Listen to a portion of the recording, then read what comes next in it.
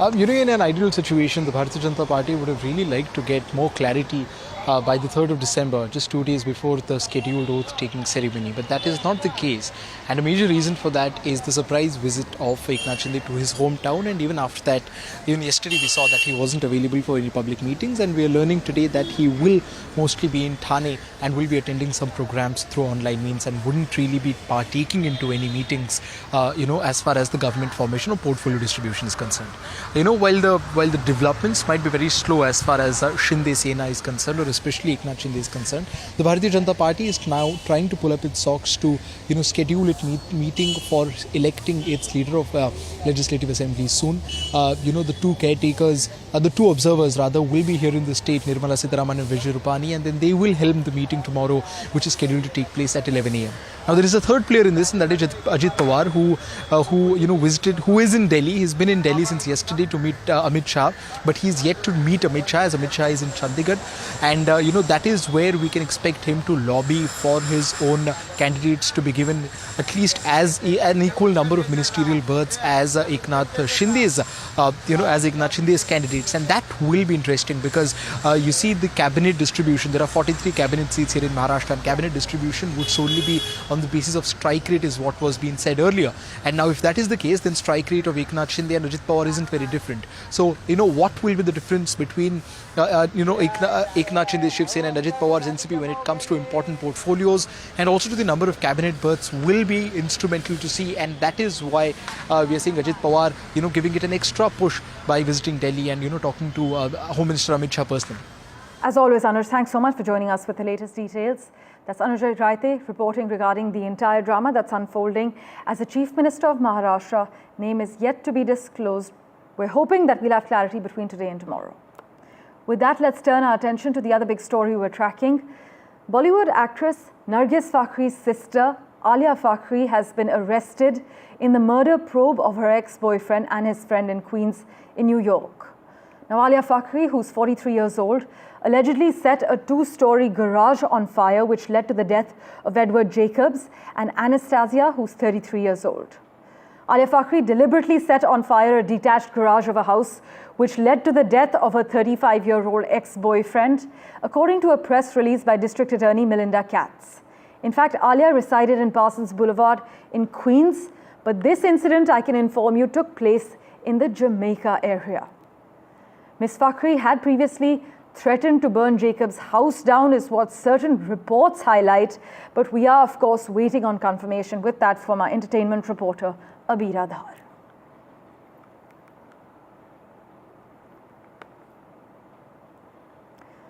With that, let's turn our attention now to the modern spin to Kashmir's tourism experience. Well, Uber has launched India's first ever water transport service, offering tourists the comfort of pre-booking Shikara rides on Dal Lake in Srinagar through its app. Uber Shikara, by the way, is Asia's first water transport service, allowing users to book the Shikara rides through their digital apps. And similar offerings, in case you're aware, are available in European cities like Venice. But in this first phase, the company has onboarded 7 Shikaras and plans to gradually expand the fleet based on demand. Here are the details.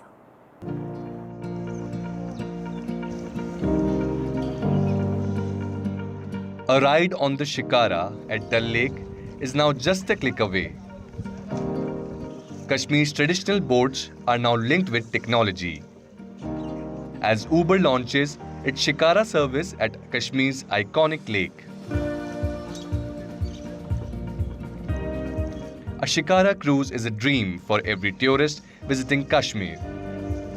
Now they can pre-book a ride directly from Uber app. Uber, it's all about providing mobility with convenience and making it effortless for people to sort of book a ride to go from one place to another. We are using the same magical experience for tourists who now book Shikara in Srinagar. No trip is complete without a Shikara ride at Dal Lake for anybody coming from India or around the world. So we're just very excited to bring this initiative to Srinagar. It's going to help tourists to pre-book their rides. It will ensure they don't have to come here and haggle with boat owners. They know exactly the amount of money they're going to pay for the ride, the duration of the ride. Shikara at Dal Lake is a postcard of tourism in Kashmir. A ride on the still waters of the lake offers panoramic view of Zabarwan Mountains, Mughal Gardens, a mesmerizing sunset and its reflection on the lake waters. ये तो यहाँ कश्मीर को बहुत फायदा है, जो हमारे शिकारा वालों को, घोड़े वालों को, हम हर एक को इससे बहुत फायदा है। और यहाँ से जितना भी आएगा पूरा मुल्क में, पूरा वर्ल्ड में जाएगा ये हमारा न्यूज़। ये अच्छा कदम है कि कश्मीर में ये रहेगा, इसको शिकारा वालों को भी फायदा है, जितने भी है टैक्सी है और दूसरे कोई पूरा होटल है, हाउस बोट है, सबको फायदा ही फायदा है। A massive influx of tourists over the last few years has given a boost to tourism in Kashmir. Over 2 crore tourists, including religious pilgrims, have visited Jammu and Kashmir in the last 1 year alone. The latest move gives a modern touch to Kashmir's tourist experience. With Nazir Masoodi, Bureau Report, NDTV. As always, news and updates continue right here on NDTV. We're slipping into a very quick break for now.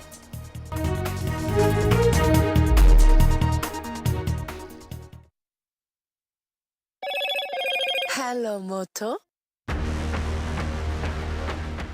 Motorola Edge 50 Pro, world's first AI-powered pro-grade camera.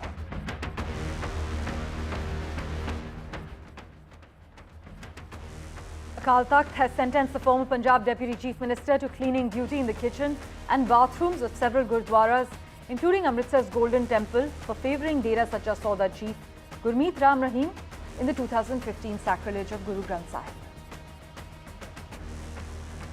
The week-long standoff in Parliament came to an end as the government and the opposition reached an agreement, which was reflected by the announcement of dates for a special discussion on the constitution in both the houses. A key banking bill is also on the agenda for the day. 7 have unfortunately lost their lives in a landslide in Tamil Nadu. The Stalin government meanwhile tells the centre to release 2,000 crore rupees from the NDRF fund.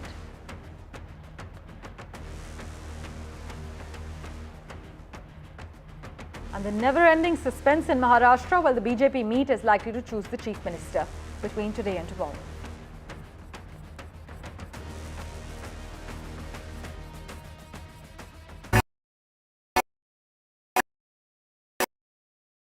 Introducing Vice 4K UHD Smart TV. Quantum Luminate gives more than 1 billion colors. Upscale your content resolution up to 4K. Enjoy your games with auto low latency mode. Watch your favorite movie with voice command. Play my favorite movie. Experience sound with Dolby Audio. Connect with your favorite apps and games on the Content Store. Powered by Web OS Hub. Connects with Apple devices. Unlimited family entertainment with Vice TV. Vice, the science of simple. Hello and welcome to India Sense, where I speak with global opinion makers. The United States has made a strategic decision over the last 20 years to move closer to India. Now, a $7 trillion economy seems a perfectly conceivable number. If you want to be a national party, it's that you sort of accept the way the world is rather than want to endlessly hark back to how it was. Modi is promoting the digitization of the economy, which is accelerating growth in the country.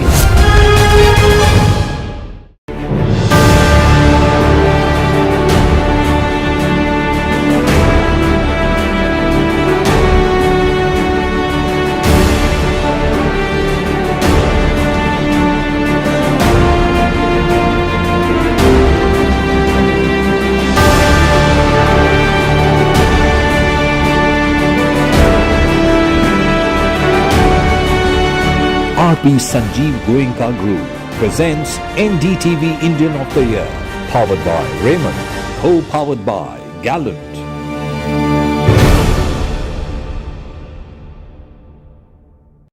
New day, new show, a new experience.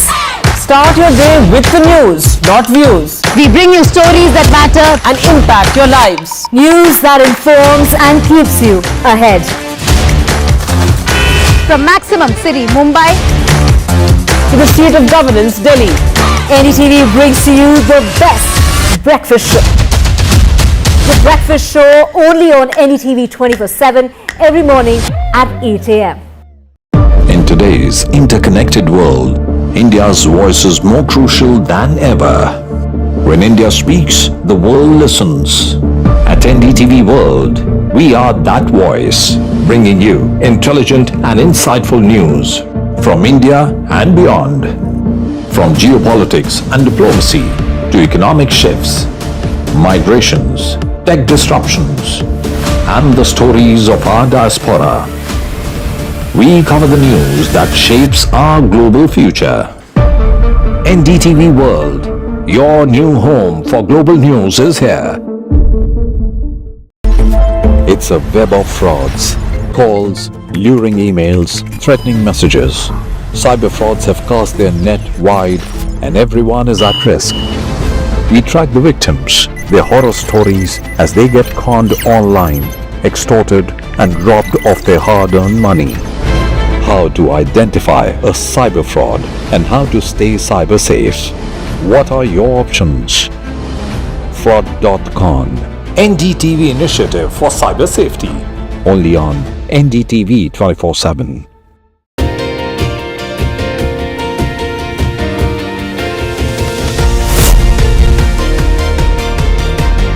Becoming a member of jury of NDTV was a totally different challenge altogether. When you recognize contribution to society, these stories are...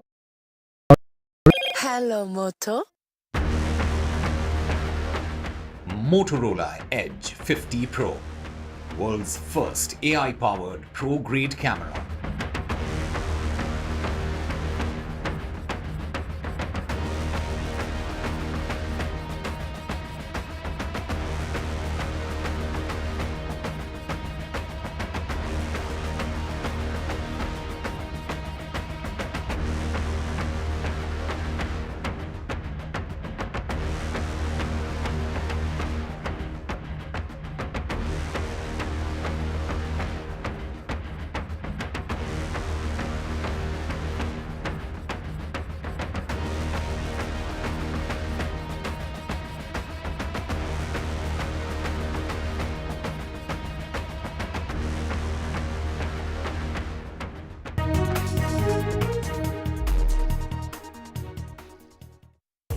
Well, our big focus, the attack by Syrian rebel group on the country's second biggest city, Aleppo, and seizing it has left the United States in a state of dilemma, as it is not taking any position related to the recent attack, while maintaining 1,000 troops in Syria as part of the ongoing mission to fight ISIS. Now, making the position difficult for the US was National Security Advisor Jake Sullivan's statement to CNN, where he said that the rebel forces attacking the Syrian regime are designated as terrorist organizations by the United States. Here's an explainer from Beirut for you regarding the current state of affairs. Northern Syria has been rocked by a days-long insurgency as fighters swept through villages and towns and advanced into the city of Aleppo. The insurgency is led by Hayat Tahrir al-Sham, a group designated by the United States and the United Nations as a terrorist organization. Armed groups backed by Turkey are also involved in this surprise attack.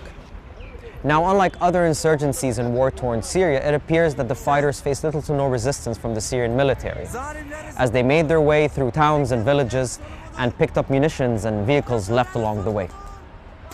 Now, Syria, alongside its key ally Russia, has launched a counter-insurgency. They have launched airstrikes over Idlib province, Hama, and Aleppo, trying to take out the insurgents. The Syrian army says that they've killed hundreds of insurgents over the past 24 hours. Now, this comes at an interesting time, as Syria's key allies Russia and Iran are preoccupied by conflicts of their own. And this recent flare-up in the Middle East also comes as there's conflict in the Gaza Strip and Lebanon.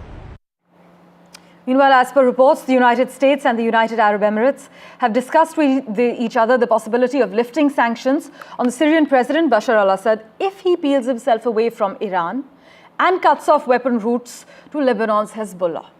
The conversations intensified in recent months, our sources have informed us, driven by the possible expiry on the 20th of December of sweeping US sanctions on Syria and by Israel's campaign against Tehran's regional network, including Hezbollah in Lebanon, Hamas in Gaza, and Iranian assets in Syria. Speaking of Iran, well, Iran has thrown its support behind Syria's government after thousands of insurgents took control of the country's second largest city of Aleppo and seized nearby towns and villages in a swift and surprise offensive. Just listen in to what Iran's foreign ministry spokesman had to say.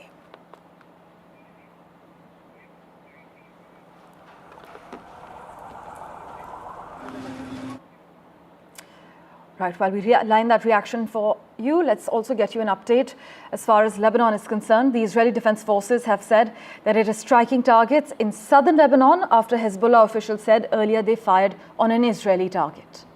Hezbollah officials said that they had fired on an Israeli target in southern Lebanon, accusing Israel of repeated violations of the ceasefire agreement.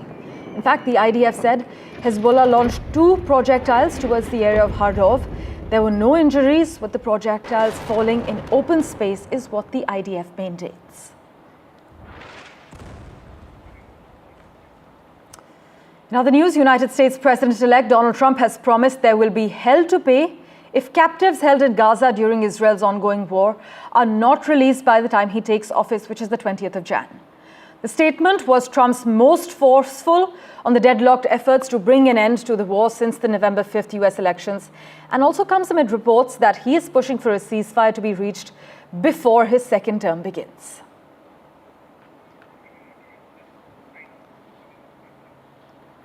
Switching tracks to the other important story we're tracking, in a move to tighten control over China's access to critical technology, the United States has introduced new restrictions aimed at limiting Beijing's technological growth.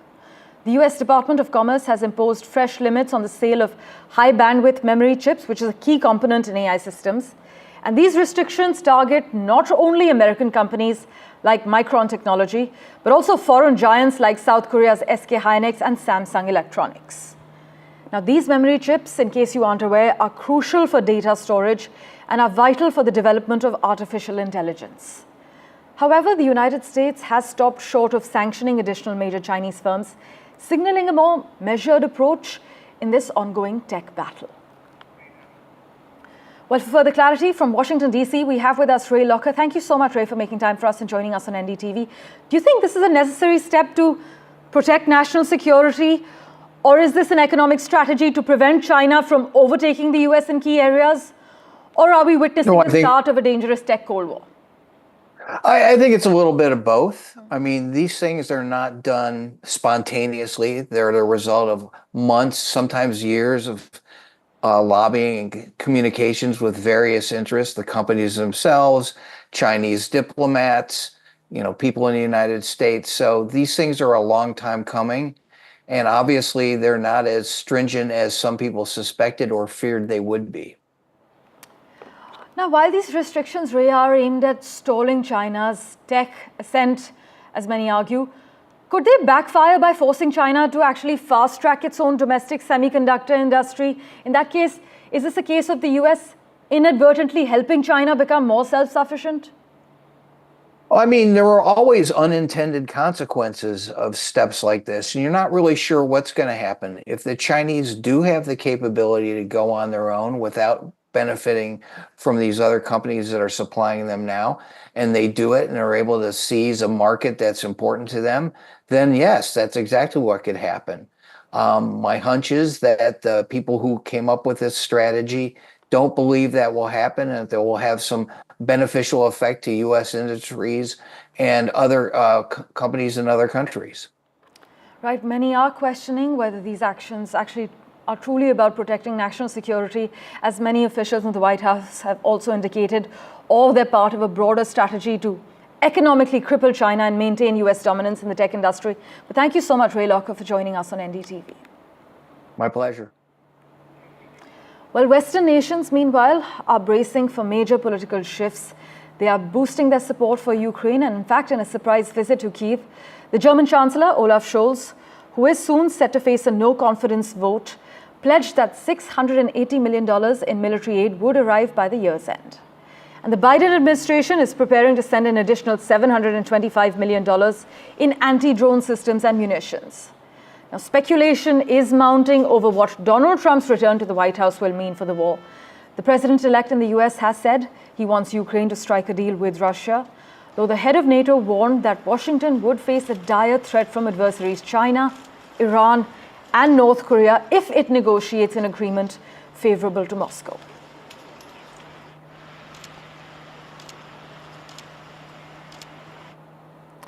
Meanwhile, the Speaker of Russia's upper legislative house has said that she expects Russian-Ukrainian peace talks to happen next year.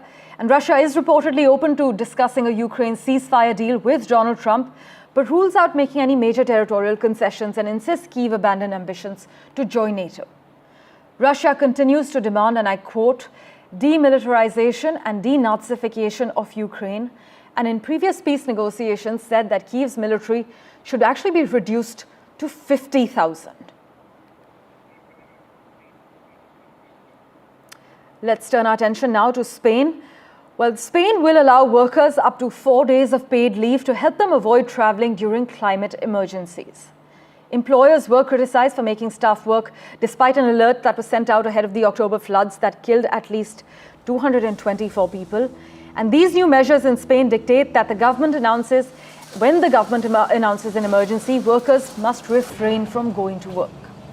Extreme weather is expected to become more common as the climate changes, and the World Resources Institute warned that Europe, which is warming faster than any other continent, should expect more heat waves and demand for air conditioning in the coming years, and up to a 9-fold increase in heat-related deaths by 2050.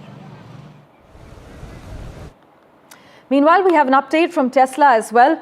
Elon Musk a court has ruled that Elon Musk will not get a bumper $56 billion package. Tesla has lost the bid to restore Elon Musk's record pay, and a court in Delaware has ruled, despite the shareholders giving a green light to this bumper pay package, that Elon Musk will not be cashing in on the $56 billion. And in other news, the Gaganyaan mission, our country's maiden crewed spaceflight program, is expected to be launched by the end of 2026, with the rocket's first uncrewed test flight likely to be held early next year. This is what the Indian Space Research Organization has said. Listen in. On 4th December, this is a launch of PSLV. It's called PSLV C59. It's launching a satellite called Proba 3. This satellite is from European Space Agency on contract with NSIL. It's a satellite for studying sun, built by ESA, and PSLV launches it to a very special orbit called a very highly elliptical orbit, 600 km in its closest point to Earth, and 60,000 km away point. So such a highly eccentric orbit it is launched. Our rocket for Gaganyaan is completely human rated and is ready. The first rocket assembly is going on right now at Satish Dhawan Space Center. We also have another 3 launches to happen before that. And once all 3 launches are successful, we will have the crewed mission. And all astronauts are ready. Next 2026 end is our target for launching. The government has given approval for Chandrayaan 4. Chandrayaan 4 will go again to the same point, the South Pole. And we will look at how we can go there, take some specimen or drill and take out some samples, come back to Earth and deliver it. To go to Moon and come back, we need to make 2 launches. One launch today, and after 15 days we need to do another launch. So both satellites will go to space and dock together and become a single satellite and go to Moon and then come back. So this is the first time we are going to do. No one has done like this before. So we hope that we will become the first country to do such a complex maneuver. Meanwhile, a beautiful replica of the moon shaped exactly like the globe of the moon is a big attraction at the ongoing India International Science Festival in Guwahati. My colleague Pallav Bagla takes a close look at the globe made using NASA images. Incidentally, the best images of the moon ever to be taken are by India's Chandrayaan mission. Listen in. This is a very special display of the moon. A moon created using NASA imagery. Each centimeter represents about 5 kilometers of the moon surface. It is said this is a replica of the moon.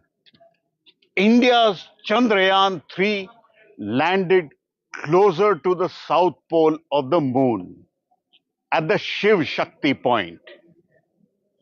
This moon has been created using NASA imagery, but the finest images of the moon surface have been taken by the orbiter of Chandrayaan-2, but a great display of the whole globe of the moon at the India International Science Festival in Guwahati. The moon looks wonderful. In Guwahati, Palav Bagla for NDTV.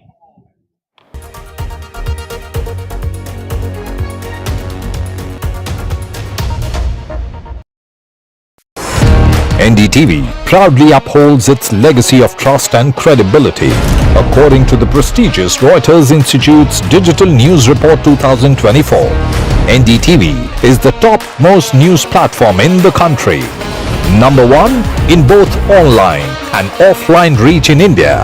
Beating all its competition, NDTV stands for trust.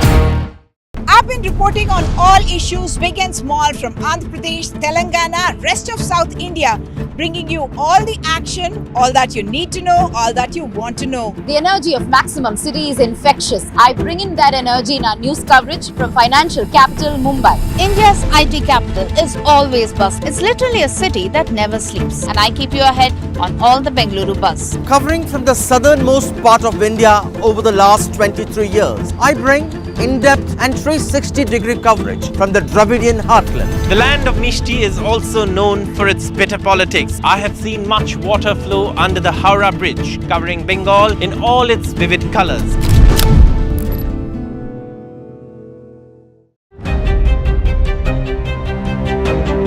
Hello and welcome to India Sense, where I speak with global opinion makers. The United States has made a strategic decision over the last 20 years to move closer to India.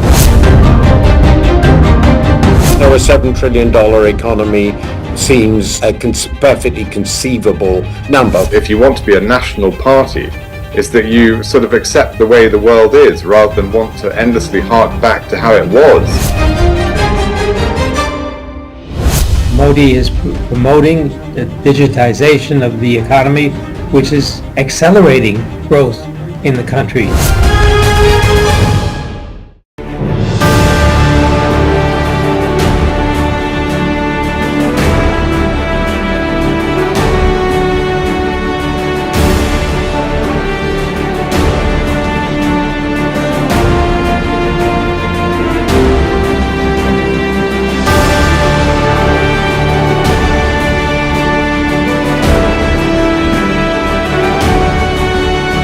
RP Sanjeev Goenka Group presents NDTV Indian of the Year, powered by Raymond, co-powered by Gallant.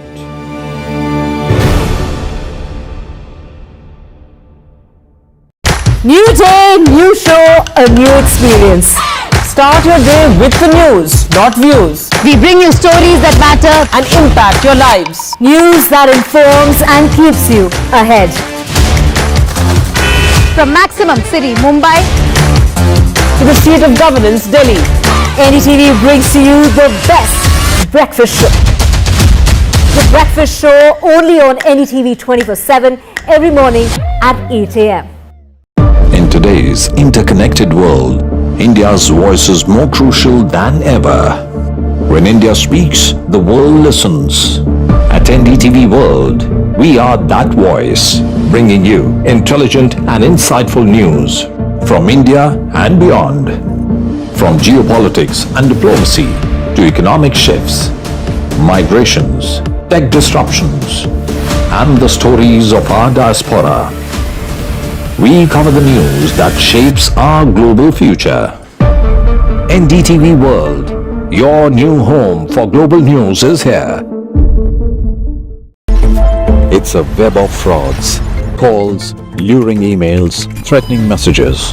Cyber frauds have cast their net wide and everyone is at risk. We track the victims, their horror stories as they get conned online, extorted and robbed of their hard-earned money. How to identify a cyber fraud and how to stay cyber safe.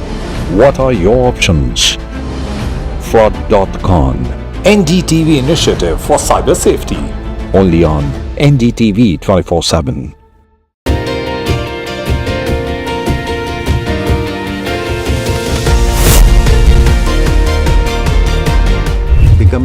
member of jury of NDTV was a totally different challenge altogether. When you recognize contribution to society, these stories are inspiration for everyone who views them. The NDTV Indian of the Year is an extremely important initiative. Nominees were just extraordinary. Each one of them is a rock star. And the achievers in this field who are inspiration for the Indians in this country have been chosen for this prestigious award. NDTV proudly upholds its legacy of trust and credibility. According to the prestigious Reuters Institute's Digital News Report 2024, NDTV is the top-most news platform in the country. Number one in both online and offline reach in India. Beating all its competition, NDTV stands for trust. I've been reporting on all issues big and small from Andhra Pradesh, Telangana, rest of South India, bringing you all the action, all that you need to know, all that you want to know. The energy of Maximum City is infectious.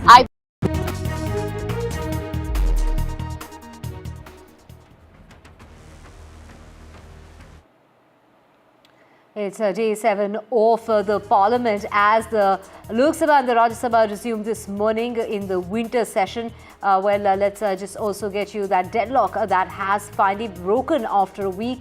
Key banking bill is on the agenda.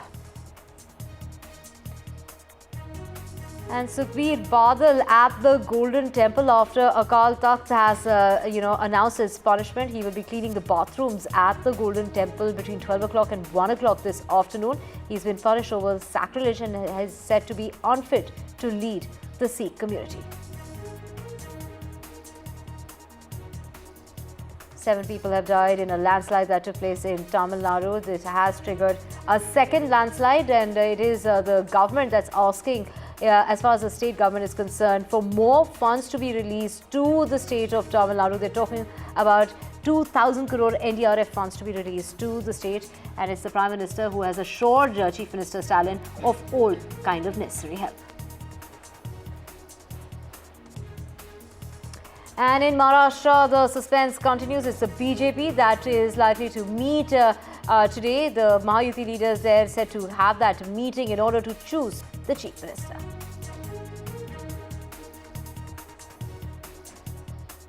A court in Bangladesh has deferred the bail hearing of the Hindu leader Krishna Das Brahmachari, who was arrested last week on sedition charges. This after no lawyer appeared for the Hindu priest.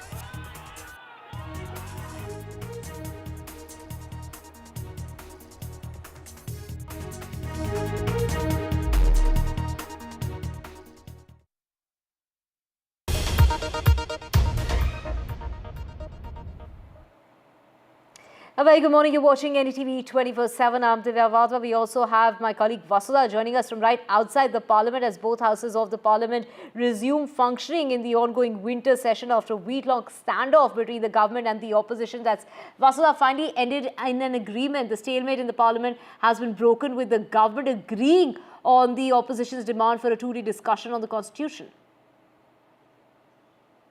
Absolutely, Divya. Yesterday we saw this major breakthrough between the opposition parties and the Lok Sabha Speaker, basically the government and the Lok Sabha Speaker, basically agreeing to have a discussion on the Constitution of India, something that was demanded by the opposition parties.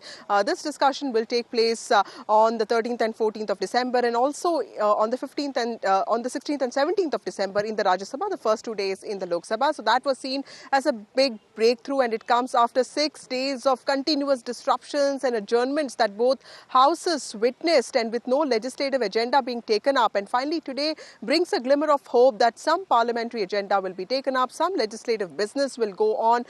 In the last 6 days there hasn't been any important bill that has been taken up. There's only been laying of some papers here and there, but important bills on agenda, including the Banking Laws Amendment Bill, which means which also intends to make the banking experience easy for depositors, also intends to increase the number of nominees. There's also the Oil Fields Regulation Act, which looks at reforms in the hydrocarbon exploration sector. There's also the Railways Bill Amendment Bill and also the Aviation Bill. So many discussions and deliberations have taken place before these bills have been brought into the Parliament. So clearly those will be introduced. Let me also tell you what is happening in the Parliament right now. My colleague Aishwarya is there, but the Congress MPs are of course protesting.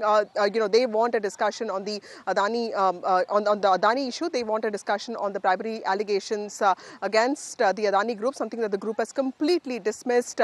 That protest is happening. Other than that, there are also Congress MPs who have been asking for a discussion on the Cyclone Fengal, which has crossed Tamil Nadu, and Tamil Nadu of course is facing very heavy rainfall. This is probably a difficult time for the state, and Prime Minister Narendra Modi understands that. He has actually called Chief Minister of Tamil Nadu M.K. Stalin in the morning today, and they've had a long discussion over this. Tamil Nadu is also, state government led by DMK, is also asking for more funds to ensure that the damage caused by this disaster is controlled by the state. So that is happening. Apart from that, the External Affairs Minister Dr. S. Jaishankar was supposed to make a statement on India-China talks yesterday. Remember, the disengagement process that began has been implemented in 2 districts, in places in Ladakh. Of course, he was supposed to give an update on that, but because the houses could not function, that important statement could not come through. Today, the Prime Minister and Home Minister will be at an event to launch the new criminal laws. So clearly in the House, of course, all of that will be, the processes, the business agenda will be taken up in the shadow of what is going to happen in Maharashtra, who the new Chief Minister of Maharashtra is going to be. Those deliberations are also happening because Eknath Shinde has been in some ways not been very communicative in the last 2-3 days with respect to what really he is thinking. So that is something that the BJP hopes to resolve. Other than that, there is of course legislative agenda, and the Congress called the opposition meeting also started around 10 o'clock today. So if will there be a difference in the parliamentary strategy, given that India allies themselves have shown some sense of discord, breaking ranks with the Congress party and wanting to raise issues that are of meaning and consequence to the people of the country? That remains to be seen as to what really happens. Let me get Kapil Madan, who is an analyst. He supports the Congress party. We have Radhika Khera, who is from the BJP. Thank you both of you for joining me on this broadcast. Radhika, to you first. The opposition is saying that it is the responsibility of the Congress, of the government, to ensure that the House is running. But with the kind of disruptions that you have seen in the past, and with the kind of breakthrough that we saw yesterday, how optimistic are you that this session will see some bit of legislative agenda, and what is your expectation from the constitution debate that's going to take place next week? Good morning to everyone. Vasudha, like you were telling us that the Congress is still protesting. Well, we've seen that the Congress is a master in creating ruckus, and their only agenda ever since they've been in opposition. This is the 3rd time that they're in opposition at the center and ago, and they have only been creating ruckus and chaos in the parliament. They do not bother about and care about the progress of the country, development of the country. They do not want to talk on issues, and they have always been running away. They have the shoot and scoot policy where they will bring a topic. We saw that in the Rafale issue. They brought up the Rafale issue, then Rahul Gandhi had to go and apologize in court. Pegasus, we saw that now they're going after Adani. Matlab, regularly, they are up to all this kind of chaos, and end result is that they only run away from parliament because they know they are wrong, and they are only bringing up issues to create some drama on media, and they do not have the facts to back them properly. They are just आरोप जो लगाते हैं और उसके बाद shoot and scoot policy. So while we are still hoping that the logjam is solved and resolved, and they behave like a responsible opposition. We even saw the heights that Rahul Gandhi fell to. Remember when the Prime Minister was addressing the first session of the new government, Rahul Gandhi was instructing his MPs to get into the well and create ruckus.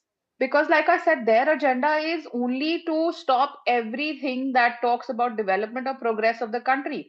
Their hatred, Rahul Gandhi's hatred for Narendra Modi ji, is so much that he would even end up harming the country just for his hatred.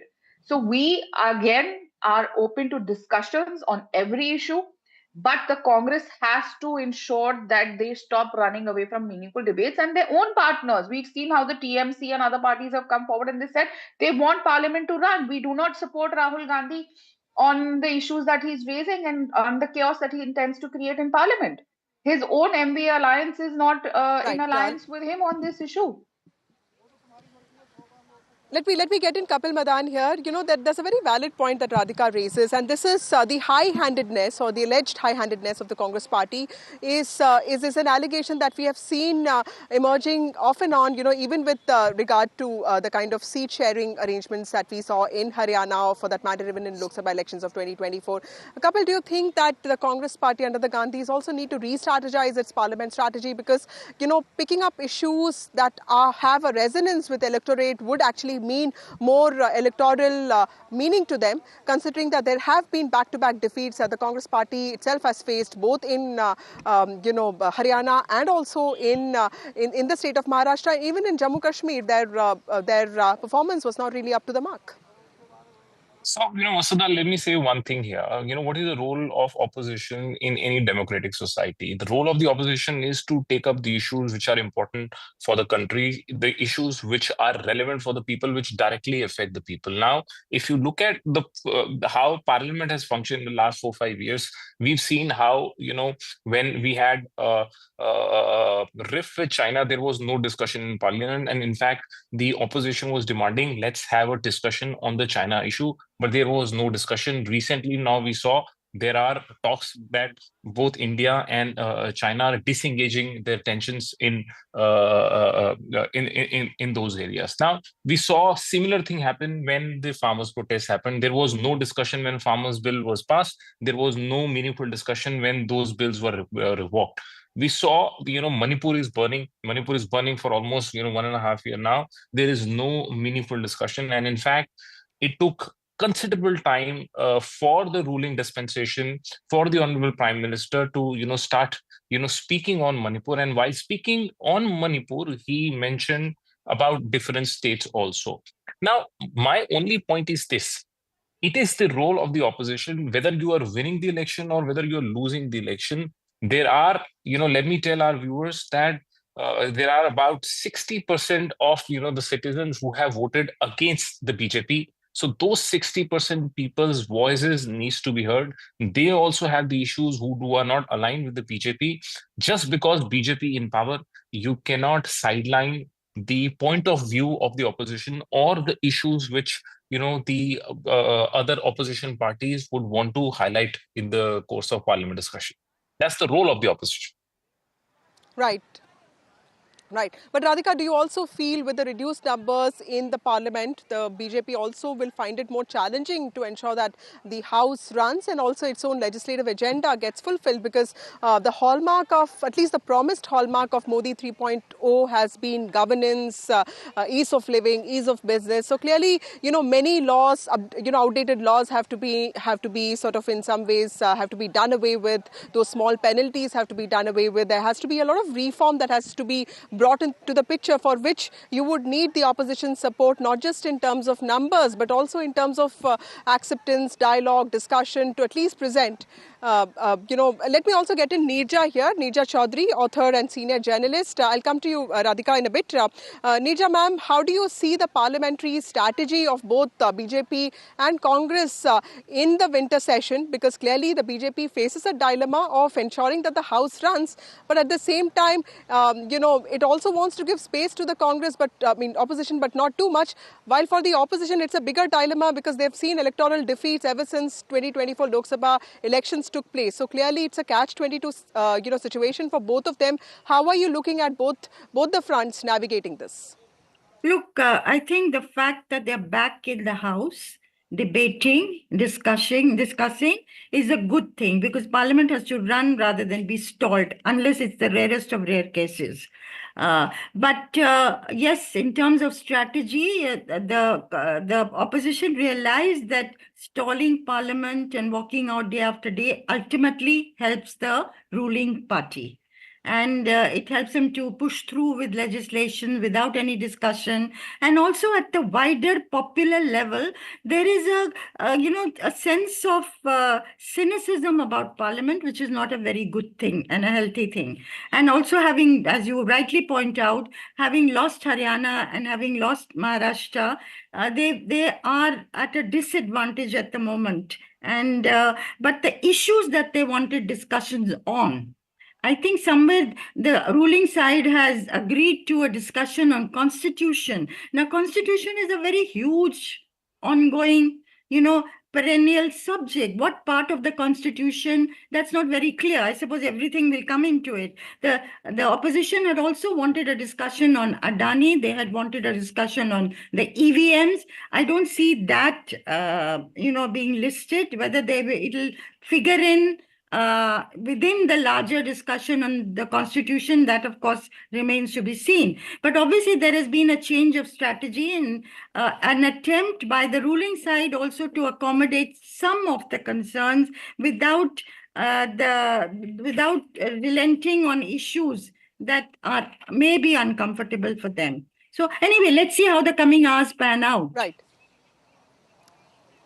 Yes, I mean, I like the point that she made, Nijama made on how we need to ensure that cynicism does not creep into the minds of especially the young electorate of the country, which is why it's important to hold parliamentary procedures in high regard. It's important to ensure that the House runs.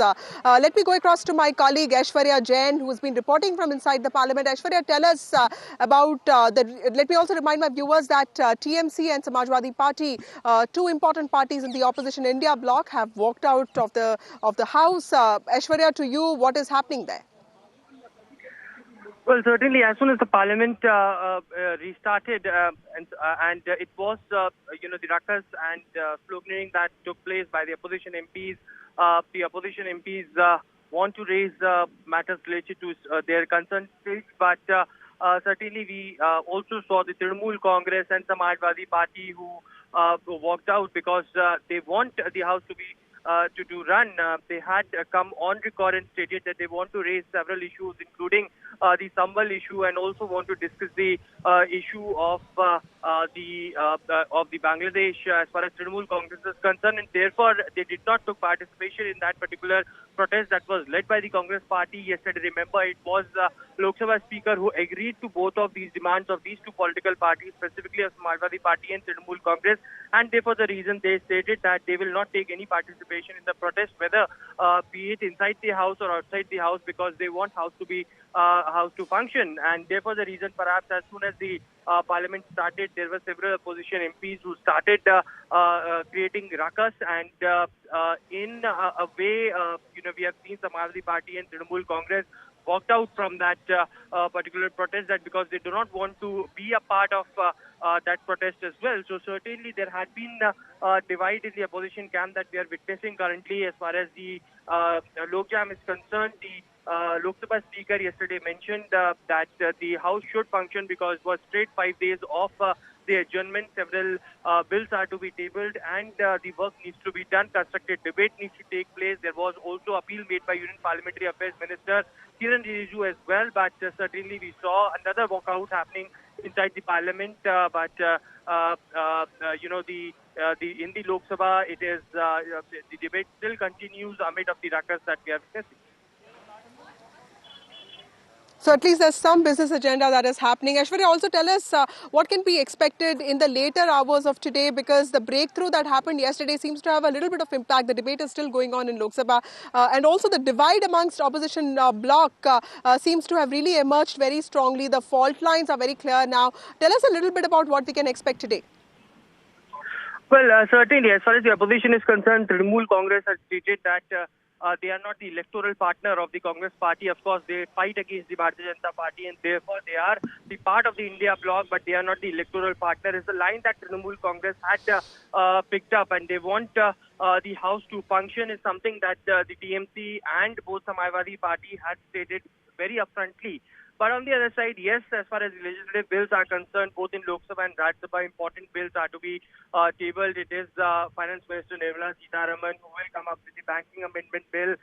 It is also the Railway Amendment Bill that will be tabled by Mr. Ashwini Vaishnav. In Rajya Sabha, there is two bills that are going to be tabled in the later half of the the session. First, it would be, of course, Vayu and Vidheyak Amendment Bill, that is the Civil Aviation Ministry Bill, as far as Ramo Naidu is concerned, who will be tabling it, and also. Okay, Aishwarya, I'll have to just cut you short here. We'll have to cut live to Rajya Sabha, which is discussing Cyclone Fengal, which is happening, which is something that Tamil Nadu went through. Let's look at what's happening there. Tragically lost their lives due to the cyclone's impact as a mark of compassion and solidarity, sir. Thank you, sir. Sri Vaiko, please, I'll accommodate all. Sri Vaiko came here in 1974. Honorable Chairman, sir, the situation in Tamil Nadu is very serious. Flights suspended, trains disrupted, and normal life in 7 districts in Tamil Nadu were disrupted as Fengal cyclone hit Tamil Nadu and Puducherry. There was heavy and very heavy rainfall in some districts, due to which some areas were flooded and standing crops, thousands of acres of standing crops were damaged. The common people have to undergo untold misery in some districts, especially Kadalur, Viluppuram, Tiruvannamalai, Krishnagiri, and there was heavy rainfall. Many persons lost their lives, and 10 persons, including children, died in other districts due to electrocution and wall collapse. The fishermen in Nagarpatnam and Mayiladurai did not go to sea, but their boats and fishing nets were damaged due to cyclone. Fishermen are losing their source of livelihood as they are advised not to venture into sea. There are extensive damages to standing crops as thousands of acres have been inundated and submerged in the flood water. The standing crops have been completely damaged. Vegetables and fruits grown by farmers could not be marketed due to floods, and their prices have persisted. Rainwater inundated several residential localities, and many residents were stranded. The army was requested to assist a national disaster response force and the civil administration in rescue operations. I would request the Honorable Home Minister to rush the rescue and relief materials, send a survey team to assess the damages and to sanction adequate funds and grants to the government of Tamil Nadu for the rehabilitation of the affected persons, and to give compensation to the farmers so that the normalcy can be restored at the earliest. Thank you, sir. Sri Subhas Kuntia, next is Ram Gopalji. Sri Subhas Kuntia demand to build an international airport in Puri, Odisha. I will accommodate everyone. If anyone rises, the accommodation will not take place. Well, that's Rajya Sabha discussing Cyclone Fengal in Tamil Nadu. To you, Radhika, I was asking you, does the BJP see this as a challenge, with reduced numbers from what we saw in 2019 and 2014 to ensure that the legislative agenda is on track? These constant disruptions, is there more of a responsibility on the government now to ensure that the House is running and the legislative agenda gets fulfilled? We have always behaved like a responsible government. And like I said, we have always been open to discussion. And we also tried to break the ice yesterday and requested the parties to be on the same page, and we are open for discussion. But the opposition also has to remember that a responsible opposition in parliament ensures accountability by questioning the government, constructively proposing alternatives, and prioritizing national interest over their partisan politics. It must engage in debate, but not in disruption. They should offer solutions while respecting the democratic institutions, while respecting what the people of India have chosen. They have elected Narendra Modi ji as the Prime Minister 3 times in a row. The opposition has to and must respect the mandate of the people. These disruptions, the chaos that Rahul Gandhi initiates in Parliament is not only disrespecting our Parliament, our institutions, but also the people of India who have given the mandate to the Bharatiya Janata Party 3 times in a row, and they have not given even 100 seats to Rahul Gandhi. He needs to introspect, and this is not going to take him anywhere. And he's just creating havoc all across. Why are they running away from discussion? They need to sit over there calmly and discuss. We are not running away. We are not the ones who create chaos. We are not the ones who shout. We are not the ones who go into the well. We are not the ones who run away from any discussion. And if we are not ready to discuss, prove it in Parliament by letting us talk. Like I said, we all remember how he never let the Prime Minister speak. He continuously heckled the Prime Minister. That's not how a responsible opposition behaves. And when it comes to matters, of That's course, we important. want all the Neeta bills. Chaudhary, this level playing field that we often talk about, the opposition keeps raising this point that, they don't get a level playing field in states that are poll bound. At least with respect to the parliament, where do you see the power is? Because it's the government's responsibility to ensure that the house is running, but it's the opposition that often calls the shots because, there are disruptions and sometimes that noise becomes more of a challenge to deal with. Where do you see the power here? And also, how do you see the discord between India allies themselves and the impact on Congress party? Because several questions are also being asked on the Congress party leading India alliance, especially after the defeats in Haryana and Maharashtra. Are you asking me or? Yes, Neeta ma'am, to you that. Yes. That question is for you. Okay, that's a lot of questions from you. But I want to respond to the BJP spokesperson also. Just go back in history, not too distant either. Even the UPA government, I have no brief for the UPA government, but look at she says, we don't go into the well, we don't protest. Please, you have by your protests washed out entire parliament sessions in the past. We have seen it with our eyes. So please, you're young. So it's not that both sides do this, both sides resort to this. And actually, it is the right of the opposition to put the government on the mat where they think things are not going right. It's the right of the opposition, and I would say the duty of the opposition to hold to account the government. That's why they are there sitting on those benches. Now, whether it is done in a respectful way or a disrespectful way, yes, I think it has to be done with utmost respect in the language used, in the demeanor of the opposition MPs. But to say that you will only criticize what is called constructive criticism means make it very sanitized. Otherwise, we are not going to allow this. That kind of a thing cannot work. And I think that is one of the reasons opposition's attitude also included is why there is such a breakdown of dialogue between the two sides today in parliament, which is not healthy for our democracy. But coming to your question about the differences in the India bloc, yes, there are voices today who question whether the Congress should be leading the India bloc, given their performance in Haryana and Maharashtra, given the fact that they have not got their act together, as they should have, as the leader of the India bloc. And this is very legitimate. Parties are going to, if you don't get your act together, then make way for somebody who's going to be more efficient to do it. Right. Radhika, would you like to respond to that quickly? As much as I respect Neerja ji, my age has nothing to do with my knowledge of what is happening in the past and what is happening today and what is going to happen in the future. And I would not like to go too much into the past. Yes, of course, we stalled the parliament, and I was talking about today. If you had heard what I said, and I said it in very simple English, I don't use very, very heavy words, and I say it with very clarity, extreme clarity. And I said it, we're talking about today. We are not disrupting parliament. And this is the third time that we are in power, and we have seen Rahul Gandhi's Congress and his opposition, led by Rahul Gandhi, behave in this unruly manner. The parliament is a place where there will be debate, dialogue, and decisions that benefit the nation. It is not a place where Rahul Gandhi, as a clown, can create, have his theatrics and conduct a circus over there. He has reduced the parliament to a mere circus, which is not good for the nation and not good for the nation's projection outside India. Everywhere, India is being made fun of because of the way Rahul Gandhi behaves in parliament. I'm sorry, but you cannot justify that by saying that because when the UPA was in power, the BJP went into Okay, we're completely out of time, Radhika. Thank you, Radhika. Thank you, Neerja Chaudhary. Thank you, Kapil Madan, for joining us on this broadcast. Important day today is day 7 of the Parliament, winter session of the Parliament. And we've seen a lot of ruckus, a lot of disruptions in the last 1 week. But today promises to be another day. We'll have to wait and watch as to how much legislative agenda gets taken up, how many of those bills get discussed. And that is something that will be keenly watched today. Back to the studio.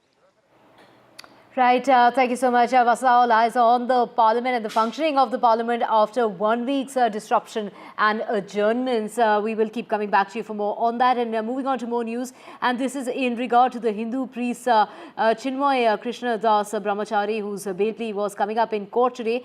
But his lawyer did not turn up for the hearing, is what we are hearing. So the Bangladesh government there has now, in fact, postponed this to the 2nd of January. So the hearing has now been postponed by a month. And we have Saurabh Gupta joining us. Saurabh, take us through what really happened to the lawyer. How come he didn't make it?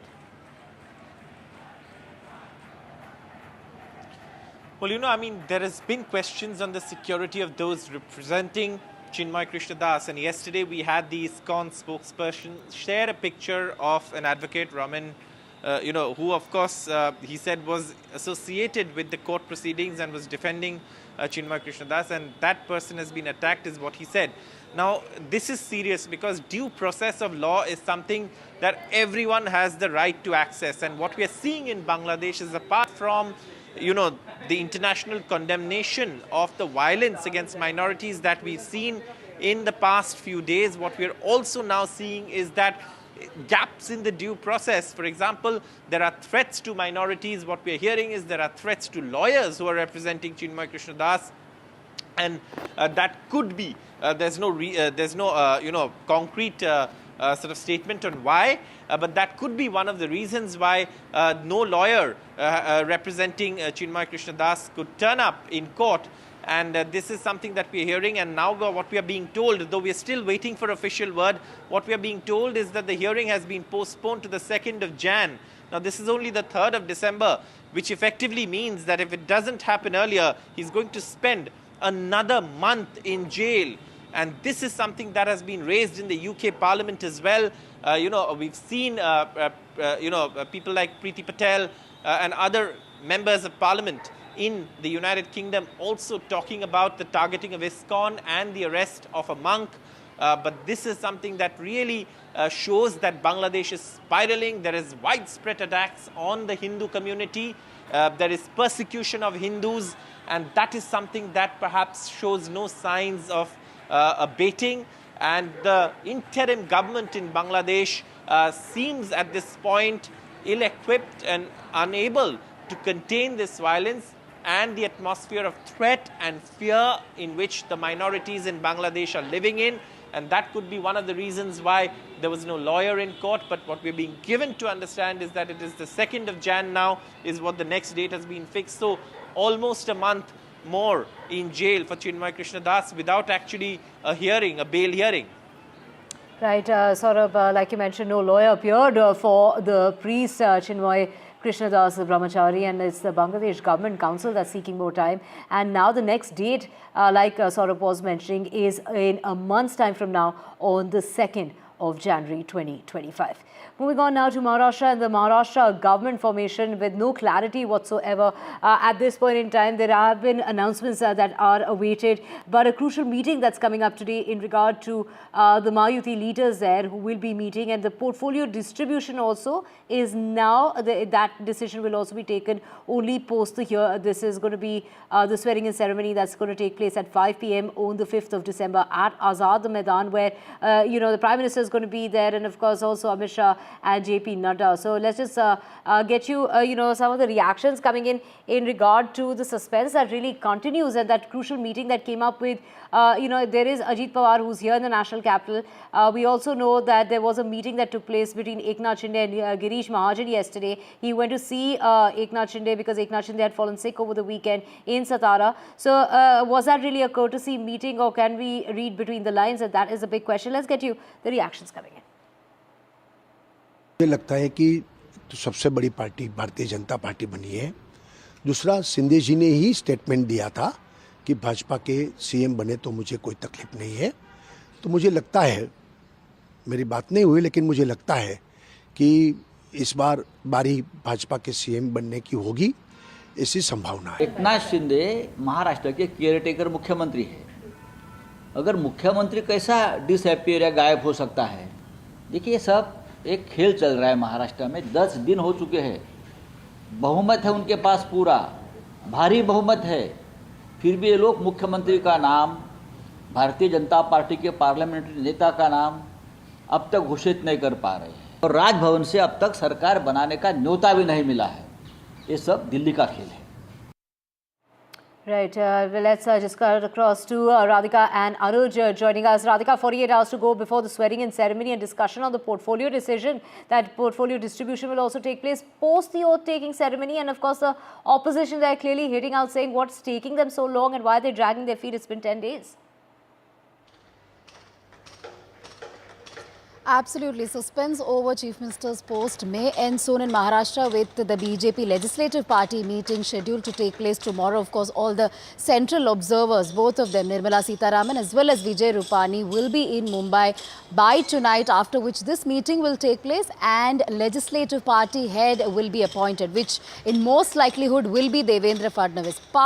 Post that is when, of course, the Chief Minister's post could perhaps be announced.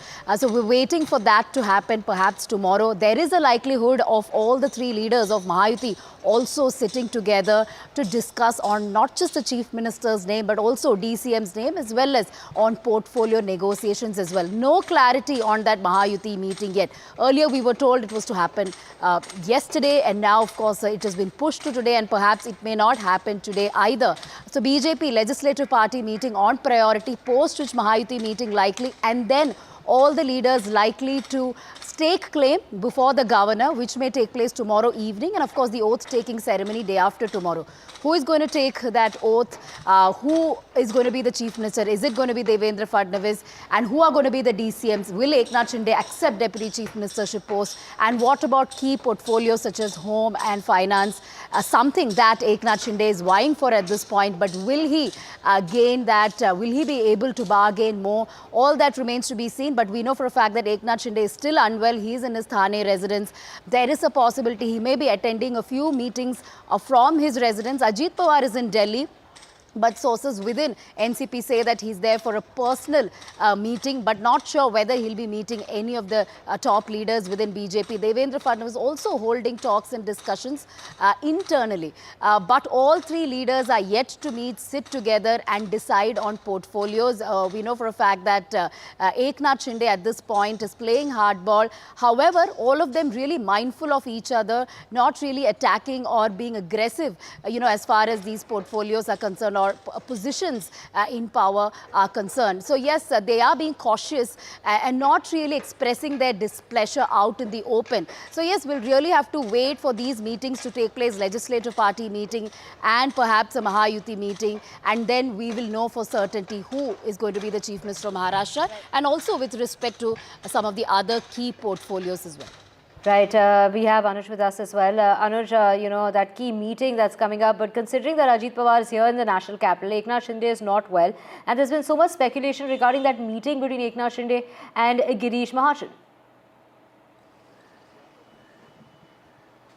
Oh, well, yes, I'm standing outside the Bharatiya Janata Party office here at Nariman Point, and since morning we're seeing that the workers from not just across the city but from across the state, all those who've been very closely associated with this election are making a point to come here. Now, this would be for several reasons, but as you said, an important development that has taken place in the last 24 hours is Ajit Pawar's visit to Delhi. Of course, as sources suggest, he's there to meet the Home Minister Amit Shah, but then the NCP leaders, especially Sunil Tatkare, their MP, has gone on record to say that there has been no such kind of meeting which has been scheduled, at least as of now.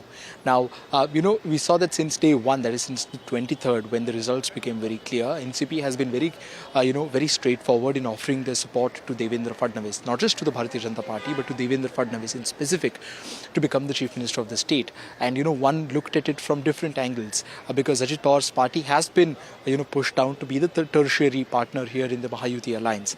Although he was the Deputy Chief Minister with an important portfolio, that is finance, but it was always considered to be a tertiary party. Now, considering that Eknath Shinde would in all likeliness not be continuing as the Chief Minister, he already has, pushed his name, or pulled his name rather, out of the contention list.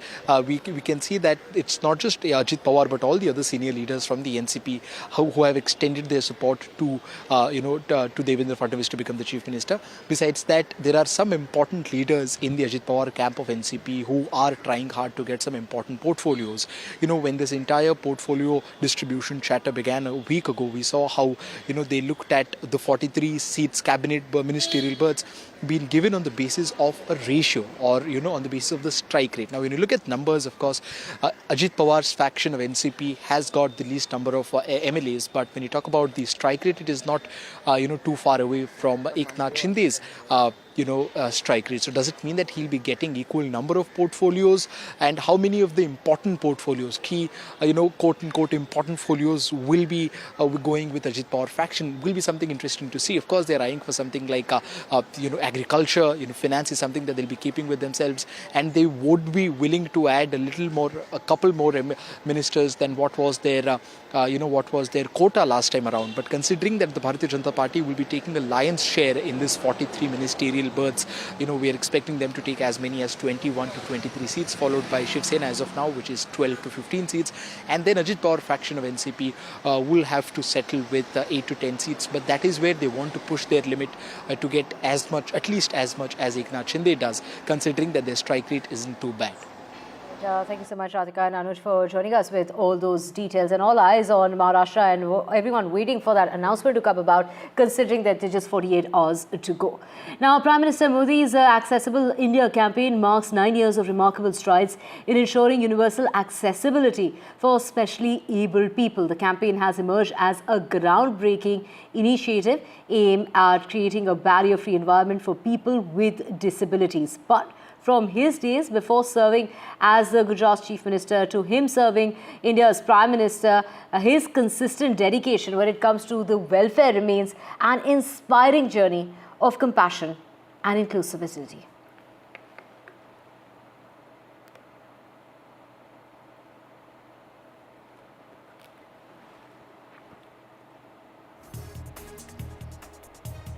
And let's just cut across to the Rajya Sabha, where Raghav Chadha is speaking on the perennial issue that Delhi faces regarding the pollution menace.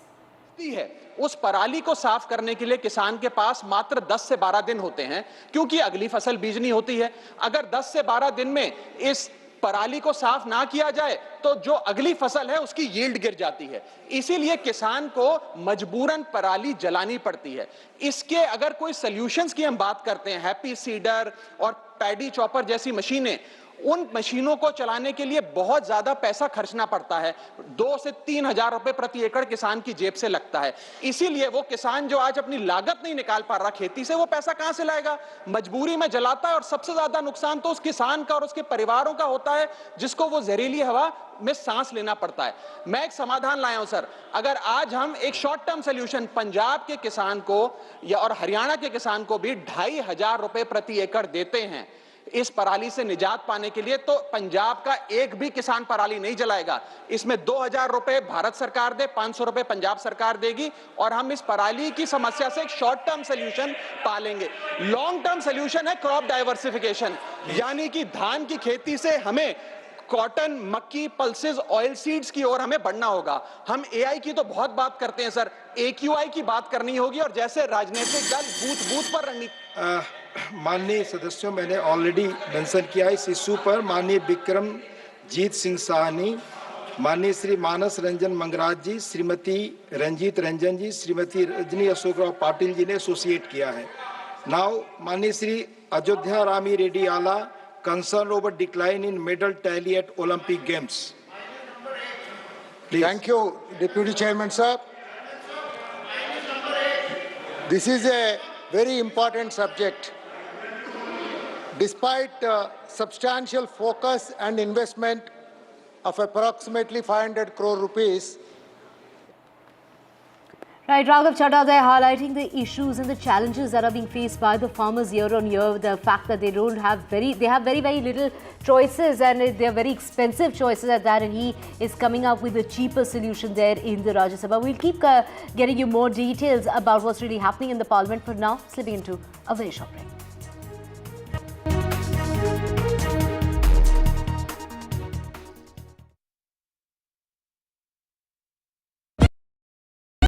Introducing Vice 4K UHD Smart TV. Quantum Luminate gives more than 1 billion colors. Upscale your content resolution up to 4K. Enjoy your games with auto low latency mode. Watch your favorite movie with voice command. Play my favorite movie. Experience sound with Dolby Audio. Connect with your favorite apps and games on the Content Store. Powered by Web OS Hub. Connects with Apple devices. Unlimited family entertainment with Vice TV. Vice, the science of simple.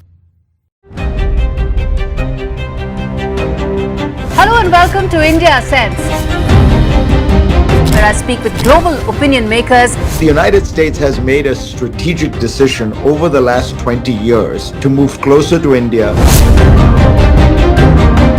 Now, a $7 trillion economy seems a perfectly conceivable number. If you want to be a national party, it's that you sort of accept the way the world is rather than want to endlessly hark back to how it was. Modi is promoting the digitization of the economy, which is accelerating growth in the country.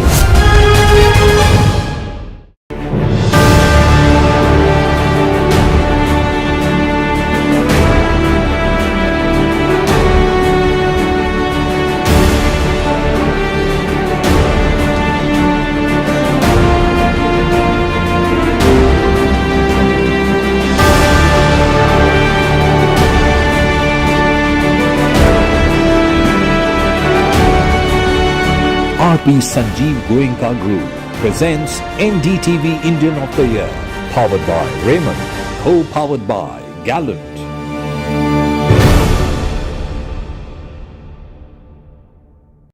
New day, new show, a new experience.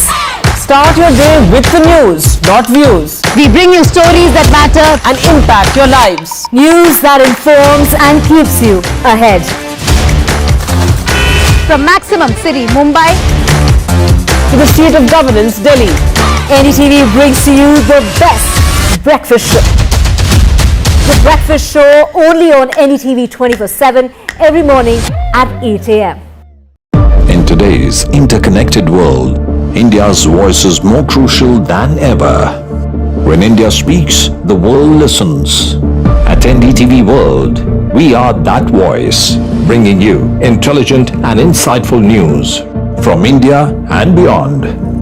From geopolitics and diplomacy to economic shifts, migrations, tech disruptions, and the stories of our diaspora.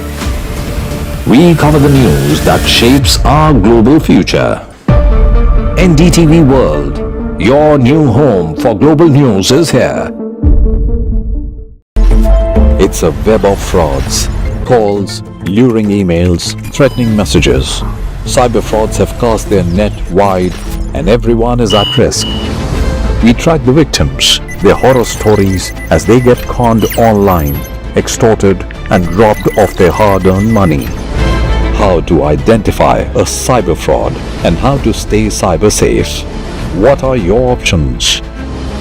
Fraud.con, NDTV initiative for cyber safety. Only on NDTV 24/7.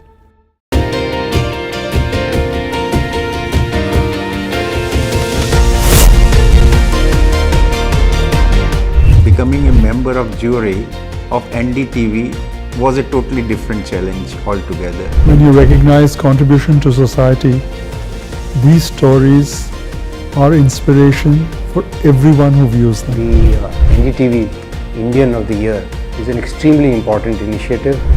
Nominees were just extraordinary. Each one of them is a rock star. And the achievers in this field who are inspiration for the Indians in this country have been chosen for this prestigious award. NDTV proudly upholds its legacy of trust and credibility. According to the prestigious Reuters Institute's Digital News Report 2024, NDTV is the top-most news platform in the country. Number one in both online and offline reach in India. Beating all its competition, NDTV stands for trust. I've been reporting on all issues big and small from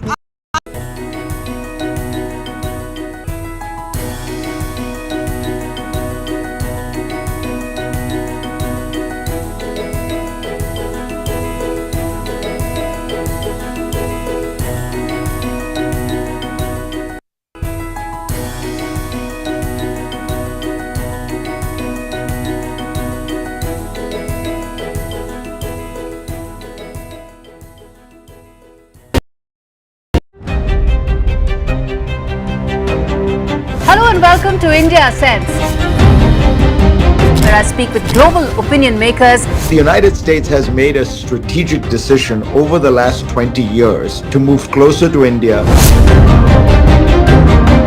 Now, a $7 trillion economy seems a perfectly conceivable number. If you want to be a national party, it's that you sort of accept the way the world is rather than want to endlessly hark back to how it was. Modi is promoting the digitization of the economy, which is accelerating growth in the country.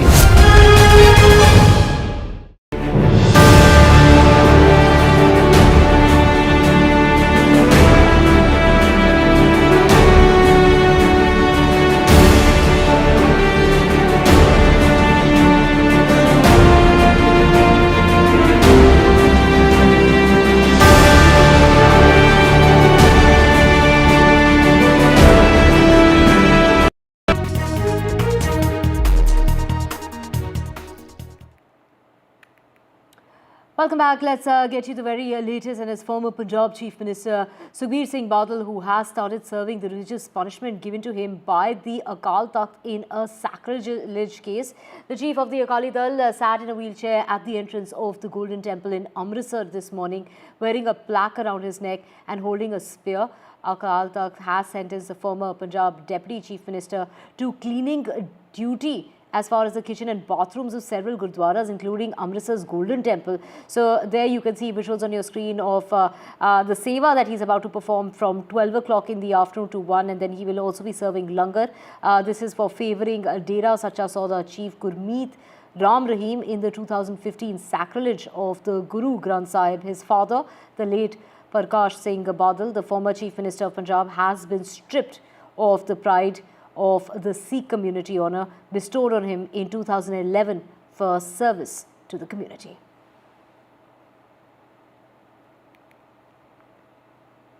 Switching tracks now to Tamil Nadu, that's still reeling under the impact of the cyclone that continues to impact the area.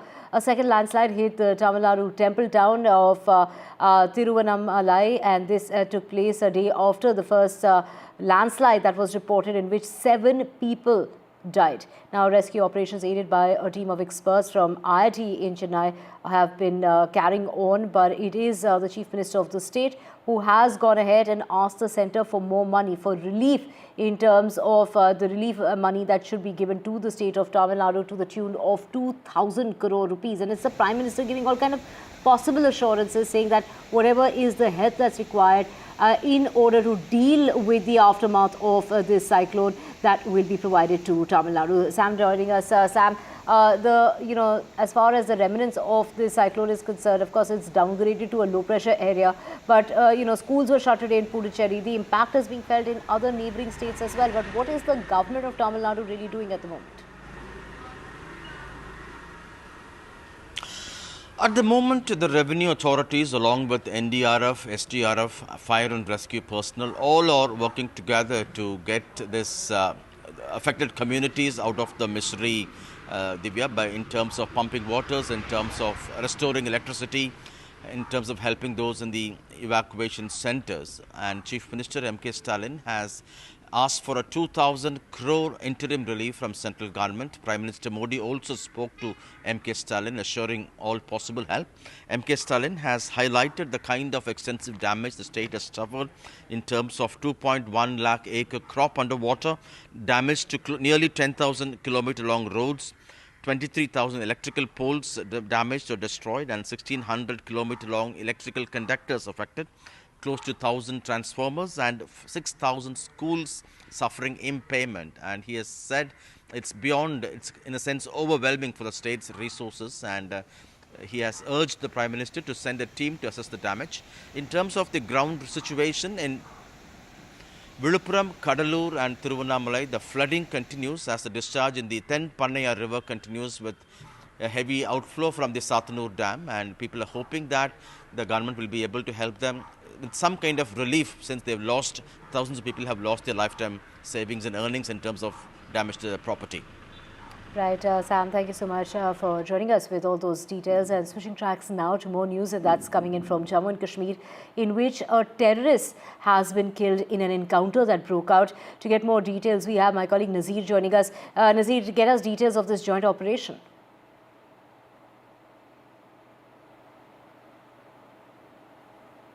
So, a terrorist has been killed after an encounter that broke out in Jammu and Kashmir. This was a joint operation of the J&K police as well as the Central Reserve Police Force, the CRPF, that initiated this search operation based on intelligent inputs that was received. So, this was a joint operation that has resulted in the death of one terrorist in joint operations that took place late on Monday night in Jammu and Kashmir. And with that, we're slipping to a very short break. News and updates will continue on the other side with my colleague Aditi. To stay with us.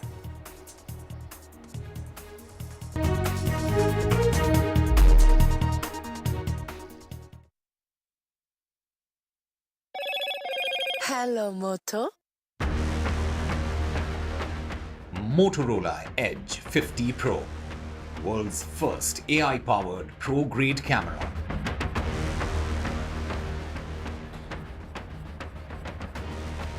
It's day 7 of the Parliament and the deadlock that breaks after a week of disruption and adjournments. Key banking bill coming up. That's on the agenda as far as day 7 of the winter session of the Parliament is concerned.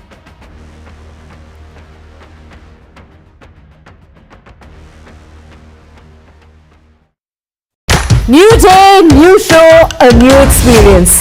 Start your day with the news, not views. We bring you stories that matter and impact your lives. News that informs and keeps you ahead. From Maximum City, Mumbai, to the seat of governance, Delhi, NDTV brings to you the best breakfast show. The breakfast show only on NDTV 24/7 every morning at 8 a.m. In today's interconnected world, India's voice is more crucial than ever. When India speaks, the world listens. At NDTV World, we are that voice, bringing you intelligent and insightful news from India and beyond. From geopolitics and diplomacy to economic shifts, migrations, tech disruptions, and the stories of our diaspora. We cover the news that shapes our global future. NDTV World, your new home for global news is here. It's a web of frauds, calls, luring emails, threatening messages. Cyber frauds have cast their net wide and everyone is at risk. We track the victims, their horror stories as they get conned online, extorted and robbed of their hard-earned money. How to identify a cyber fraud and how to stay cyber safe. What are your options? Fraud.con, NDTV initiative for cyber safety. Only on NDTV 24/7.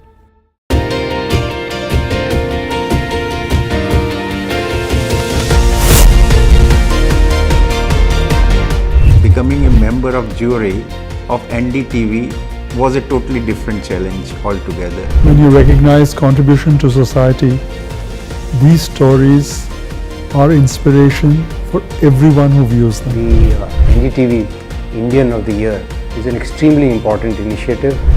Nominees were just extraordinary. Each one of them is a rock star. And the achievers in this field who are inspiration for the Indians in this country have been chosen for this prestigious award. NDTV proudly upholds its legacy of trust and credibility. According to the prestigious Reuters Institute's Digital News Report 2024, NDTV is the top-most news platform in the country. Number 1 in both online and offline reach in India. Beating all its competition, NDTV stands for trust. I've been reporting on all issues big and small from Andhra Pradesh, Telangana, rest of South India, bringing you all the action, all that you need to know, all that you want to know. The energy of Maximum City is infectious. I bring in that energy in our news coverage from financial capital Mumbai. India's IT capital is always buzz. It's literally a city that never sleeps. And I keep you ahead on all the Bengaluru buzz. Covering from the southernmost part of India over the last 23 years, I bring in-depth and 360-degree coverage from the Dravidian heartland. The land of Mishti is also known for its bitter politics. I have seen much water flow under the Howrah Bridge, covering Bengal in all its vivid colors.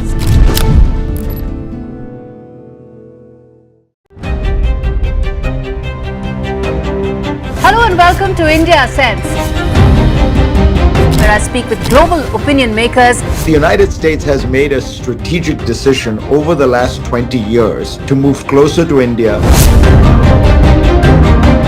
Now a $7 trillion economy seems a perfectly conceivable number. If you want to be a national party, it's that you sort of accept the way the world is rather than want to endlessly hark back to how it was. Modi is promoting the digitization of the economy, which is accelerating growth in the country.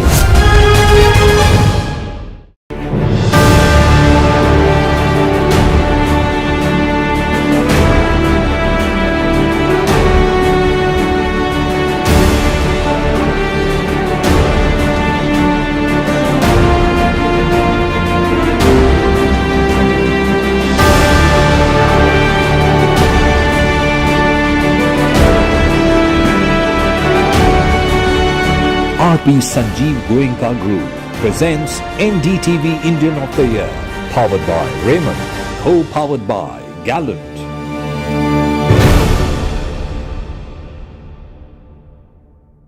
New day, new show, a new experience.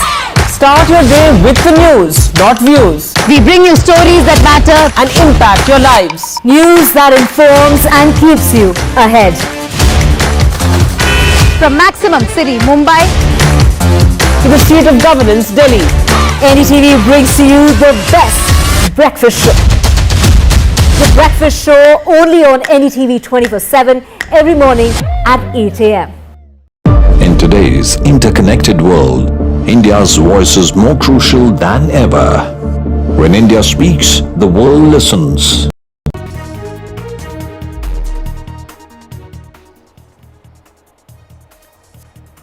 Bail hearing of Chinmoy Krishnadas, the Hindu priest arrested and accused of sedition in Bangladesh, has been pushed to next month after no lawyer appeared in court for the hearing.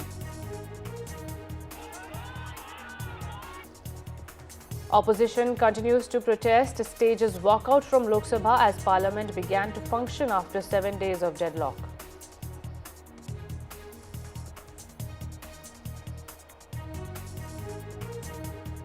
In Rajya Sabha, DMK MPs demand centre's intervention to handle Cyclone Fengal's destruction. At least 7 people died due to landslides triggered by cyclone.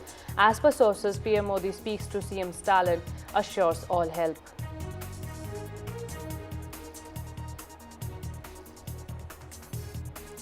And in Maharashtra, the suspense is likely to end tomorrow after BJP will hold its legislative party meet to choose the next Chief Minister of Maharashtra. Observers Nirmala Sitharaman and Vijay Rupani to reach Mumbai in evening.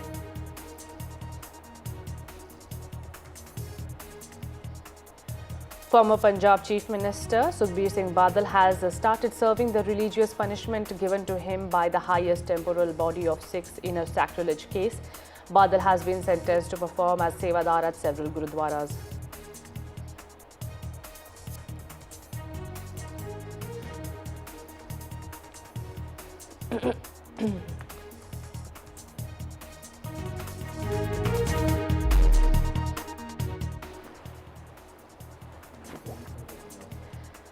Prime Minister Narendra Modi, along with Union Home Minister Amit Shah, will dedicate to the nation the implementation of 3 transformative new criminal laws: Bharatiya Nyaya Sanhita, Bharatiya Nagrik Suraksha Sanhita and Bharatiya Sakshya Adhiniyam.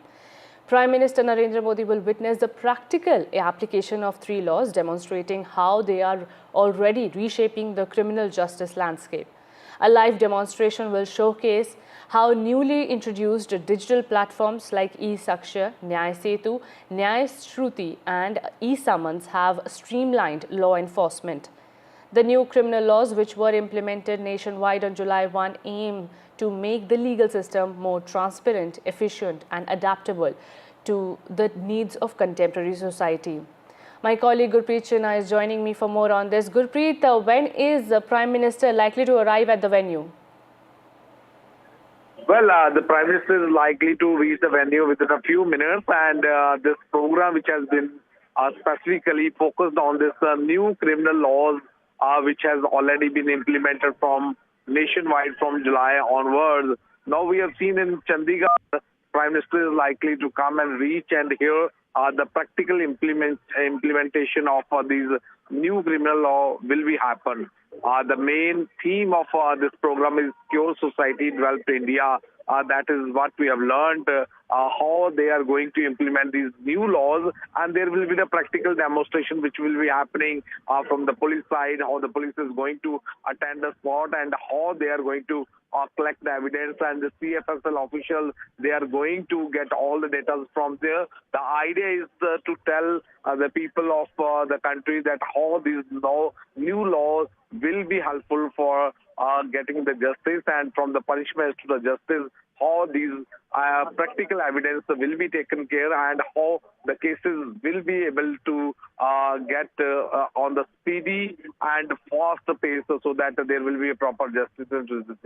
Anytime the Prime Minister will be reaching here, because the program is likely to be started at about 12 afternoon, and after that the Prime Minister is going to see all the practical demonstrations which are going to happen from the police side, from the CFSL side, from the crime side and from the court side also, how the things and the new laws which has been implemented, how they are going to helpful for this judicial system and how it will be helpful for getting the justice through these new criminal laws.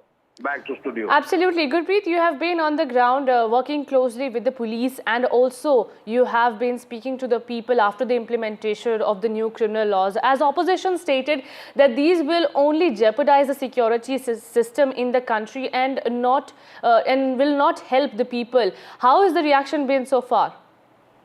Well, if we can talk about the reaction, the people who are here, because we are reporting from the ground at this point of time, they are saying there's a need to be more technical evidence, and it seems the way these new laws have been introduced, so they are having all the facilities, whether it's the CFSL, because they are going to procure and secure the data also, that will be helpful for the final outcome of any criminal case.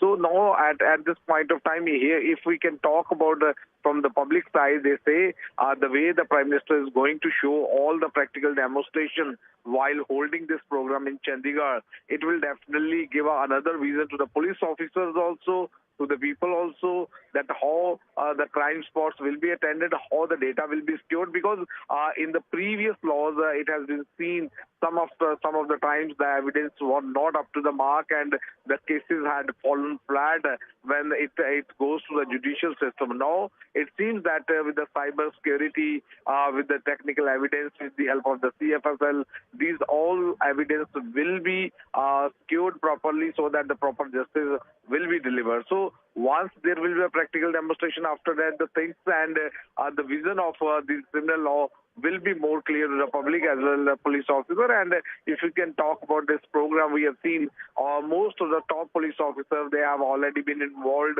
and there is a specific block for them so that they will be able to see that how these new laws are going to helpful for this criminal system and how it will be helpful for delivering the justice, and these are crucial evidence which they are going to get from the sport side, how they will be able to carry forward till the end of the case when it will be happening in the various courts of India also. So these are the practical demonstrations which are going to happen, and that is the core reason why Prime Minister has come here, so that the people of the country will be able to understand how they are going to give them.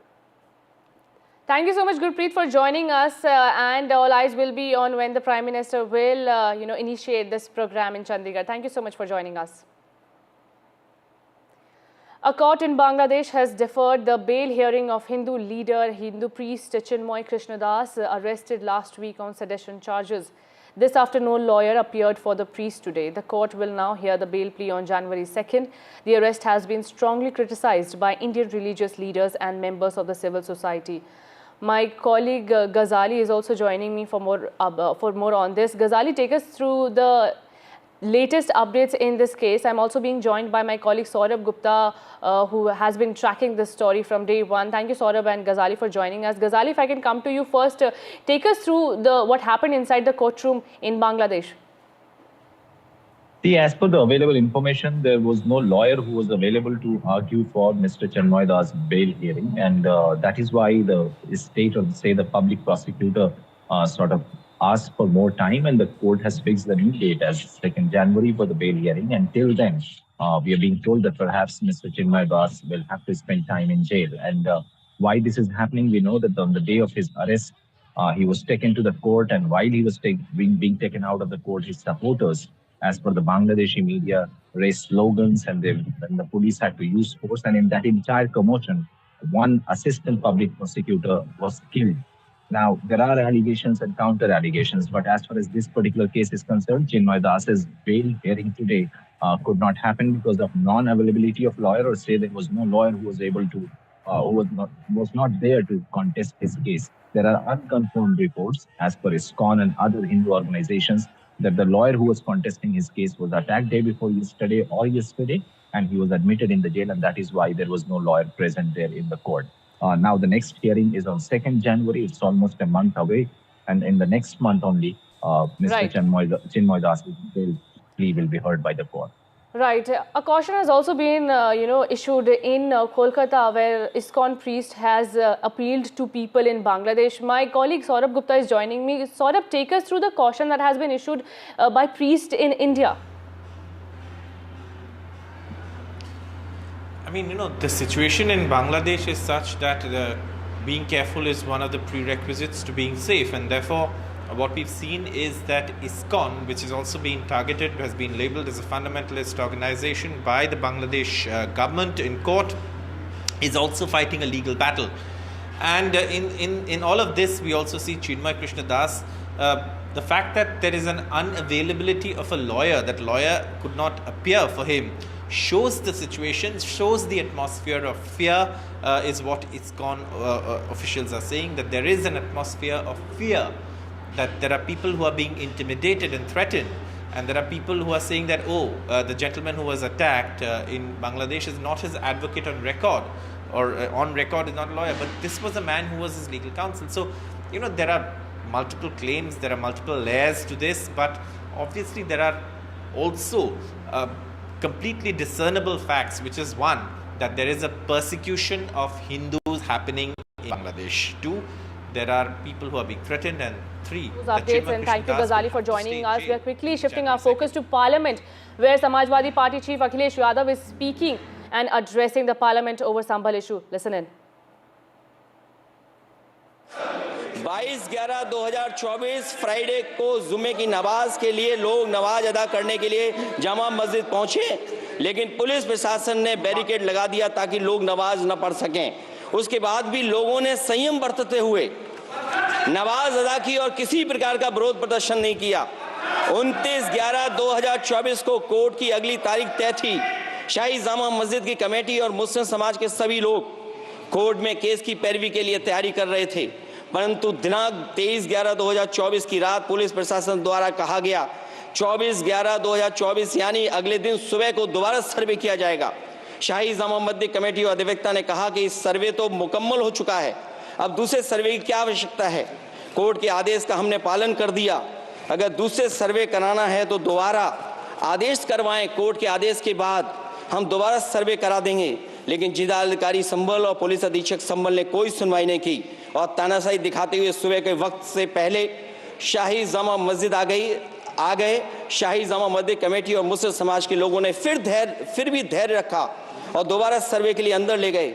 सर्वे के दौरान करीब 1.5 घंटा बाद जब जनता को सूचना मिली तो वो इकट्ठा होना शुरू हो गए। लोगों ने सर्वे का कारण जानना चाहा तो सर्किल ऑफिसर ने उनके साथ गाली गलौज की और लाठीचार्ज करवाकर बुरी तरह जख्मी कर दिया।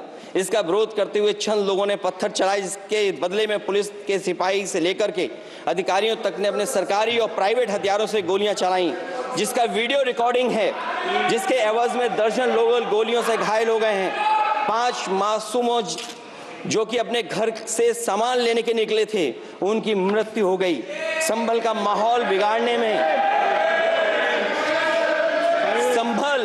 संभल का माहौल बिगाड़ने में याचिका दायर करने वाले लोगों के साथ पुलिस और प्रशासन के लोग जिम्मेदार हैं। इनको निलंबित किया जाना चाहिए और हत्या का मुकदमा चलाया जाना चाहिए, जिससे कि लोगों को इंसाफ मिल सके और आने वाले समय में कोई इस प्रकार की संविधान के खिलाफ और गैर कानूनी घटना को अंजाम न दिया जा सके। अध्यक्ष महोदय, ये लड़ाई दिल्ली और लखनऊ की है। नो प्लीज कभी दिल्ली पहुंचे थे जिस रास्ते, वही लखनऊ वाले उसी रास्ते पहुंचना चाहते हैं। उज्जर रमन सिंह जी 2 मिनट बोल रहे, आप 1 मिनट बोल रहे हैं। हो गया विषय आपका अखिलेश जी विषय हो गया आपका। अखिलेश जी विषय हो गया आपका।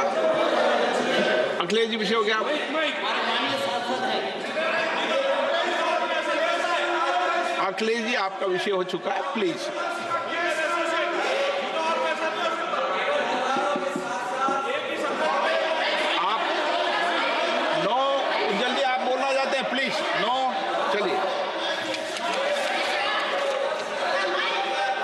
हो गया उनका विषय, उन्होंने पूरा विषय रख दिया। उज्जवल निगम जी,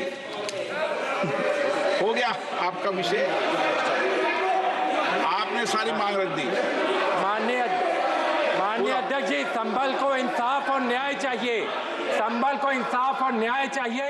सुप्रीम कोर्ट के सिटिंग जज। And that was Samajwadi Party Chief Akhilesh Yadav speaking in the Parliament and raising the Sambhal issue, asking the government to take action against the administration involved in the survey and as well as the law and order situation in Sambhal. My colleague Aishwarya is also joining me. Aishwarya, after 7 days, the Parliament is finally working and the opposition is raising questions over what happened in Sambhal. Well, certainly it is the Samajwadi Party Chief Akhilesh Yadav who had now raised the issue of Sambhal in the Lok Sabha during a 0 hour, and it is Akhilesh Yadav and several Samajwadi Party MPs who had been stating that it is the local administration who is responsible for the incident that broke out in Sambhal. In fact, Akhilesh Yadav, while concluding his remarks, also stated that this is a fight of Delhi and Lucknow. Any leader who wants to reach Delhi, it is via Lucknow, and certainly he had given a political color to it as well. But in his brief statement over Sambhal, Samajwadi Party Chief Akhilesh Yadav also mentioned as to how the petition was submitted in front of the civil judge and the order was issued within 2 hours, and then the survey was conducted.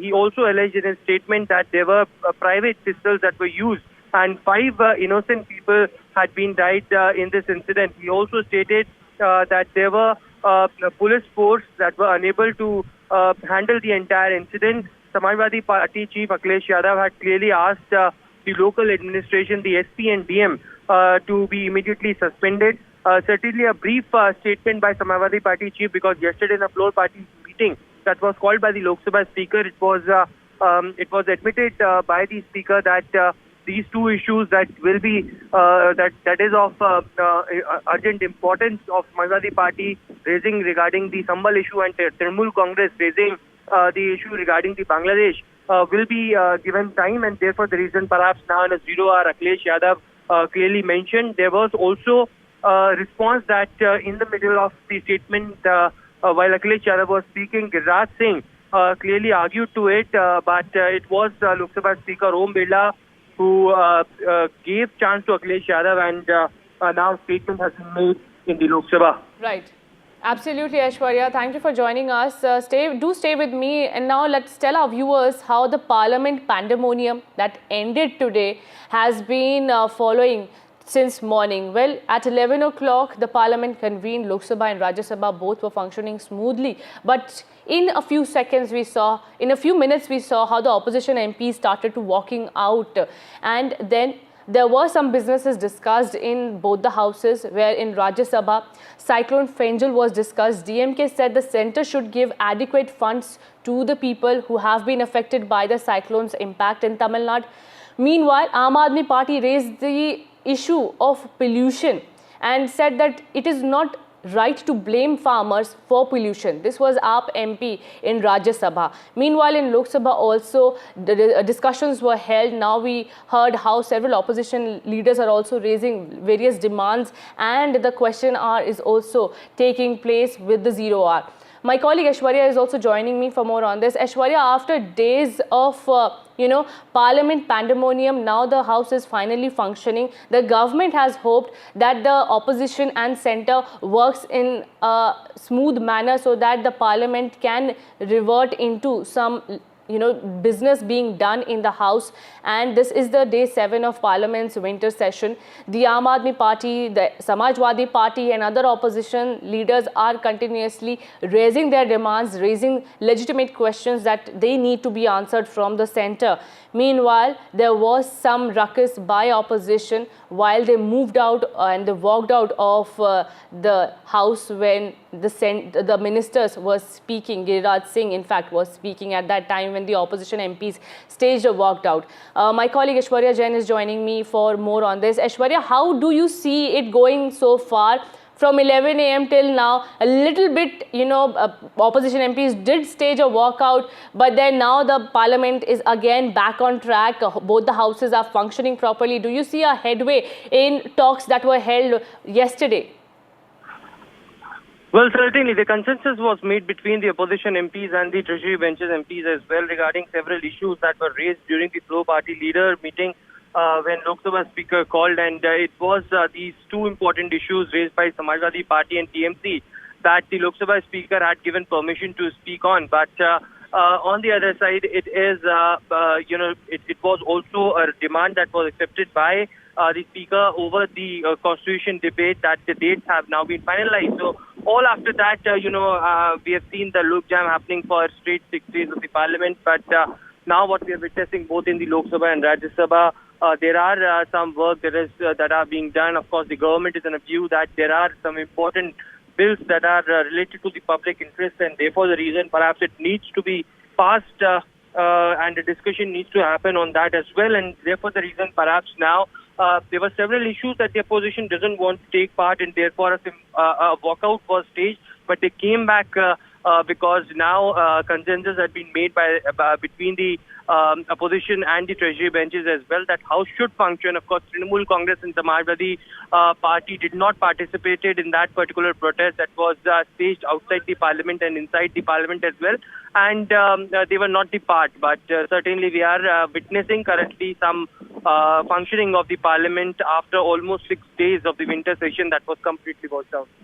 Absolutely, Aishwarya. Thank you so much for giving us an overview of how the Parliament is finally functioning after days of deadlock. Now, as Delhi NCR chokes on poor air, the discussion was also held in Rajya Sabha. Well, AAP MP Raghav Chadha raised this issue in the Rajya Sabha, asking the centre to not completely put the blame and shift the onus on farmers. He said stubble burning is not the main reason why there is a lot of pollution in the Delhi NCR. He also said that crop diversification is the only long-term solution, and hence the government should take necessary steps towards curbing such things. Now, the BJP said can use technology to turn stubble into manure. So there was a number of measures that were discussed inside the Rajya Sabha. Let's listen into what Raghav Chadha had particularly raised in the House. धान की फसल कटने के बाद जो पराली बचती है, उस पराली को साफ करने के लिए किसान के पास मात्र 10 से 12 दिन होते हैं, क्योंकि अगली फसल बीजनी होती है। अगर 10 से 12 दिन में इस पराली को साफ ना किया जाए तो जो अगली फसल है उसकी यील्ड गिर जाती है। इसीलिए किसान को मजबूरन पराली जलानी पड़ती है। मैं एक समाधान लाया हूं सर, अगर आज हम एक शॉर्ट टर्म सॉल्यूशन पंजाब के किसान को और हरियाणा के किसान को भी 2500 रुपए प्रति एकड़ देते हैं, इस पराली से निजात पाने के लिए, तो पंजाब का एक भी किसान पराली नहीं जलाएगा। इसमें 2000 रुपए भारत सरकार दे, 500 रुपए पंजाब सरकार देगी और हम इस पराली की समस्या से एक शॉर्ट टर्म सोल्यूशन पालेंगे। लॉन्ग टर्म सोल्यूशन है क्रॉप डाइवर्सिफिकेशन, यानी कि धान की खेती से हमें कॉटन, मक्की, पल्सेस, ऑयल सीड्स की ओर हमें बढ़ना होगा। हम एआई की तो बहुत बात करते हैं सर, AQI की बात करनी होगी। And Tamil Nadu is currently facing the fury of Cyclone Fengal. 7 lives have been lost in Tamil Nadu due to landslides that were triggered by cyclone. Now, thousands have been affected in 7 districts. Tamil Nadu government is pushing now for central aid. However, as per sources, Prime Minister Narendra Modi spoke to Tamil Nadu Chief Minister M.K. Stalin and assured that all possible help will be given to the Tamil Nadu government.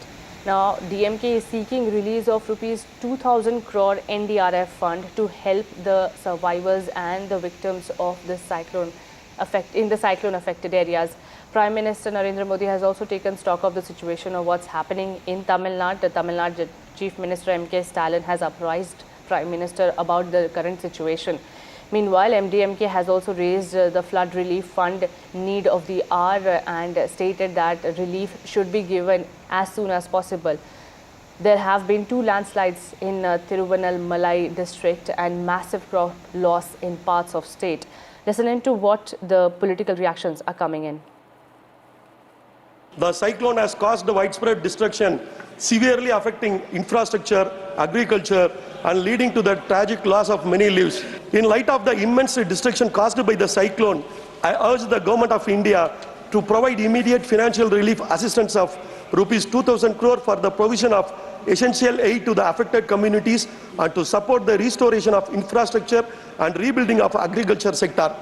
Additionally, I request that a team be dispatched comprising of representatives of Union Government to assess the damage in these districts and prepare a detailed report on the extent of the destruction. I request that the Government of India announce ex gratia payment to the families of those who have tragically lost their lives due to the cyclone's impact as a mark of compassion and solidarity, sir. Thank you, sir. The situation in Tamil Nadu is very serious. Flights suspended, trains disrupted, and normal life in 7 districts in Tamil Nadu were disrupted. I would request the Honorable Home Minister to rush the rescue and relief materials, send a survey team to assess the damages and to sanction adequate funds and grants to the Government of Tamil Nadu for the rehabilitation of the affected persons and to give compensation to the farmers so that the normalcy can be restored at the earliest. Thank you, sir. Sir, we have been witnessing several visuals that are coming from Tamil Nadu and Puducherry because of the cyclone that has hit. Several lives have also been lost. We have given a adjournment notice in the Parliament. What's your demand in that particular notice to the government? We had demanded that 2,000 crore rupees must be released for Tamil Nadu as demanded by the Tamil Nadu Chief Minister.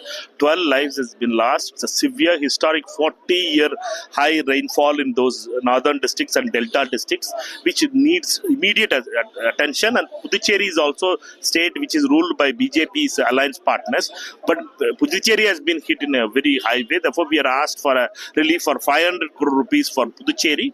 We demand Tamil Nadu government and Puducherry government must get central assistance. Center should not do a discriminatory attitude the way they had been doing it with Tamil Nadu and Puducherry in the earlier cyclones. So there has been a letter that has been written by Tamil Nadu Chief Minister as well. What's the demand by the DMK particularly, if you can just mention, sir? Tamil Nadu Chief Minister has demanded for a 2,000 crore package immediately. He has told that there is loss of life, properties and crops is so severe. Therefore, initially he has demanded for it and he has requested central team to be sent for the assessment also. My colleague Sam Daniel is joining me for more on this. Sam, take us through the impact of the cyclone in Tamil Nadu and how the rescue and relief operations are carrying on. Well, 3 districts including Kadalur, Viluppuram and Kallakurichi and Tiruvannamalai have borne the brunt of Cyclone Fengal, which stayed put before, after and during the landfall, triggering extremely heavy rainfall. Even 2 days after the landfall, these areas continue to remain flooded. Water has entered several thousand homes as a dam there, Satnur Dam, has filled to its capacity, and around 1.68 lakh cubic feet of water was let into the river Pannayar, which is in spate now, and people have lost their lifetime belongings in terms of their furniture, in terms of their electrical appliances, clothing, and huge loss. Besides, MK Stalin, the Chief Minister, has also listed the quantum of loss in terms of infrastructure to the Prime Minister, asking for an interim relief of 2,000 crore rupees from the NDRF fund. He says 12 people have lost their lives, 2 lakh hectares of crops underwater, damage to nearly 10,000 kilometer long roads, and 1,650 kilometer long electric conductors have suffered damages. 23,000 electric poles have been destroyed, and in terms of transformers, nearly 1,000, and schools, nearly 6,000 have suffered impairment. And he wants the central government to immediately dispatch a team so that they can assess and they can allot a kind of a relief package for Tamil Nadu. There is also a political message in this. Last year, around the same time, Tamil Nadu had witnessed a similar disaster, floods hitting Chennai and southern district of Tuticorin and a few other districts, and Tamil Nadu government had asked for a 30,000 crore package. Ultimately, the centre had given only 200 crore, and this had become a key poll issue. The BJP could not win even a single seat, and now in the run-up to the 2026 election, this issue could be playing a key role, the way the central government responds. And Prime Minister Modi, sources say, has assured all possible help to Tamil Nadu. Absolutely. Thank you so much, Sam, for joining us with those updates. Now, former Punjab Deputy Chief Minister Sukhbir Badal has started serving the religious punishment given to him by the Akal Takht in a sacrilege case. The chief of the Akali Dal sat in a wheelchair at the entrance of the Golden Temple in Amritsar this morning, wearing a plaque around his neck and holding a spear. Akal Takht has sentenced the former Punjab Deputy Chief Minister to cleaning duty in the kitchen and washrooms of several gurudwaras, including Amritsar's Golden Temple, for favouring Dera Sacha Sauda chief Gurmeet Ram Rahim in the 2015 sacrilege of Guru Granth Sahib. His father, the late Prakash Singh Badal, the former Chief Minister of Punjab, has been stripped of the Fakhre-e-Qaum, pride of the Sikh community honour bestowed on him in 2011 for services to the community. The sentence came after Mr. Badal had tendered an unconditional apology to the Akal Takht, admitting his mistakes. And now, following that, he is serving the punishment that was sentenced to him by the Akal Takht. Former Punjab Deputy Chief Minister Sukhbir Singh Badal is at Golden Temple, where he is serving the punishment. My colleague Gurpreet Chinna is also joining me for more on this. Gurpreet, I mean, this is for the first time that I'm seeing a punishment of such sort being served by a political leader. Well, of course, we have seen yesterday 5 priests of Akal Takht Sahib, they have already announced this punishment, and this punishment has been given to the former Deputy Chief Minister of Punjab, Sukhbir Singh Badal, because there was a serious allegations against the government when they were ruling in the state of Punjab, and specifically there was the allegation against the Shiromani Akali Dal that when they were ruling in the state at that time, they had given pardon to the Dera chief Gurmeet Ram Rahim, and that was not accepted by the Sikh community, and they had given pardon to Dera chief, but they had also given an advertisement that we have seen a lot of questions are being raised over their government. But finally, that matter had come to the highest temple of Shri Akal Takht Sahib, where this verdict has been announced, and now we have seen today he has been serving that religious punishment which has been given because they were not able to come up to the expectation of the Sikh community when they were ruling, and specifically in the secular cases, they were not able to provide them justice and the steps which were expected by the Sikh community from Akali Dal that had not been taken when they were in power. So that is one of the reasons why this religious punishment has been given to the former Deputy Chief Minister, and today we have seen these pictures are showing that he is serving that punishment which has been given and announced by Akal Takht Sahib. Back to studio. Absolutely, Gurpreet. Thank you so much for joining us and giving those details. Now, as preparations are underway for the Maharashtra government formation, there is still no clarity on who will be the chief minister yet. Mahayuti has put up a united front so far, where there were speculations that Eknath Shinde is upset with the alliance. The leader has come out and said that there is no difference of opinion in the Mahayuti alliance. All three alliance leaders were also seen at Azad Maidan. Now, a Shiv Sena MLA has come out and said that there can be a decision on Eknath Shinde in cabinet by tomorrow. Listen in.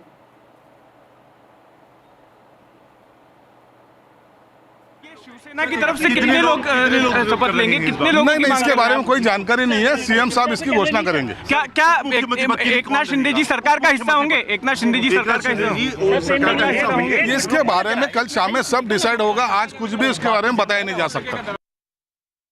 And my colleague Anuj Raite is joining me. Anuj, the Sena MLA says that decision on Eknath Shinde in cabinet or not can come by tomorrow.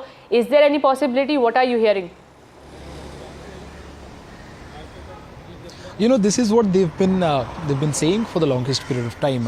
Ever since Eknath Shinde planned a trip to Satara, we've seen that the number of official statements coming from Shiv Sena's end have reduced and they've gone down to zero. We're seeing that there are no substantial claims that they're making, because we saw that right after the election results, that is on the 23rd, a number of leaders went on a spree of making statements regarding the portfolios that they want, regarding the kind of positions that they want for Eknath Shinde. And later, of course, we learned that, the top authorities, that is Eknath Shinde himself, had communicated it to the party authorities to speak, with caution. And we can see that reflecting in the way Shiv Sena MLAs and especially Eknath Shinde's close aides are speaking to media.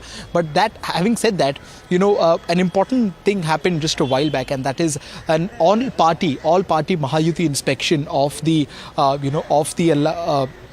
place where the ceremony is going to take place. We had representatives from the NCP Ajit Pawar faction, we had representatives from Shinde Sena faction, all of them, along with, of course, Chandrasekhar Bawankule, the state president of the Bharatiya Janata Party, made sure that they took notice of the kind of preparation that is happening at the Azad Maidan, where the swearing-in ceremony is going to take place on the 5th. And this becomes so important because up until today, we've only seen leaders from the Shiv Sena and from the NCP taking, being aggressive or taking active participation in looking at the kind of preparation that was being made. And we saw the absence of Shinde Sena leaders was hinting at something more serious. But by having their senior leader, Gulab Rao Patil, having their senior leader Sanjay Shirsat, along with the other aides, of course, the Bharatiya Janata Party or the Mahayuti as a whole has tried to put out a message that the Mahayuti is still very much united. But what we are knowing from Eknath Shinde's health perspective is that he is still not 100%, which is why, he may not leave his house today for any of the meetings, although he will resume a lot of his meetings today, but most of them will be virtual. He is not expected to leave his Thane residence. And I'm standing outside the Bharatiya Janata Party office here, and we've seen that a lot of MLAs have come here already, although their official meeting is going to take place tomorrow at 10 a.m. at Vidhan Sabha, not too far away from here, but at the hall there. But then we are seeing an informal meeting take place here just to look after the preparations for tomorrow's meeting and, of course, for what will be the case on the 5th of December later this month. Absolutely, Anuj. And, so far, we know that the oath ceremony will take place on December 5, but there is no clarity on the CM phase. Will it be Fadnavis or will we see any surprise by the BJP?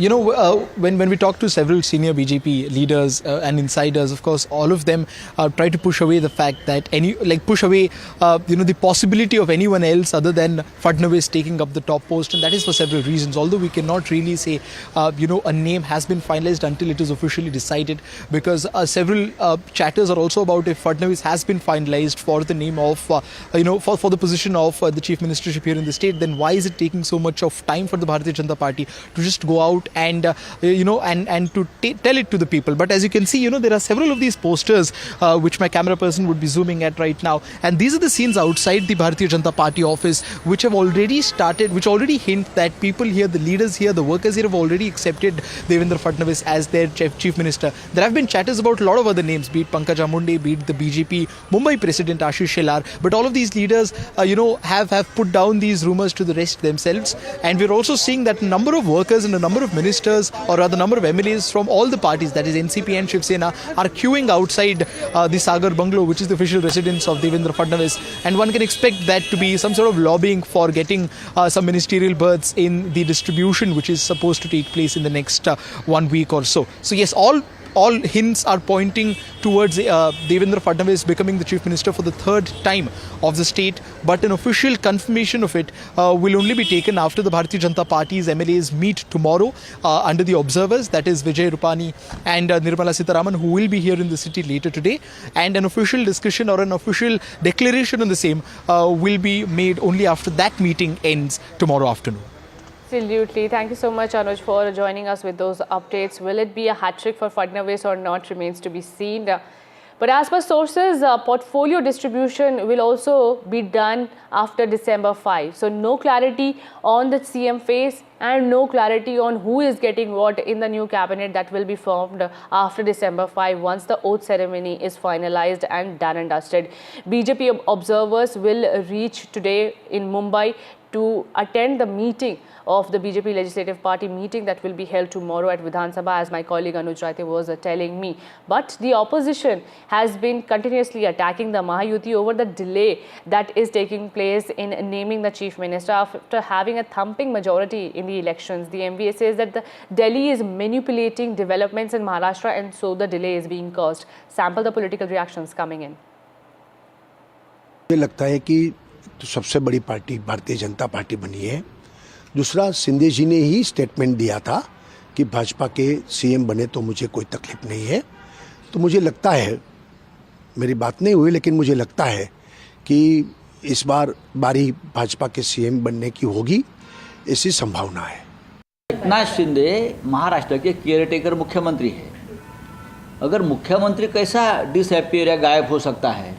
देखिए, सब एक खेल चल रहा है महाराष्ट्र में। 10 दिन हो चुके हैं, बहुमत है उनके पास, पूरा भारी बहुमत है, फिर भी ये लोग मुख्यमंत्री का नाम, भारतीय जनता पार्टी के पार्लियामेंट्री नेता का नाम अब तक घोषित नहीं कर पा रहे हैं और राजभवन से अब तक सरकार बनाने का न्योता भी नहीं मिला है।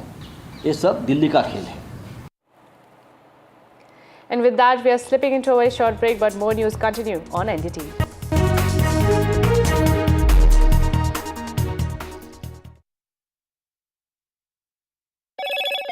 Hello, Moto.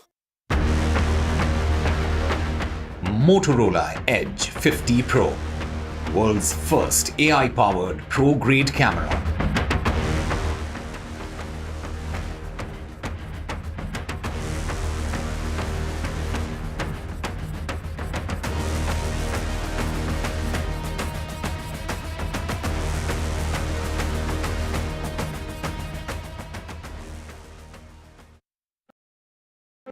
Introducing Vice 4K UHD Smart TV. Quantum Luminate gives more than 1 billion colors.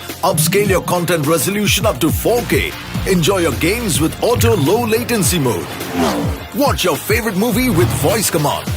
Play my favorite movie. Experience sound with Dolby Audio. Connect with your favorite apps and games on the Content Store. Powered by Web OS Hub. Connects with Apple devices. Unlimited family entertainment with Vice TV. Vice, the science of simple.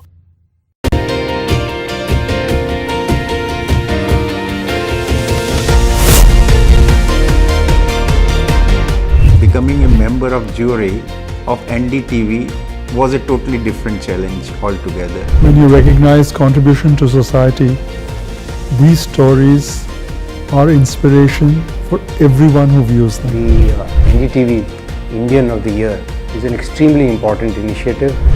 Nominees were just extraordinary. Each one of them is a rock star. And the achievers in this field who are inspiration for the Indians in this country have been chosen for this prestigious award. NDTV proudly upholds its legacy of trust and credibility. According to the prestigious Reuters Institute's Digital News Report 2024, NDTV is the top-most news platform in the country. Number 1 in both online and offline reach in India, beating all its competition. NDTV stands for trust. अब been reporting on all issues big and small from Andhra Pradesh, Telangana, rest of South India, bringing you all the action, all that you need to know, all that you want to know. The energy of Maximum City is infectious. I bring in that energy in our news coverage from financial capital Mumbai. India's IT capital is always buzz. It's literally a city that never sleeps. And I keep you ahead on all the Bengaluru buzz. Covering from the southernmost part of India over the last 23 years, I bring in-depth and 360-degree coverage from the Dravidian heartland. The land of Mishti is also known for its bitter politics. I have seen much water flow under the Howrah Bridge, covering Bengal in all its vivid colors.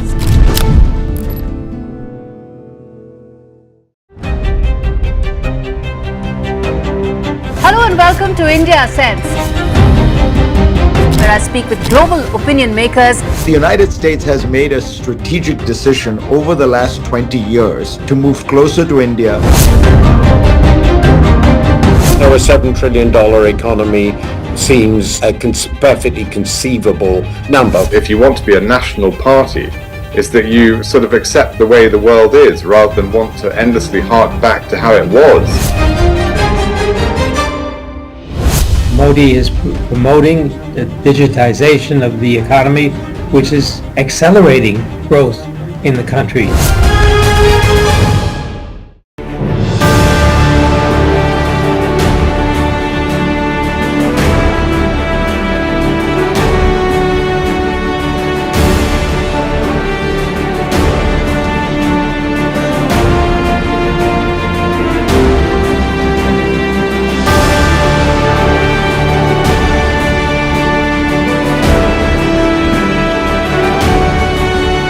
RP Sanjeev Goenka Group presents NDTV Indian of the Year, powered by Raymond, co-powered by Gallant.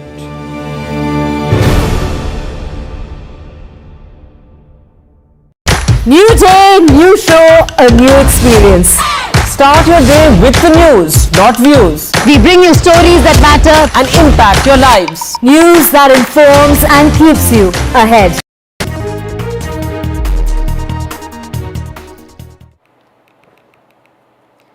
And Prime Minister Narendra Modi's India Accessible to All marks 9 years of remarkable strides in ensuring universal accessibility for specially abled people. The campaign has emerged as a groundbreaking initiative aimed at creating a barrier-free environment for persons with disabilities. But from his days before serving as Gujarat Chief Minister to serving as India's Prime Minister, his consistent dedication to the welfare of Divyangjan remains an inspiring journey of compassion and inclusivity. In fact, the government is also mulling to create an environment that is accessible to all specially abled people, and for that they are about to bring stringent laws which will make accessibility a necessary option for all the buildings and digital platforms, and violating those non-negotiable standards will attract hefty fines up to 5 lakh rupees.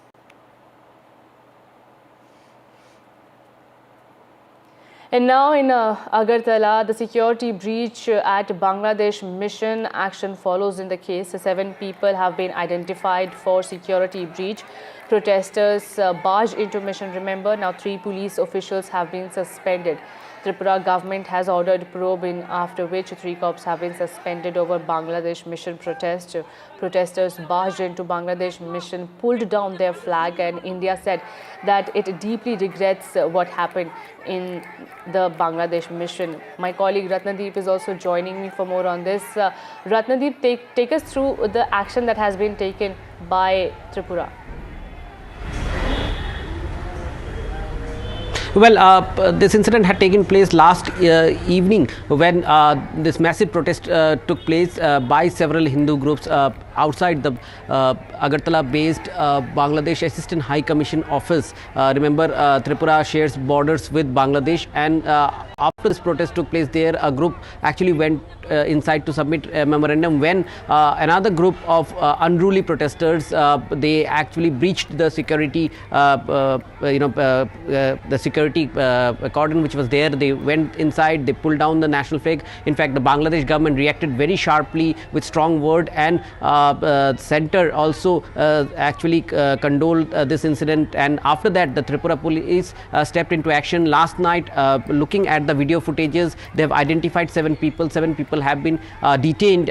They would be in due course of time arrested. That's what we are hearing from Tripura police sources. Also, 3 police officers of sub inspector rank who were deployed there to look after the security in terms of the security of the Assistant High Commission when the protest was going on. They have been suspended for negligence in duty. One DSP, Deputy Superintendent of Police ranked official, has been withdrawn from duty. Probe has been ordered. In fact, senior officials of state government and state police have met the officials of the Bangladesh Assistant High Commission in Agartala, and they have held meetings in terms of the security beef up which have taken place there after this incident took place. In fact, not only at Agartala but the Bangladesh mission in Guwahati has been provided with more security. So is the mission in Kolkata. So this comes at a time when there are protests happening in different parts of Northeast India, particularly in Assam and in Tripura, on the Bangladesh issue, triggered by the arrest of several monks from the ISKCON in Bangladesh. And yesterday's incident in Agartala is something that the state government has now ordered a probe. Absolutely, and India said it is deeply regrettable what happened when the protesters barged into it, and it also highlights the seriousness of the Indian governments while cracking a whip on the protesters. Meanwhile, what is happening in Bangladesh, Ratnadeep, you must be following what's happening in Bangladesh as well, where Hindus are being targeted and killed and violence is taking place, but we are lacking a sense of accountability from the government.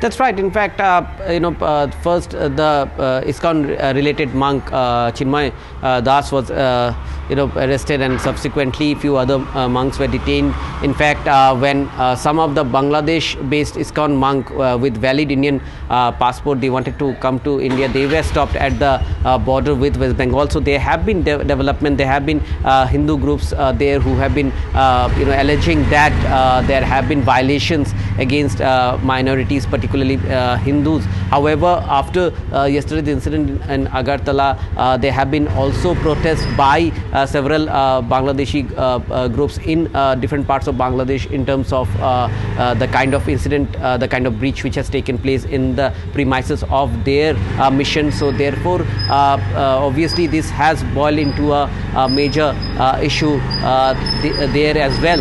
But even in Northeast, there have been many places where people have turned out to protest. In fact, there have been dharnas in a part of Guwahati today by one of the Hindu groups. There have been several protests there, even in other parts of Assam. A peaceful protest is planned in Agartala as well. Whether the police allows them to conduct that is something to watch out for. We will update our viewers on that. But definitely there have been questions asked in terms of how after the change of regime in Bangladesh, there have been several times allegation raised in terms of atrocities on Hindus which have been increasing in the neighboring country. Absolutely, Ratnadeep. Thank you so much for joining us. Well, India is cracking a whip against those who are vitiating law and order situation, but it remains to be seen what will happen under the Yunus government. Will they walk the talk and safeguard the minorities? Remains to be seen. Now, the security forces have killed one terrorist after an encounter broke out in Jammu and Kashmir. A joint operation of the Jammu and Kashmir Police and Central Reserve Police Force initiated a search operation based on intelligence inputs. Now, the operation is being conducted in Havan area of Jammu and Kashmir, where one terrorist has been eliminated. My colleague Nazir will be joining me for more on this. Nazir, if you can take us through the terror crackdown that is underway in Jammu and Kashmir.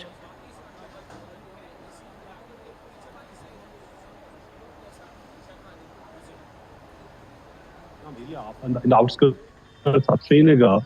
One militant is believed to be killed, but so far officially police have not confirmed it, and they are still ascertaining the details. There are many speculation who this militant would be. There were also reports if he would have been, he was involved in recent attacks or the incidents in Jammu and Kashmir where we saw certain attacks and terror incidents. And nevertheless, this is an operation which the police has said was intelligence-based operation that was launched following a specific information that militants are hiding in this area. So a joint operation was launched and one militant is believed to be killed, but we are waiting for official confirmation about the identity and who the militant is whom we have been killed in this encounter. Absolutely. Nazir, thank you so much for joining us with those details. Now, Bollywood actress Nargis Fakhri's sister Alia Fakhri has been arrested in the murder probe of her ex-boyfriend and his friend in Queens in New York. Alia Fakhri, 43, allegedly set a two-story garage on fire which led to the death of Edward Jacobs and Anastasia. Alia Fakhri deliberately set on fire a detached garage of a house which led to the death of her 35-year-old ex-boyfriend and his friend. This is as per the official release that has been given by the police, framing Nargis Fakhri's sister as the main accused in the case. Remember, Bollywood actor Nargis Fakhri has appeared in recent films like Rockstar, and after this major controversy has come out where her sister is accused in a double murder case. My colleague Abira is joining me for more on this. Bollywood actor Nargis Fakhri's sister Alia Fakhri has been arrested for allegedly murdering her ex-boyfriend Jacob, 35-year-old, and his friend Anastasia, who was 32 years old. According to Jacob's mother, Jacob was a plumber, and an eyewitness said that Jacob and Alia broke up last year, and this didn't go down very well with Alia, but they were in a very toxic relationship. Now, what happened exactly was Alia Fakhri arrived at the garage early morning where Jacob used to live, and she yelled outside, "You are all going to die," while Jacob was upstairs, when an eyewitness came out hearing her voice and found that the building had been set on fire, said the district attorney. Jacob was sleeping during that time, and Anastasia came down when alerted, and she immediately went back inside to save Jacob, but later both died. Jacob and Anastasia died from smoke inhalation and thermal injuries. Now, Alia has been charged with 4 counts of murder in first degree and 4 counts of murder in second degree. She has also been accused of arson by grand jury.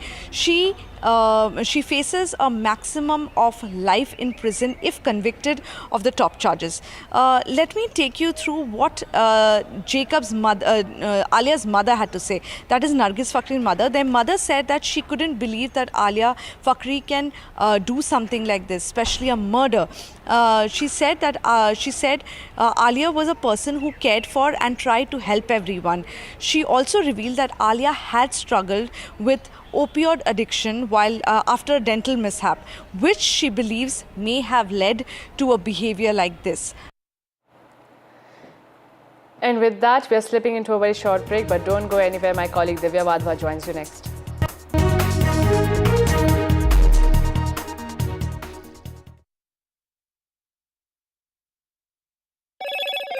Hello, Moto. Motorola Edge 50 Pro, world's first AI-powered pro-grade camera.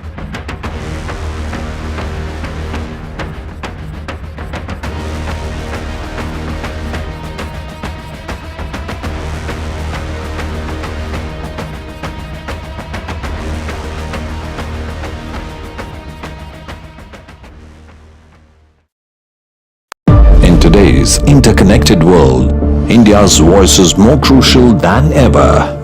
When India speaks, the world listens. At NDTV World, we are that voice, bringing you intelligent and insightful news from India and beyond. From geopolitics and diplomacy to economic shifts, migrations, tech disruptions, and the stories of our diaspora. We cover the news that shapes our global future. NDTV World, your new home for global news is here.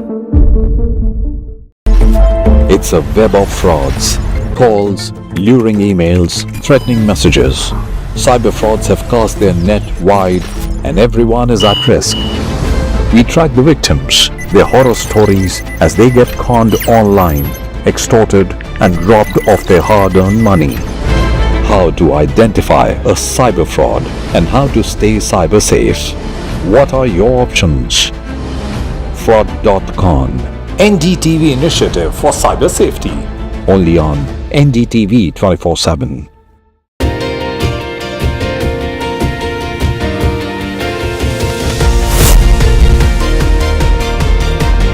Becoming a member of jury of NDTV was a totally different challenge altogether. When you recognize contribution to society, these stories are inspiration for everyone who views them. The NDTV Indian of the Year is an extremely important initiative. Nominees were just extraordinary. Each one of them is a rock star. And the achievers in this field who are inspiration for the Indians in this country have been chosen for this prestigious award. NDTV proudly upholds its legacy of trust and credibility. According to the prestigious Reuters Institute's Digital News Report 2024, NDTV is the top-most news platform in the country. Number 1 in both online and offline reach in India. Beating all its competition, NDTV stands for trust. I've been reporting on all issues big and small from Andhra Pradesh, Telangana, rest of South India, bringing you all the action, all that you need to know, all that you want to know. The energy of Maximum City is infectious. I bring in that energy in our news coverage from financial capital Mumbai. India's IT capital is always buzz. It's literally a city that never sleeps. And I keep you ahead on all the Bengaluru buzz. Covering from the southernmost part of India over the last 23 years, I bring in-depth and 360-degree coverage from the Dravidian heartland. The land of Mishti is also known for its bitter politics. I have seen much water flow under the Howrah Bridge, covering Bengal in all its vivid colors.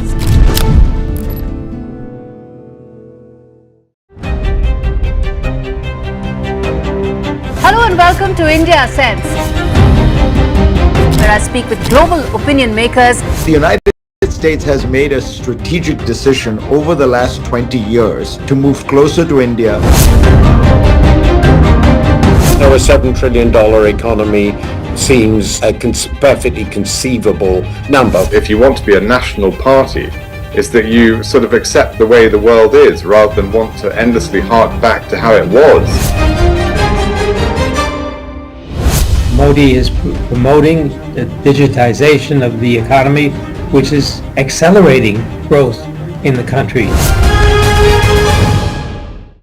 New day, new show, a new experience.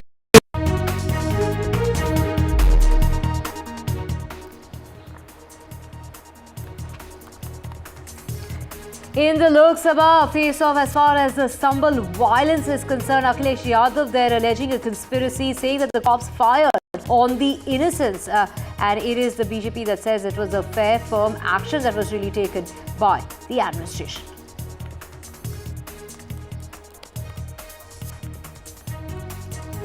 And in Maharashtra, the suspense continues, and it's Eknath Shinde, from sources that we're hearing, is that he continues to play hardball, and which is why the decision seems to be getting delayed.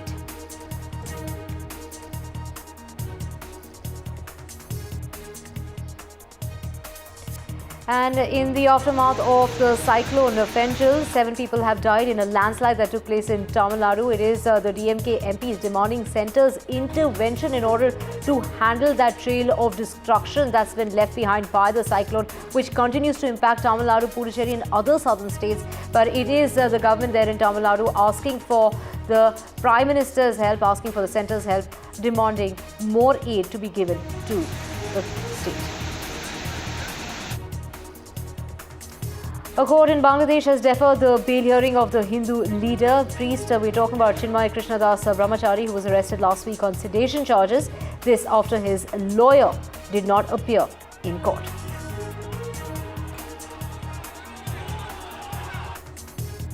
In Tripura, 3 policemen have been suspended over the protest as far as the Bangladesh mission protest is concerned, with the Ministry of External Affairs there cracking its whip and the state government going ahead and suspending 3 cops.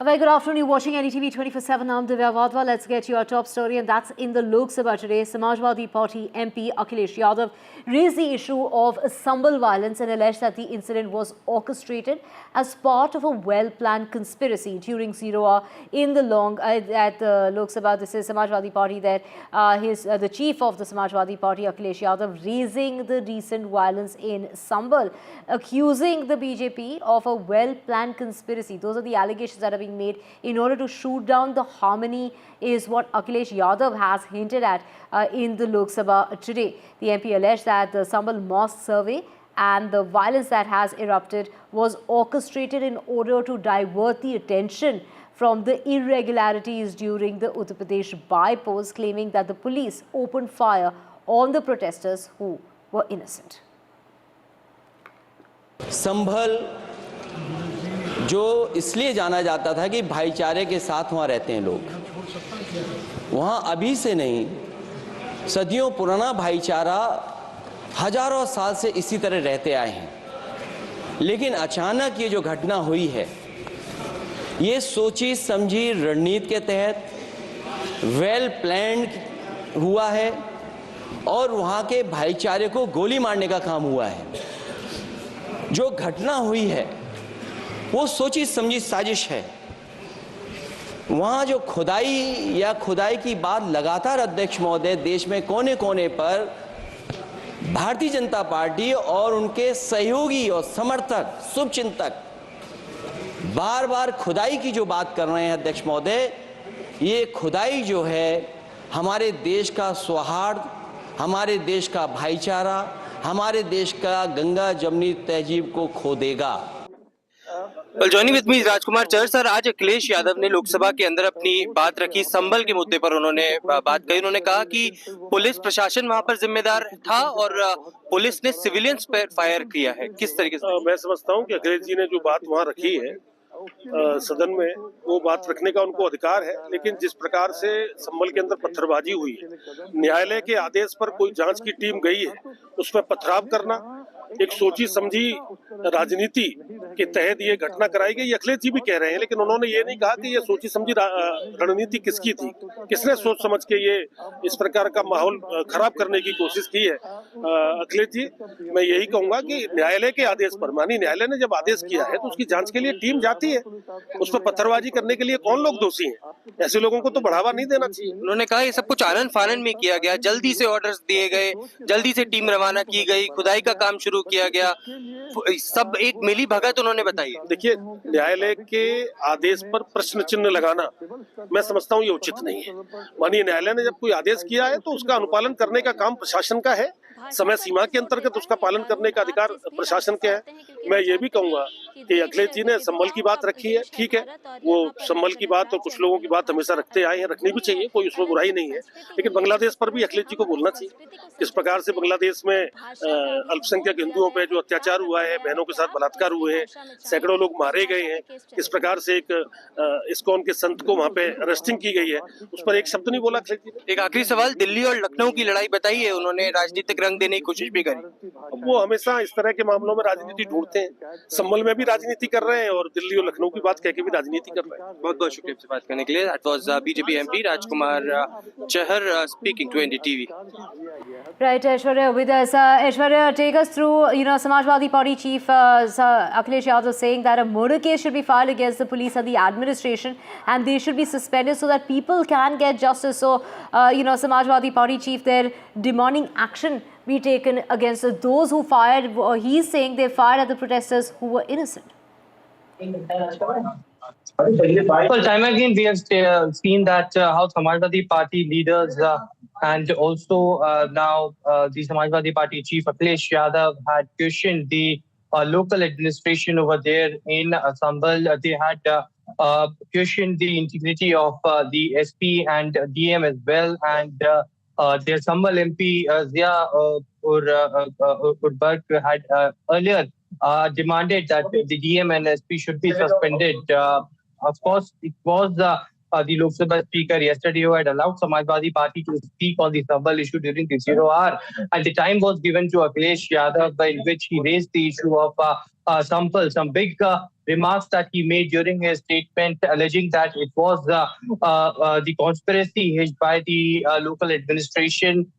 He also stated that there was police personnel who used private weapons to shoot civilians, and that has all been recorded on the CCTV footages as well, but no action had been taken. He also had given a timeline in his statement that how there was a petition that was filed in front of the civil judge, and later the orders were issued in a hurry. There was a team that was sent for a survey at the mosque, to which everything is questionable. Now, in his last statement, he also stated that this is all because this is a fight between Delhi and Lucknow. He tried to give it a political color as well.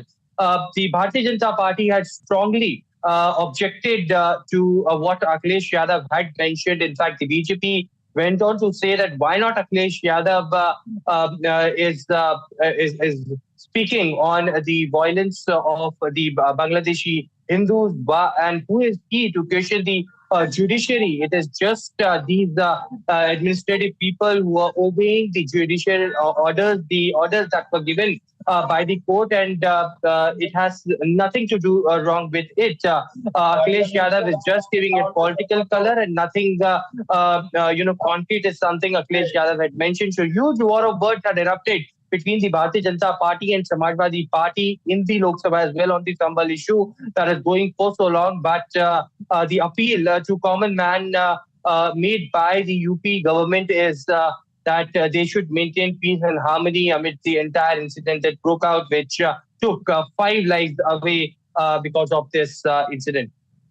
Right. Well, Aishwarya, just stay with us for our next story as well. And this is in regard to Raghav Chadha that raised the issue of the pollution problem here in the national capital, saying it's not just Delhi's problem, but it's a problem of all of North India. He's also raised the plight of the farmers, saying that they have very little option when it comes to stubble burning, and that it's a very expensive proposition, which is why he said that he's coming up with this short-term measure, something that he's suggesting to the centre to provide 2,000 rupees to the farmer, while the state government of Punjab will provide 500 rupees. Listen in.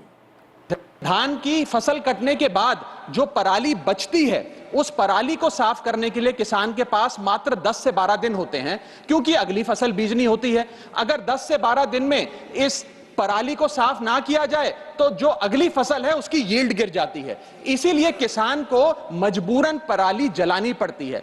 मैं एक समाधान लाया हूं sir, अगर आज हम एक short term solution Punjab के किसान को या और हरियाणा के किसान को भी 2,500 रुपए प्रति एकड़ देते हैं इस पराली से निजात पाने के लिए, तो पंजाब का एक भी किसान पराली नहीं जलाएगा। इसमें 2,000 रुपए भारत सरकार दे, 500 रुपए पंजाब सरकार देगी, और हम इस पराली की समस्या से एक शॉर्ट टर्म सोल्यूशन पालेंगे। लॉन्ग टर्म सोल्यूशन है क्रॉप डाइवर्सिफिकेशन, यानी कि धान की खेती से हमें कॉटन, मक्की, पल्सेस, ऑयल सीड्स की ओर हमें बढ़ना होगा। हम एआई की तो बहुत बात करते हैं सर, एक्यूआई की बात करनी होगी। पराली के निदान के लिए एक समस्या है, इसको करने के लिए कि अल्टरनेटिव क्रॉप, हमारे प्रधानमंत्री जी ने जो मिलेट्स की बताई, आज मिलेट्स जो है हमारा मिलेट विश्व में जा रहा है, इसका प्रयोग हो रहा है, स्वास्थ्य के लिए है। तो धान की जगह अब हम लोग धान भी हम लगाएं, लेकिन साथ साथ अगर हम मिलेट्स लगाते हैं तो धान का रकबा कम होगा, पराली कम होगी, और उसके बाद उसका सदुपयोग हो जाएगा। महोदय, पराली का एक बहुत बड़ा प्रयोग हमारे देश में ही हो रहा है, उड़ीसा में, तमिलनाडु में, बंगाल में, जहां इससे मशरूम पैदा किया जाता है।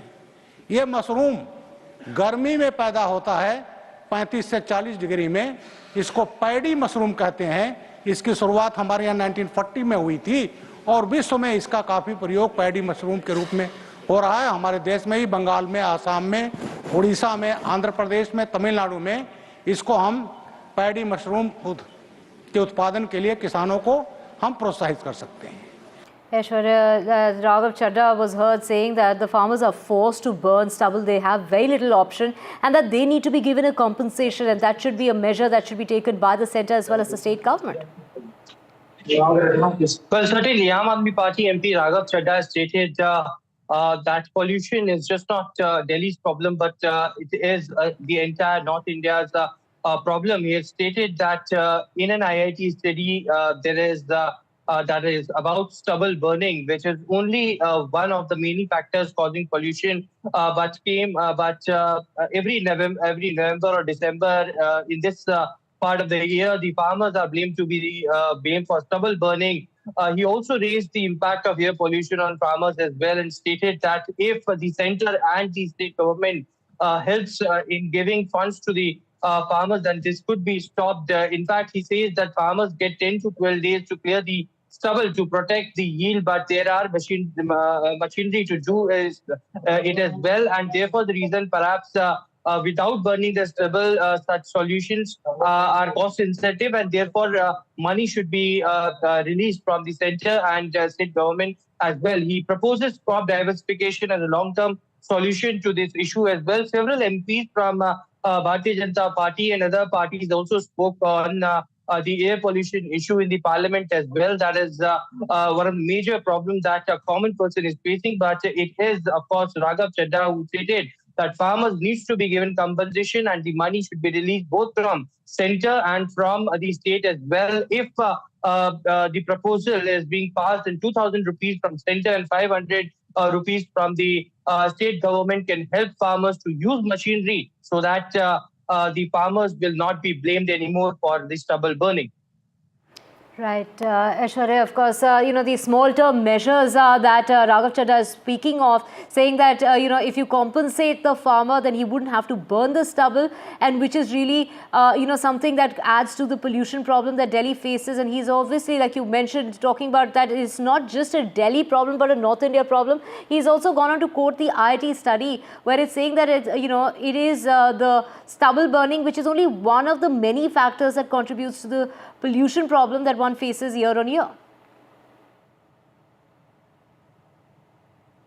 Well, certainly, and it is, of course, the demand of release of funds from the centre. It's a cooperation that Aam Aadmi Party MP thought from the centre and state as well, so that technology can be used, machinery could be used to provide, to be provided to the farmers, so that the stubble burning issue can be resolved. There are several other MPs who have given suggestions like the millets to be also, to be farmed, and that can reduce the stubble. As far as the farming is concerned, there are new initiative that should be launched by the central government as well. The agricultural ministry should work towards it. And, it is, of course, the IIT study that he also quoted for. But whether this demand will be accepted by the centre or not is something that remains to be seen. As he mentioned, that this is just not Delhi's problem, but entire North India problem of the pollution that every person faces, and therefore the reason perhaps some concrete action needs to be taken. What is the centre doing is the bigger question of the Aam Aadmi Party as MP as well. Whether there would be a concrete reply that will come from the Agriculture Ministry, from Shivraj Singh Chauhan in the upcoming days, is something that we will be witnessing. Right, Aishwarya, thank you so much for getting us all those details. And of course, Raghav Chadha, they are proposing crop diversification as a long-term solution to this perennial problem. Moving on now to Maharashtra, and it is the suspense that continues and the date for the swearing-in ceremony that's drawing close now. But that announcement seems to be awaited still, while the larger understanding is that the Chief Minister will be from the BJP that's garnered 132 seats in Maharashtra. No formal announcement has been made, while there is a crucial meeting that perhaps is coming up today amongst the leaders of the Maha Yuti. Do remember that Ajit Pawar is here in the national capital. Yesterday, Eknath Shinde met with Devendra Fadnavis's confidant. We're talking about Girish Mahajan. What was that meeting all about? Was that just a courtesy call to check in on his health, considering the fact that he was unwell over the weekend? But, from what we're hearing from our sources is that Eknath Shinde continues to play hardball, and that is perhaps which is why that announcement is getting further delayed. But do remember that there's just only 48 hours to go for the swearing-in ceremony, which is going to take place on the 5th of December, that's Thursday, at 5 p.m. at the Azad Maidan in the presence of Prime Minister Modi, JP Nadu, as well as Amit Shah. So all big wigs will be there during that swearing-in ceremony, and preparations have already started for the event. So to get more on this in regard to the preparations that are underway, let's just first get you some of the reactions coming in. लगता है कि सबसे बड़ी party Bharatiya Janata party बनी है। दूसरा, शिंदे जी ने ही statement दिया था कि भाजपा के सीएम बने तो मुझे कोई तकलीफ नहीं है। तो मुझे लगता है, मेरी बात नहीं हुई लेकिन मुझे लगता है कि इस बार बारी भाजपा के सीएम बनने की होगी, ऐसी संभावना है। एकनाथ शिंदे महाराष्ट्र के केयरटेकर मुख्यमंत्री है। अगर मुख्यमंत्री कैसा डिसअपियर या गायब हो सकता है? देखिए, सब एक खेल चल रहा है महाराष्ट्र में। 10 दिन हो चुके हैं, बहुमत है उनके पास, पूरा भारी बहुमत है, फिर भी ये लोग मुख्यमंत्री का नाम, भारतीय जनता पार्टी के पार्लियामेंट्री नेता का नाम अब तक घोषित नहीं कर पा रहे हैं, और राजभवन से अब तक सरकार बनाने का न्योता भी नहीं मिला है। ये सब दिल्ली का खेल है। And Anuj joining us. Anuj, get us, the very latest in terms of Eknath Shinde, and what we're really hearing from our sources is that he continues to play hardball, and basically, which is why the last-minute nitty-gritties that need to be taken care of before that announcement comes about. Can we really expect that to happen today, or is it going to get delayed further to tomorrow before the swearing-in ceremony that is 48 hours from now? It is very improbable for, any of these major announcements to take place today for multiple reasons. Firstly, because Eknath Shinde is still not 100% fit, which is why he will be staying in his Thane residence for the entirety of the day. He'll be attending some meetings, especially related to Baba Saheb Ambedkar's death anniversary event here at Shivaji Park, but all of that will be done virtually. On the other hand, we are seeing that the Bharatiya Janata Party has definitely, paced up their activities as we are inching closer to the swearing-in ceremony. We were at the BJP headquarters at Nariman Point a while back, and we saw that all the major officials from Mumbai visited that office under the leadership of Chandrasekhar Bawankule.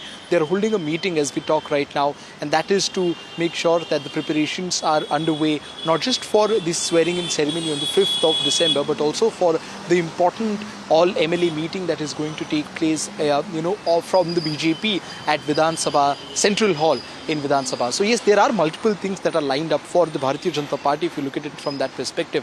But Shinde Sena has tried keeping itself aloof when it comes to both, interacting with the Mahayuti in official terms, or even by taking active participation when it comes to inspecting what kind of preparations are being done at Azad Maidan, where the swearing-in ceremony is expected to take place. But just a short while back, we saw the Bharatiya Janata Party released videos where Chandrasekhar Bawankule was seen taking along with him other leaders from Mahayuti, be it Hassan Musharraf, be it Gulab Rao Patil, Sanjay Shirsat, all of these other leaders, senior leaders from different parties, NCP and Shiv Sena.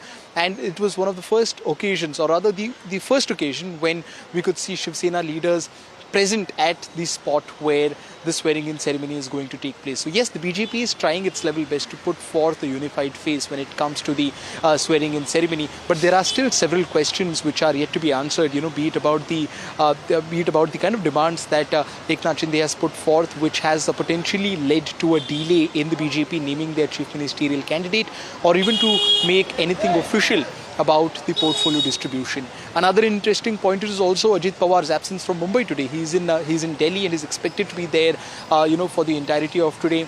Although Sunil Tadkare has gone on record to say that he's there for his personal reasons, but then rumors suggest or sources suggest that he's there to meet Home Minister Amit Shah, who's personally taking care of portfolio distribution amongst the top three parties here in Mahayuti. So yes, when you look at the timeline, we might just be 48 hours away from the swearing-in ceremony, and in a short while from now onwards we'll be at Azad Maidan, from where we'll show how much of the preparations are in place already, which has been going on for last few days. But while all of these things are happening on one end, on the other hand, we are seeing that the decision regarding the portfolios, the decision regarding the chief ministerial candidate, or even between the formula between the chief minister and the deputy chief ministers is yet to be put in place. Right. Anuj, hold that thought. Let's just cut across to Amit Shah, the Home Minister, who's dedicating to the nation the implementation of the 3 transformative new criminal laws in Chandigarh.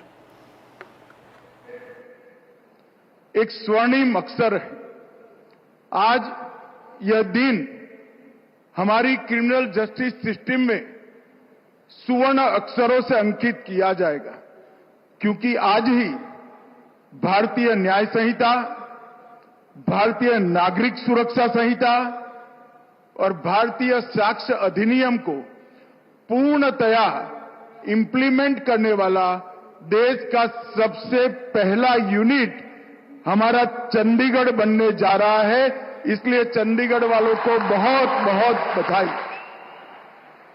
Criminal justice system के 5 स्तंभ police, jail, न्यायपालिका, अभियोजन मतलब prosecution और FSL, इसकी संपूर्ण रूप से आधुनिकीकरण करने के साथ आधुनिक कानूनों से लैस करने का काम समाप्त हो चुका है।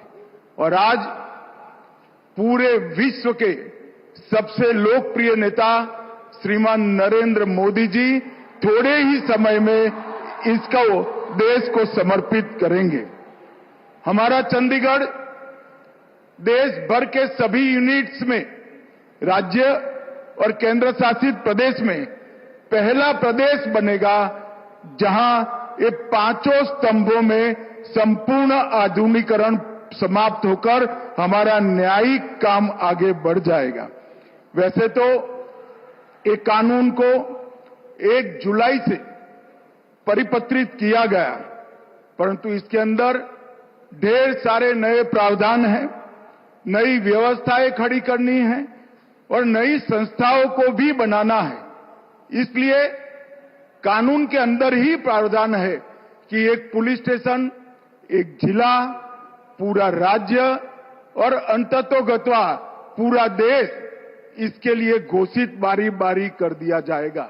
परंतु चंडीगढ़ प्रशासन, उनके प्रशासक गुलाबचंद जी और उनकी पूरी टीम को मैं साधुवाद देना चाहता हूं कि 5 ही महीने के कालखंड में पूरा इम्प्लीमेंटेशन समाप्त कर आज चंडीगढ़ नए कानूनों का स्वागत कर रहा है। हमारे लिए गर्व का विषय है।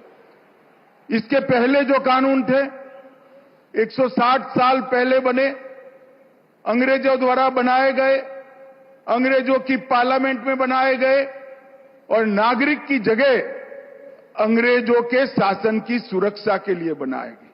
मोदी जी ये जो 3 कानून लेकर आए हैं, ये भारतीयों द्वारा बने, भारत की संसद में बने और भारत के नागरिकों को न्याय मिले, सुरक्षा मिले, इसके लिए बनाया गया है। प्रधानमंत्री जी ने एक आग्रह रखा था सरकार के सभी विभागों के सामने कि हमारे प्रशासन में से गुलामी के सभी चिन्हों को समाप्त कर नए भारत की सोच को प्रत्यापित करना चाहिए। और मुझे बड़ा संतोष है कि देश की 140 करोड़ जनता की सुरक्षा, सम्मान और उनके संविधानदत्त अधिकारों की रक्षा करने वाली सिस्टम हमारी आपराधिक न्याय प्रणाली अब पूर्णतया भारतीय आज से बन गई है और भारत के लोगों के बनाए हुए कानून से आप सबको न्याय मिलने वाला है। इसमें दंड की कोई जगह नहीं है, न्याय मिलना है। इससे किसी भी एफआईआर को मैं आपको विश्वास के साथ कहता हूं 3 साल में एक पूरे देश भर के हर यूनिट में इसका इम्प्लीमेंटेशन हो जाएगा। अब चंडीगढ़ में हो चुका है। आप कोई भी एफआईआर रजिस्टर कराइए, 3 साल के अंदर आपको न्याय मिलेगा। तारीख पे तारीख से आप मुक्ति पा जाएंगे। और Right, Home Minister Amit Shah there in Chandigarh. Do remember the Prime Minister is also going to be, in fact, he will be dedicating to the nation the implementation of the 3 transformative new criminal laws. And like we heard the Home Minister there talking about the Union Territory of Chandigarh that's become fully compliant with 100% implementation of the laws. Moving on now to more news, and this is in regard to Cyclone Fengal and the fury that continues. It continues to impact the coastline of Tamil Nadu, Puducherry as well as the other southern states. In Tamil Nadu particularly, 7 lives have been lost due to a landslide that took place that triggered another landslide in the state of Tamil Nadu. Schools were closed today in Puducherry because of the kind of rainfall that's been recorded in the last 24 hours. And it is the government there pushing for central aid. The Prime Minister there has assured of all possible help to the government. It is the DMK seeking a release of 2,000 crore rupees of funding as far as the aid to the state that's reeling under the aftermath of the cyclone. The cyclone has caused widespread destruction, severely affecting infrastructure, agriculture, and leading to the tragic loss of many lives. In light of the immense destruction caused by the cyclone, I urge the Government of India to provide immediate financial relief assistance of rupees 2,000 crore for the provision of essential aid to the affected communities and to support the restoration of infrastructure and rebuilding of agriculture sector. Additionally, I request that a team be dispatched comprising of representatives of union government to assess the damage in these districts and prepare a detailed report on the extent of the destruction. I request that the Government of India announce ex gratia payment to the families of those who have tragically lost their lives due to the cyclone's impact as a mark of compassion and solidarity, sir. Thank you, sir. The situation in Tamil Nadu is very serious. Flights suspended, trains disrupted, and normal life in 7 districts in Tamil Nadu were disrupted. I would request the Honorable Home Minister to rush the rescue and relief materials, send a survey team to assess the damages and to sanction adequate funds and grants to the Government of Tamil Nadu for the rehabilitation of the affected persons and to give compensation to the farmers so that the normalcy can be restored at the earliest. Thank you, sir. And with that, we're taking a very short break. Back with a whole lot more on the other side.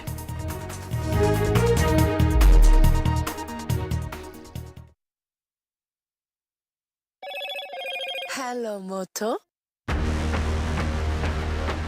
Motorola Edge 50 Pro, world's first AI-powered pro-grade camera.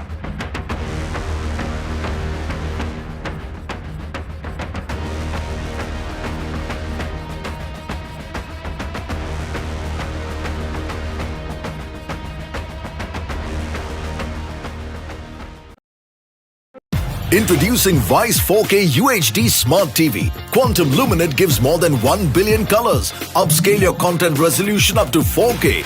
Enjoy your games with auto low latency mode. Watch your favorite movie with voice command. Play my favorite movie. Experience sound with Dolby Audio. Connect with your favorite apps and games on the Content Store. Powered by Web OS Hub. Connects with Apple devices. Unlimited family entertainment with Vice TV. Vice, the science of simple. It's a web of frauds, calls, luring emails, threatening messages. Cyber frauds have cast their net wide and everyone is at risk. We track the victims, their horror stories as they get conned online, extorted and robbed of their hard-earned money. How to identify a cyber fraud and how to stay cyber safe. What are your options? Fraud.con, NDTV initiative for cyber safety. Only on NDTV 24/7.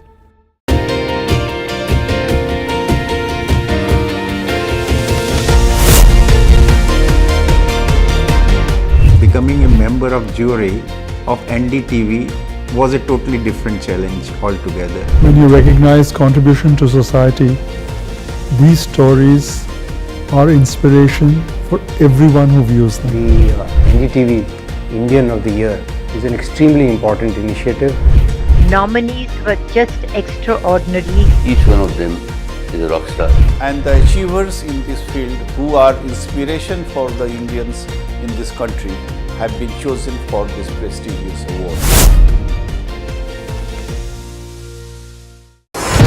NDTV proudly upholds its legacy of trust and credibility. According to the prestigious Reuters Institute's Digital News Report 2024, NDTV is the top-most news platform in the country. Number 1 in both online and offline reach in India. Beating all its competition, NDTV stands for trust. I've been reporting on all issues big and small from Andhra Pradesh, Telangana, rest of South India, bringing you all the action, all that you need to know, all that you want to know. The energy of Maximum City is infectious. I bring in that energy in our news coverage from financial capital Mumbai. India's IT capital is always buzz. It's literally a city that never sleeps. And I keep you ahead on all the Bengaluru buzz. Covering from the southernmost part of India over the last 23 years, I bring in-depth and 360-degree coverage from the Dravidian heartland. The land of Mishti is also known for its bitter politics. I have seen much water flow under the Howrah Bridge, covering Bengal in all its vivid colors.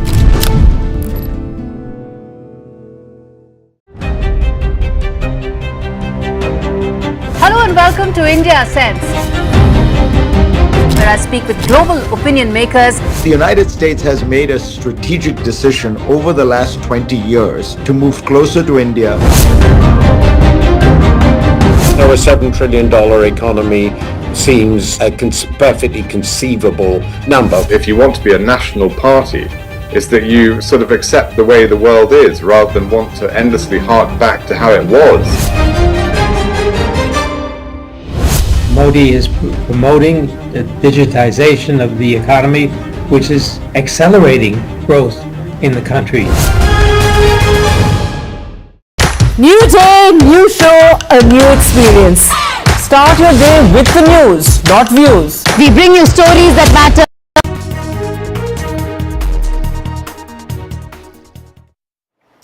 Welcome back. Let's get you the latest from Maharashtra. And this is the claim that is being made by the BJP in regard to Eknath Shinde, that Eknath Shinde can be made a minister at the centre. His union minister who has made this claim that it is Eknath Shinde, of course, who has been offered the role of deputy chief minister. But does he really want to take on that role after being the chief minister of the state of Maharashtra is the big question, and which is why perhaps there is that slight delay. Do remember that Eknath Shinde had gone on to say that it is the decision of the Prime Minister. He'll abide, he will not be an obstacle, and yet there seems to be some sort of a hiccup before that final announcement. Let's just listen in to what Union Minister Athawale had to say to my colleague Aishwarya. Athawale sir, why according to you there is delay in choosing the name of the Chief Minister of Maharashtra? There is no problem to select the name of the Maharashtra Chief Minister, but already the high command of the BJP told to the Eknath Shinde that he is not ready to give the Chief Minister to Eknath Shinde now, because already they have given the 2.5 years to Eknath Shinde, and now BJP is thinking that the Chief Minister should be from a BJP, and the name of the BJP's candidate is the Honorable Fadnavis. But now they officially they have not announced the name of the Chief Minister of Maharashtra. But today, tomorrow there is a meeting of Parliamentary parties meeting of the BJP, and they will announce the name of Fadnavis. But now Eknath Shinde is something upset, and but my suggestion is this: he will not accept the deputy CM of the Maharashtra. But as Devendra Fadnavis, he accepted the deputy CM birth in Eknath Shinde's government. And Devendra Fadnavis, Eknath Shinde should take the chance of the deputy CM in the Maharashtra state. If he is not ready to take that post, then he should be the chairman of the Maha. That is the alternative. Otherwise, he can come in the central and he should be the chairman of the Maha-Yuti. That is the alternative. Sir, if Mr. Shinde is upset, then how he can be accommodated or his party can be accommodated in the Maha-Yuti government that will function for next 5 years? No, that because all the MPs are thinking that Eknath Shinde should be in the government, and some MPs are also open to Eknath Shinde also. But all the MLAs are also saying that Narendra Modi and Amit Shah, which decision they will take, we are also expect that decision.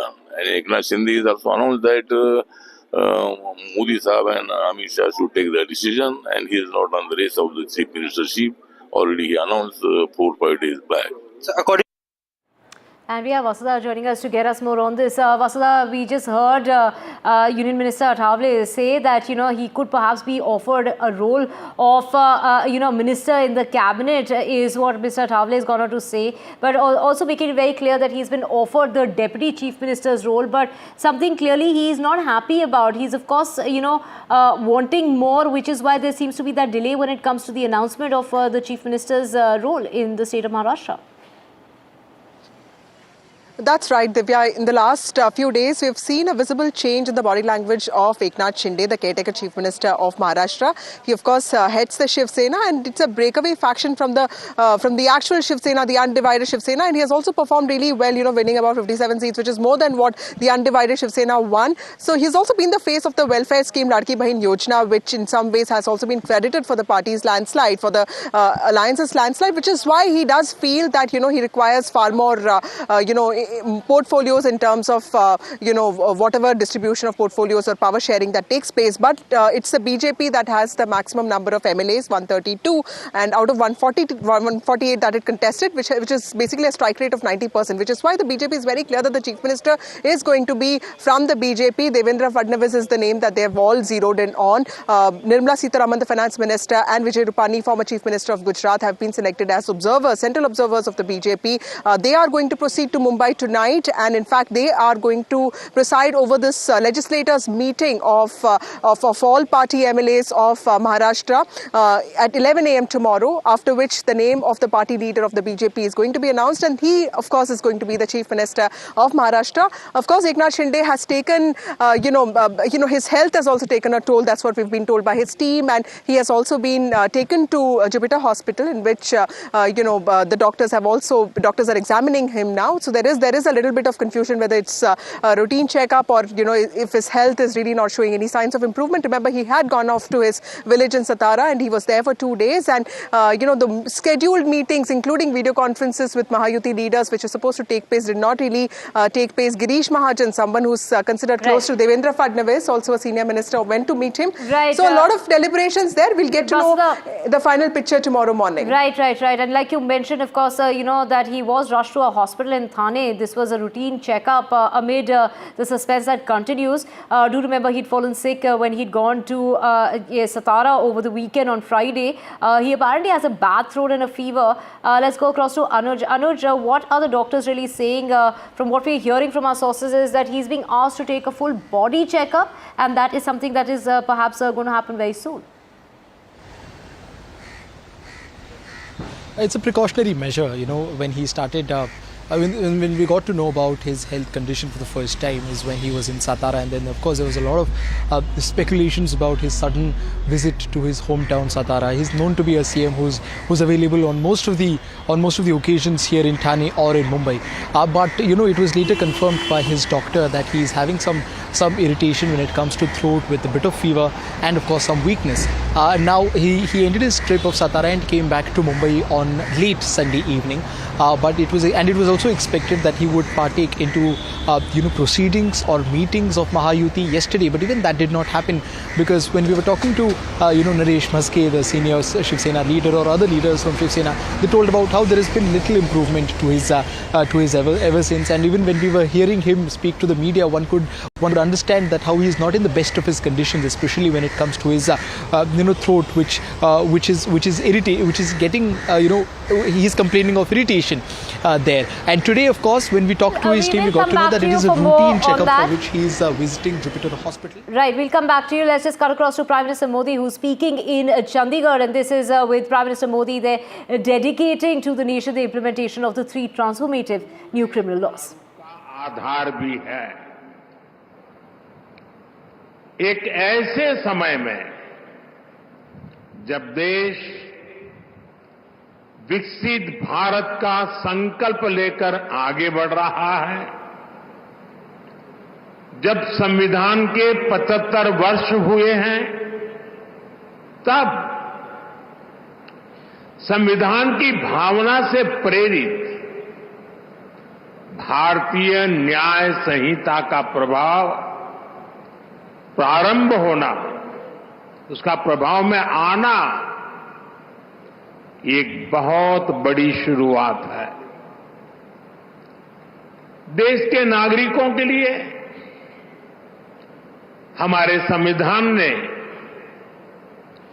जिन आदर्शों की कल्पना की थी, उन्हें पूरा करने की दिशा में ये ठोस प्रयास है। ये कानून कैसे अमल में लाए जाएंगे, अभी मैं इसका लाइव डेमो देख रहा था और मैं भी यहां सबसे आग्रह करता हूं कि समय निकाल करके इस लाइव डेमो को जरूर देखें। लॉ के स्टूडेंट देखें, बार के साथी देखें, जुडिशरी के भी साथियों को अगर सुविधा हो वे भी देखें। मैं इस अवसर पर सभी देशवासियों को भारतीय न्याय संहिता, नागरिक संहिता के लागू होने की अनेक अनेक शुभकामनाएं देता हूं और चंडीगढ़ प्रशासन से जुड़े सबको बधाई देता हूं। साथियों, देश की नई न्याय संहिता अपने आप में जितना समग्र दस्तावेज है, इसको बनाने की प्रक्रिया भी उतनी ही व्यापक रही है। इसमें देश के कितने ही महान संविधानविदों और कानूनविदों की मेहनत जुड़ी है। गृह मंत्रालय ने इसे लेकर जनवरी 2020 में सुझाव मांगे थे। इसमें देश के मुख्य न्यायाधीशों का सुझाव और मार्गदर्शन रहा। इनमें हाई कोर्ट्स के चीफ जस्टिस उन्होंने भरपूर सहयोग दिया। देश का supreme court, 16 high court, judicial academies, अनेकों लॉ इंस्टीट्यूशंस, सिविल सोसाइटी के लोग, अन्य बुद्धिजीवी, इन सब ने वर्षों तक मंथन किया, संवाद किया, अपने अनुभवों को पिरोया। आधुनिक परिप्रेक्ष्य में देश की जरूरतों पर चर्चा की गई। आजादी के 7 दशकों में न्याय व्यवस्था के सामने जो चैलेंजेज आए, उन पर गहन मंथन किया गया। हर कानून का व्यवहारिक पक्ष देखा गया, फ्यूचरिस्टिक पैरामीटर्स पर उसे कसा गया तब भारतीय न्याय संहिता अपने इस स्वरूप में हमारे सामने आई है। मैं इसके लिए देश के सुप्रीम कोर्ट का, ऑनरेबल जजेस का, देश की सभी हाई कोर्ट्स का, विशेषकर हरियाणा पंजाब हाई कोर्ट का मैं विशेष आभार प्रकट करता हूं। मैं बार का भी धन्यवाद करता हूं कि जिन्होंने आगे आकर इस न्याय संहिता की ओनरशिप ली है। बार के सभी साथी बहुत बहुत अभिनंदन के अधिकारी हैं। मुझे भरोसा है सबके सहयोग से बनी भारत की ये न्याय संहिता भारत की न्याय यात्रा में मील का पत्थर साबित होगी। साथियों, हमारे देश ने 1947 में आजादी हासिल की थी। आप कल्पना करिए, सदियों की गुलामी के बाद जब हमारा देश आजाद हुआ, पीढ़ियों के इंतजार के बाद, लक्षावधि लोगों के बलिदानों के बाद जब आजादी की सुबह आई, तब कैसे कैसे सपने थे, देश में कितना उत्साह था। देशवासियों ने भी सोचा था अंग्रेज गए हैं तो अंग्रेजी कानूनों से भी मुक्ति मिलेगी। अंग्रेजों के अत्याचार का, उनके शोषण का जरिया ये कानून ही तो थे। ये कानून बनाए भी तब गए थे जब अंग्रेजी सत्ता भारत पर अपना शिकंजा बनाए रखने के लिए कुछ भी करने को तैयार थी। 1857 में, और मेरे नौजवान साथियों को मैं कहूंगा याद रखिए, 1857 में देश का पहला बड़ा स्वाधीनता संग्राम लड़ा गया। उस 1857 के स्वातंत्र संग्राम ने अंग्रेजी हुकूमत की जड़ें हिला दी थी। देश के हर कोने में बहुत बड़ी चुनौती पैदा कर दी थी। तब जाकर के उसके जवाब में अंग्रेज 1860 में, 3 साल के बाद, इंडियन पिनल कोड यानी आईपीसी लेकर आए। फिर कुछ साल बाद इंडियन एविडेंस एक्ट लाया गया और फिर सीआरपीसी का पहला ढांचा अस्तित्व में आया। इन कानूनों की सोच और मकसद यही था कि भारतीयों को दंड दिया जाए, गुलाम रखा जाए। और दुर्भाग्य देखिए, आजादी के बाद दशकों तक हमारे कानून उसी दंड संहिता और पिनल माइंडसेट के इर्द गिर्द ही घूमते रहे, मंडराते रहे। और जिनका इस्तेमाल नागरिकों को गुलाम मानकर होता था। समय समय पर इन कानूनों में छोटे मोटे सुधार करने के प्रयास हुए, लेकिन इनका चरित्र वही बना रहा। आजाद देश में गुलामों के लिए बने कानूनों को क्यों ढोया जाए?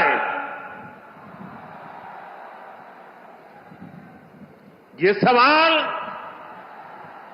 न हमने खुद से पूछा, न शासन कर रहे लोगों ने इस पर विचार करने की जरूरत समझी।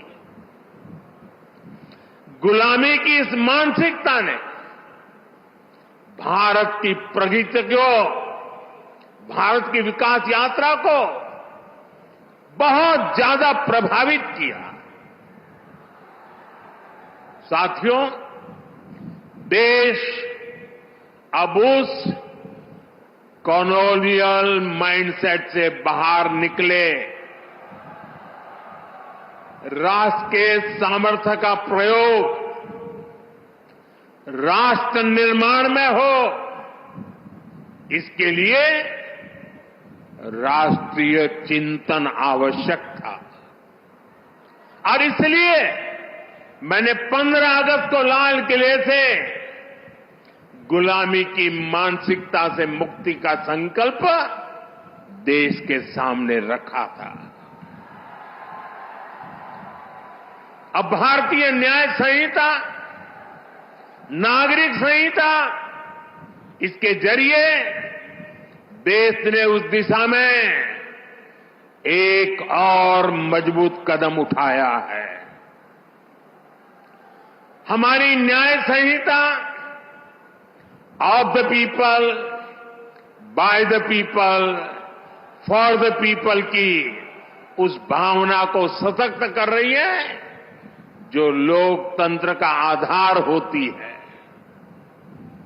साथियों, न्याय संहिता समानता, समरसता और सामाजिक न्याय के विचारों से बुनी गई है।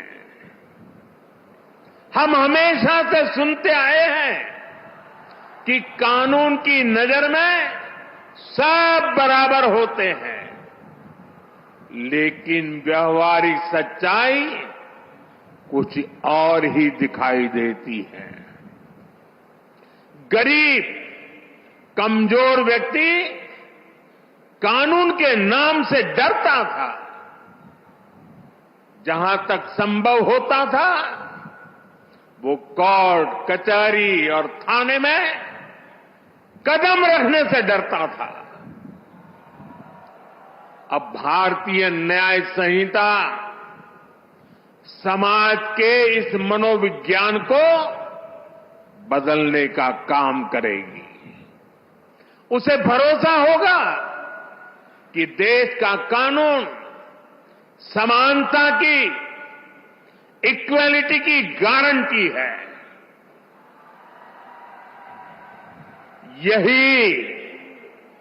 यही सच्चा सामाजिक न्याय है, जिसका भरोसा हमारे संविधान में दिलाया गया है। साथियों, भारतीय न्याय संहिता, भारतीय नागरिक सुरक्षा संहिता हर पीड़ित के प्रति संवेदनशीलता से परिपूर्ण है।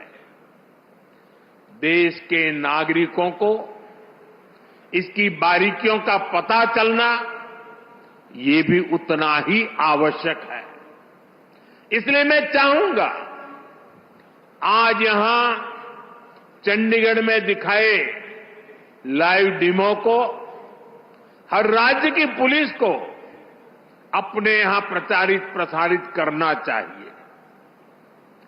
जैसे शिकायत के 90 दिनों के भीतर पीड़ित को केस की प्रगति से संबंधित जानकारी देनी होगी।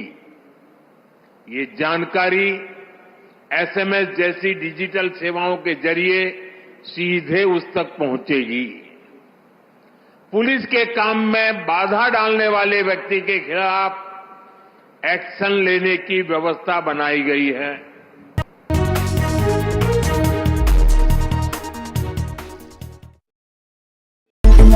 It's a web of frauds, calls, luring emails, threatening messages. Cyber frauds have cast their net wide and everyone is at risk. We track the victims, their horror stories as they get conned online, extorted and robbed of their hard-earned money. How to identify a cyber fraud and how to stay cyber safe. What are your options? Fraud.con, NDTV initiative for cyber safety. Only on NDTV 24/7.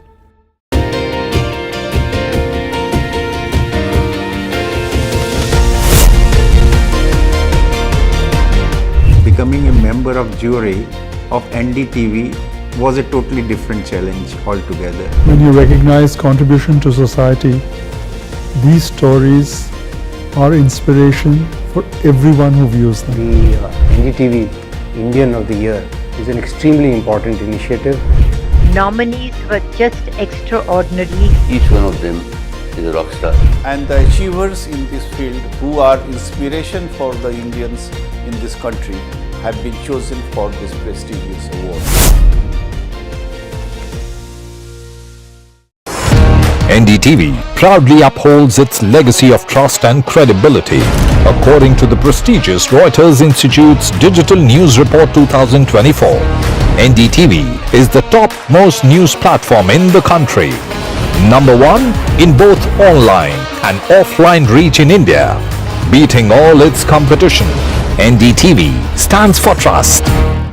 I've been reporting on all issues big and small from Andhra Pradesh, Telangana, rest of South India, bringing you all the action, all that you need to know, all that you want to know. The energy of maximum city is infectious. I bring in that energy in our news coverage from financial capital Mumbai. India's IT capital is always buzz. It's literally a city that never sleeps. And I keep you ahead on all the Bengaluru buzz. Covering from the southernmost part of India over the last 23 years, I bring in-depth and 360-degree coverage from the Dravidian heartland. The land of Mishti is also known for its bitter politics. I have seen much water flow under the Howrah Bridge, covering Bengal in all its vivid colors.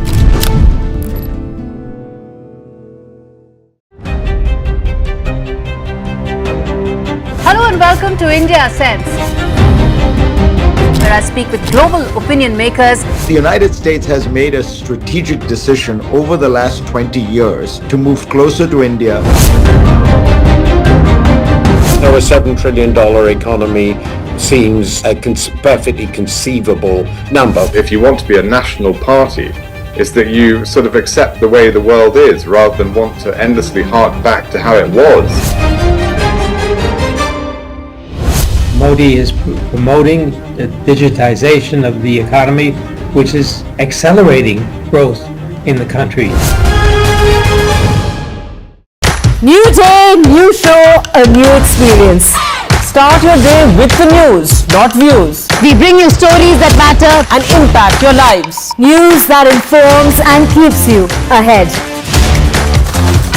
From Maximum City, Mumbai, to the seat of governance, Delhi, NDTV brings to you the best breakfast show. The breakfast show only on NDTV 24/7 every morning at 8 a.m. In today's interconnected world, India's voice is more crucial than ever. When India speaks, the world listens. At NDTV World, we are that voice, bringing you intelligent and insightful news from India and beyond. From geopolitics and diplomacy to economic shifts, migrations, tech disruptions, and the stories of our diaspora, we cover the news that shapes our global future. NDTV World, your new home for global news is here. It's a web of frauds, calls, luring emails, threatening messages. Cyber frauds have cast their net wide and everyone is at risk. We track the victims, their horror stories as they get conned online, extorted and robbed of their hard-earned money. How to identify a cyber fraud and how to stay cyber safe. What are your options? Fraud.con, NDTV initiative for cyber safety. Only on NDTV 24/7.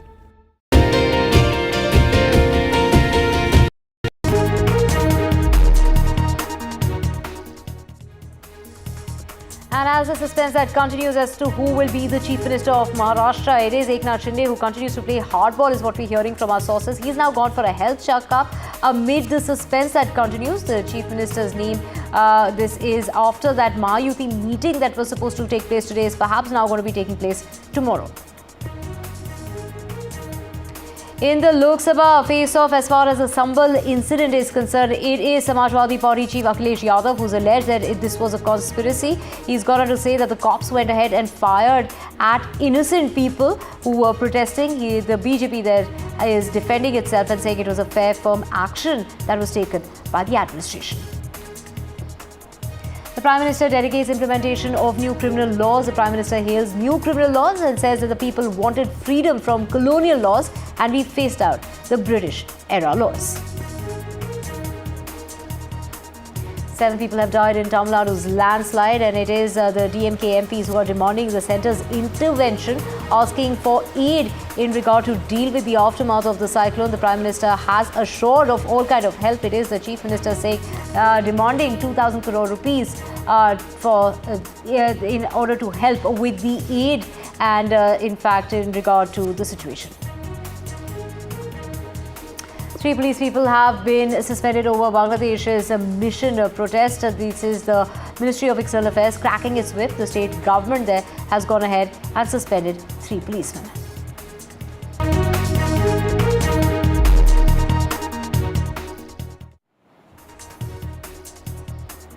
A very good afternoon. You're watching NDTV 24/7. I'm Divya Vatwa. Let's get to your top story, and that's the date for the Maharashtra oath-taking ceremony that's drawing near, but still that announcement that's awaited. And from what we're hearing from our sources is that the announcement could come about not as soon as today, but we'll have to wait till tomorrow. 24 hours before the swearing-in ceremony is when the announcement is expected. And in the meantime, 48 hours before that oath-taking ceremony, preparations are underway in the state of Maharashtra.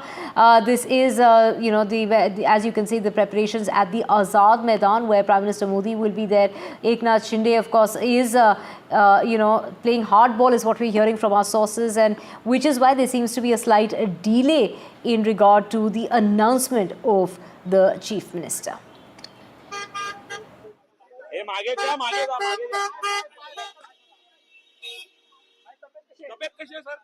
ये शिवसेना की तरफ से कितने लोग शपथ लेंगे, कितने लोग? नहीं, इसके बारे में कोई जानकारी नहीं है। सीएम साहब इसकी घोषणा करेंगे। क्या एकनाथ शिंदे जी सरकार का हिस्सा होंगे? एकनाथ शिंदे जी सरकार का हिस्सा होंगे? इसके बारे में कल शाम में सब डिसाइड होगा। आज कुछ भी उसके बारे में बताया नहीं जा सकता। मुझे लगता है कि सबसे बड़ी पार्टी भारतीय जनता पार्टी बनी है। दूसरा, शिंदे जी ने ही स्टेटमेंट दिया था कि भाजपा के सीएम बने तो मुझे कोई तकलीफ नहीं है। तो मुझे लगता है, मेरी बात नहीं हुई लेकिन मुझे लगता है कि इस बार बारी भाजपा के सीएम बनने की होगी, ऐसी संभावना है। एकनाथ शिंदे महाराष्ट्र के केयरटेकर मुख्यमंत्री है। अगर मुख्यमंत्री कैसा डिसअपियर या गायब हो सकता है? देखिए, सब एक खेल चल रहा है महाराष्ट्र में। 10 दिन हो चुके हैं, बहुमत है उनके पास, पूरा भारी बहुमत है, फिर भी ये लोग मुख्यमंत्री का नाम, भारतीय जनता पार्टी के पार्लियामेंट्री नेता का नाम अब तक घोषित नहीं कर पा रहे हैं, और राजभवन से अब तक सरकार बनाने का न्योता भी नहीं मिला है। ये सब दिल्ली का खेल है। And we have Anuj joining us. Anuj, in regard to the claims that are being made is that the Deputy Chief Minister's role has been offered to Eknath Shinde, but he doesn't seem to be very happy with what he's being offered at the moment.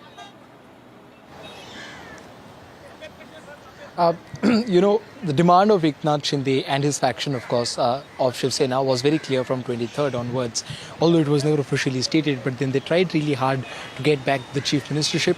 But, curtains were drawn on that particular argument when Eknath Shinde himself addressed a press gathering and told that he's out of the contention, when it comes to the chief ministership. After that, we saw him, trying really hard for positions, top portfolios here in Maharashtra, be it the Home Ministry or even the Finance Ministry, both of which was difficult for the BJP to let go of either from itself or from the quota of NCP.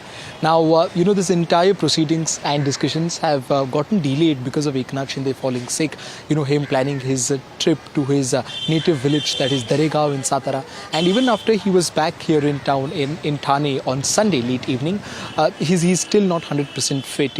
Yesterday we saw that he did not really meet anyone, so all of those meetings were postponed to another day. But all of this started becoming, a little problematic because the Bharatiya Janata Party had already, unilaterally though, had already announced the date for oath-taking ceremony. And since that announcement was made, we saw that several leaders from NCP and BJP camp visited Azad Maidan to inspect the proceedings. But up until today morning, we did not really see a single Shiv Sena leader go there. Today morning we saw Sanjay Shirsat and Gulab Rao Patil, senior leaders of Shiv Sena, visit this place to inspect in the presence of Chandrasekhar Bawankule as well.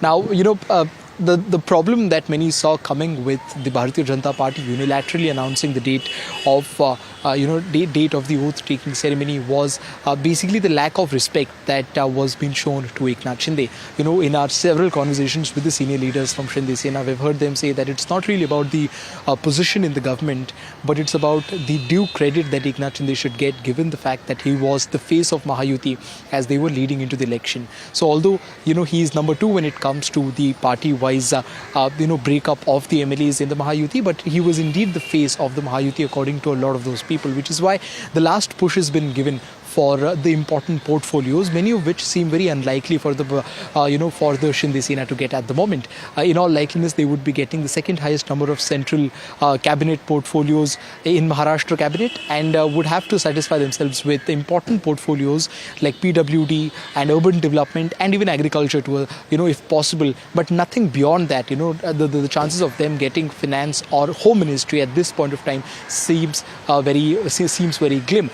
Although what exactly is the stance of Eknath Shinde when it comes to taking part actively in the government, and accepting the position of Deputy Chief Ministership is something that we really need to wait and watch out for, because we had Ajit Pawar talk to the media a few days ago. Anuj, just hold that thought. Let's cut across to the External Affairs Minister Jai Shankar, who's speaking in the Lok Sabha. China is an illegal occupation of 38,000 square kilometers of Indian territory in Aksai Chin as a result of the 1962 conflicts and the event that preceded it. Furthermore, Pakistan illegally ceded 5,180 square kilometers of Indian territory to China in 1963, which has been under its occupation since 1948. India and China have held talks for multiple decades to resolve the boundary issue. While there is a line of actual control, LAC, it does not have a common understanding in some areas. We remain committed to engaging with China through bilateral discussions to arrive at a fair, reasonable, and mutually acceptable framework for a boundary settlement.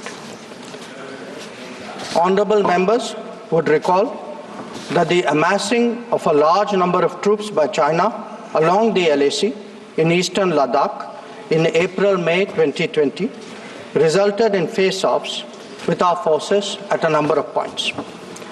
The situation also led to disruption of patrolling activities. It is to the credit of our armed forces that despite logistical challenges and the then prevailing COVID situation, they were able to counter-deploy rapidly and effectively. Honorable Speaker, sir, the House is well aware of the circumstances leading to the violent clashes in Galwan Valley in June 2020. In the months thereafter, we were addressing a situation that had not only seen fatalities for the first time in 45 years, but also a turn of events serious enough for heavy weaponry to be deployed in close proximity to the LAC.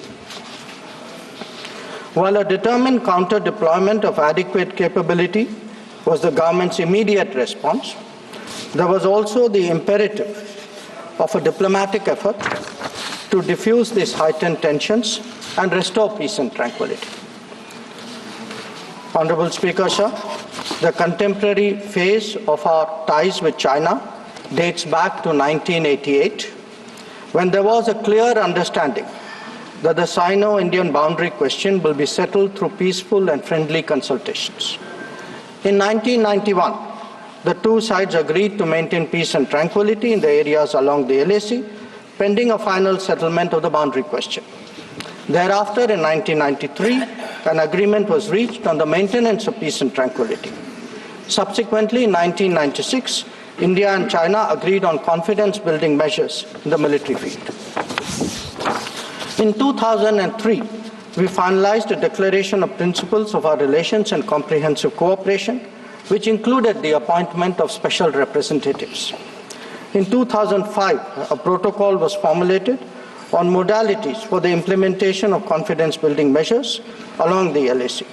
At the same time, the political parameters and guiding principles for the settlement of the boundary question was agreed to. In 2012, a working mechanism for consultation and coordination, WMCC, was established, and a year later, we reached an understanding on border defense cooperation as well. Speaker, sir, the purpose of my recalling these agreements is to underline the elaborate nature of our shared efforts to ensure peace and tranquility, and to emphasize the seriousness of what its unprecedented disruption in 2020 implied for our overall relationship. The situation arising after our counter-deployment in 2020 called for multiple sets of responses. The immediate priority was to ensure disengagement from friction points so that there would be no further untoward incidents or clashes. This, sir, has been fully achieved, as I will explain. The next priority will be to consider de-escalation that would address the massing of troops along the LAC with associated accompaniments. It is also evident that the management of border areas will require further attention in the light of our recent experiences. In all of this, we were and we remain very clear that the three key principles must be observed in all circumstances. One, both sides should strictly respect and observe the LAC. Two, neither side should attempt to unilaterally alter the status quo. And three, agreements and understandings reached in the past must be fully abided by in their entirety. Honorable members would appreciate that as a result of the sustained tension and specific developments in the border areas, our overall relationship with China was bound to be impacted adversely. In the new circumstances, it was obviously not possible to continue the normal exchanges, interactions, and activities as in the past. In this regard, we made clear that the development of our ties were contingent on the principles of mutual sensitivity, mutual respect, and mutual interest. Throughout this period, honorable members would also be aware that government has maintained that India-China relations cannot be normal in the absence of peace and tranquility in the border areas. The combination of a firm and principled stance on the situation in the border areas, as well as a clearly articulated approach to the totality of our ties, have been the foundation of our engagement with China for the last 4 years. We have been very clear that the restoration of peace and tranquility would be the basis for the rest of the relationship to move forward. Since 2020, our engagement was therefore focused on these objectives. This took place at various levels involving different arms of the government. I myself have had meetings with my Chinese counterpart, as indeed has my senior colleague, Raksha Mantriji. Our NSA has also engaged his Chinese counterpart, both being special representatives on the boundary question. More detailed discussions were conducted by the Working Mechanism for Cooperation and Coordination, WMCC, at the diplomatic level. Its military counterpart was the Senior Highest Military Commanders Meeting, SHMC mechanism. The interactions were naturally very tightly coordinated with a combined presence in the negotiations of both diplomatic and military officials. Since June 2020, 17 meetings of the WMCC and 21 rounds of SHMC have taken place. So, in this background, I would like, sir, to inform the House today about the agreement reached on 21 October 2024 regarding Depsang and Demchok. The twin considerations of an unstable local situation and an impacted bilateral relationship were clearly the drivers for these recent endeavors. These two areas have been the focus of our discussions in both WMCC and SHMC with the Chinese side since September 2022, when the last disengagement agreement was concluded at Hot Springs area. In the lead up to the October 21 agreement, I had discussed both the specific disengagement issue as well as the larger relationship with my Chinese counterpart in Astana on 4 July and Vientiane on 25 July. Our national security advisors, ours and the Chinese, met in St. Petersburg on 12 September, and the problem in these two areas pertained primarily to obstructions of our long-standing patrolling activity. In Demchok, there was also the question of access by our nomadic population to traditional grazing grounds, as well to sites of significance to the local people. As a result of this recent understanding, arrived at, after intensive negotiations, resumption of patrolling to the traditional areas is underway. It was initially tested by sending out patrols for verification of disengagement on the ground and is being followed up by regular activities as per the agreed understanding. Following the October 21 understanding, Prime Minister and President Xi Jinping had a meeting on the sidelines of the BRICS summit in Kazan on October 23.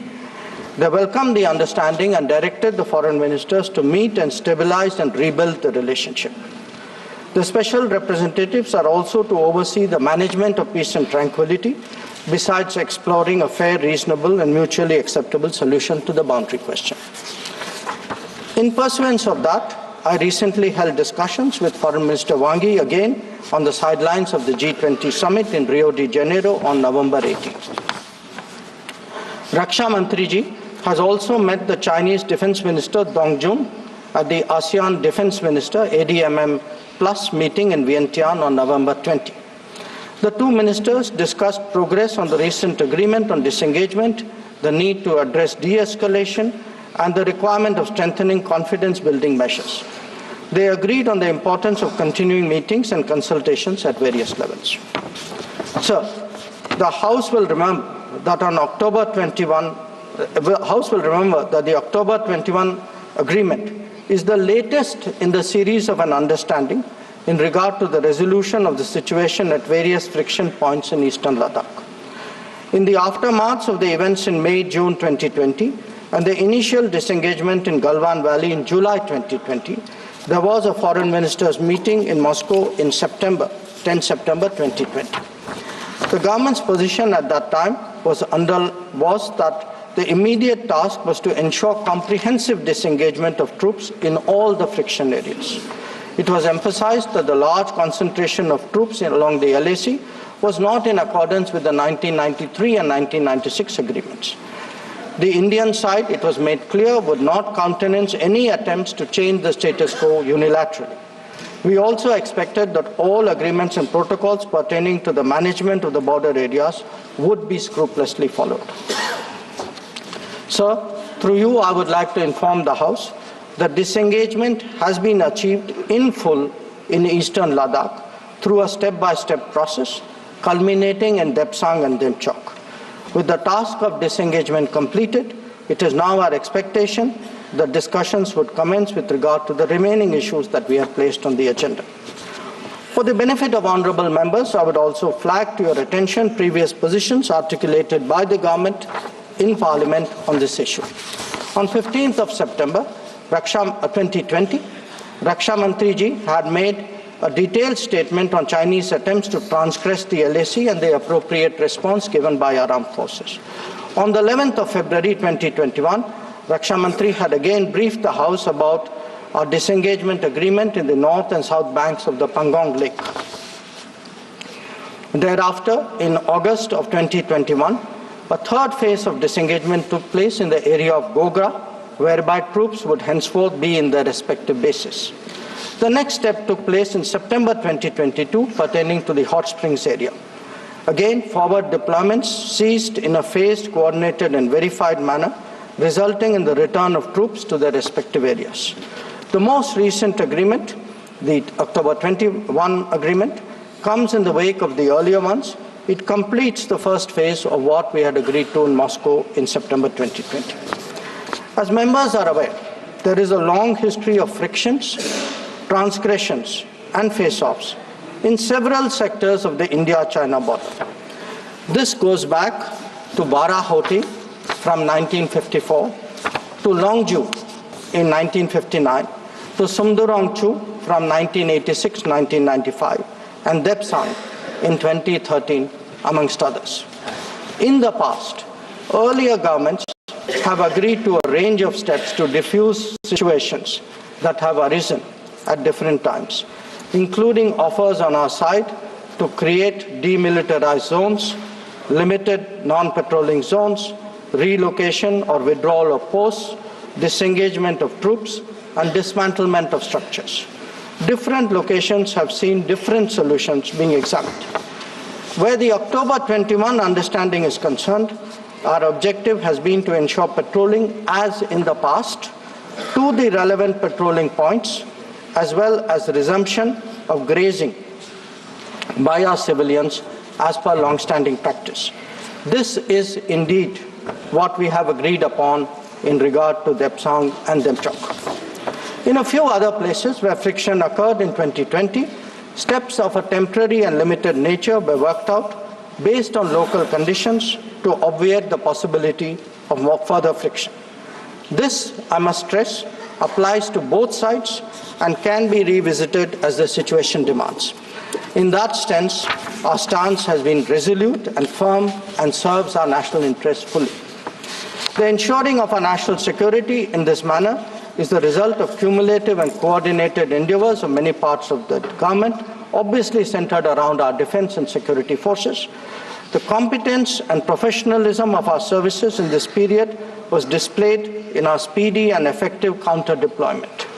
In the negotiations with China, the defense and diplomatic arms worked in lockstep to ensure that our national interests were comprehensively met. So, in that context, the House would also recognize that there has been a significant improvement in the border infrastructure, which has made such effective counter-deployment possible. This is reflected, amongst others, in the increase of border infrastructure allocations in the last decade. The Border Roads Organization, BRO, alone has incurred 3 times the expenditure level of what it was a decade ago. Whether it is the length of the road networks, of the bridges, or the number of tunnels, there has been a substantial increase over the earlier period. Notable milestones in recent years include the Atal Tunnel to Lahul Spiti, the Sela and the Nechifu tunnels to Tawang, the Umlingla Pass Road in southern Ladakh, and the extended opening of the Zojila axis. Work is progressing on some strategically important roads and airfields in Ladakh. The adoption of new technologies in high altitude, remote, inaccessible and permafrost areas has also been significant. All of this reflects the government's firm commitment to protecting our borders and ensuring that our armed forces get the facilities and the logistical support that they deserve. Finally, sir, let me share with honorable members our expectation regarding the direction of our ties with China in the near future. Our relationship had progressed in many domains, but was obviously negatively affected by recent events. We are clear that the maintenance of peace and tranquility in border areas is a prerequisite for the development of our ties. In the coming days, we will be discussing both de-escalation as well as effective management of our activities in the border areas. The conclusion of the disengagement phase now allows us to consider other aspects of our bilateral engagement in a calibrated manner, keeping our national security interests first and foremost. In my recent meeting with Foreign Minister Wang Yi, we reached an understanding that the special representatives and the foreign secretary level mechanisms will be convening soon. I thank you, sir, and the honorable members for their attention, and I'm confident that the government has the full support in addressing the complexities of this important issue.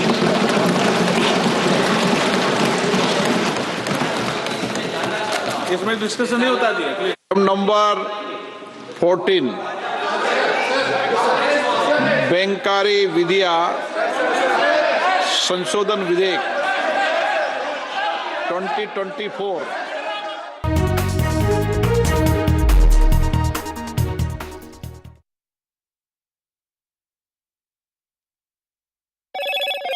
Hello, Moto.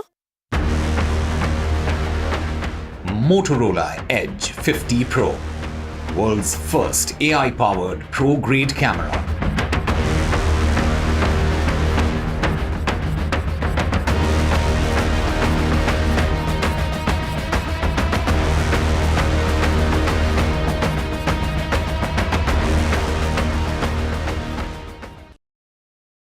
Introducing Vice 4K UHD Smart TV. Quantum Luminate gives more than 1 billion colors. Upscale your content resolution up to 4K. Enjoy your games with auto low latency mode.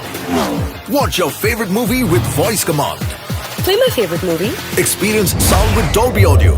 Connect with your favorite apps and games on the Content Store. Powered by Web OS Hub. Connects with Apple devices. Unlimited family entertainment with Vice TV. Vice, the science of simple.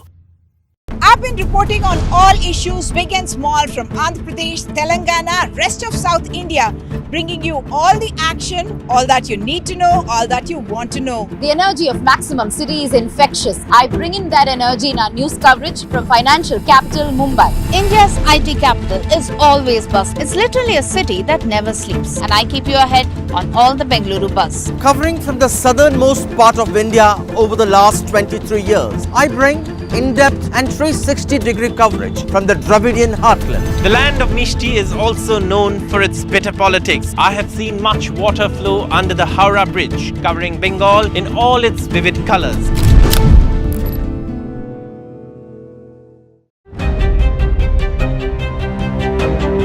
Hello and welcome to India Sense, where I speak with global opinion makers. The United States has made a strategic decision over the last 20 years to move closer to India. Now a $7 trillion economy seems a perfectly conceivable number. If you want to be a national party, it's that you sort of accept the way the world is rather than want to endlessly hark back to how it was. Modi is promoting the digitization of the economy, which is accelerating growth in the country. New day, new show, a new experience. Start your day with the news, not views. We bring you stories that matter and impact your lives. News that informs and keeps you ahead. From Maximum City, Mumbai, to the seat of governance, Delhi, NDTV brings to you the best breakfast show. The breakfast show only on NDTV 24/7 every morning at 8 a.m. In today's interconnected world, India's voice is more crucial than ever. When India speaks, the world listens. At NDTV World, we are that voice, bringing you intelligent and insightful news from India and beyond. From geopolitics and diplomacy to economic shifts, migrations, tech disruptions, and the stories of our diaspora. We cover the news that shapes our global future. NDTV World, your new home for global news is here. It's a web of frauds, calls, luring emails, threatening messages. Cyber frauds have cast their net wide and everyone is at risk. We track the victims, their horror stories as they get conned online, extorted and robbed of their hard-earned money. How to identify a cyber fraud and how to stay cyber safe. What are your options? Fraud.con. NDTV initiative for cyber safety. Only on NDTV 24/7.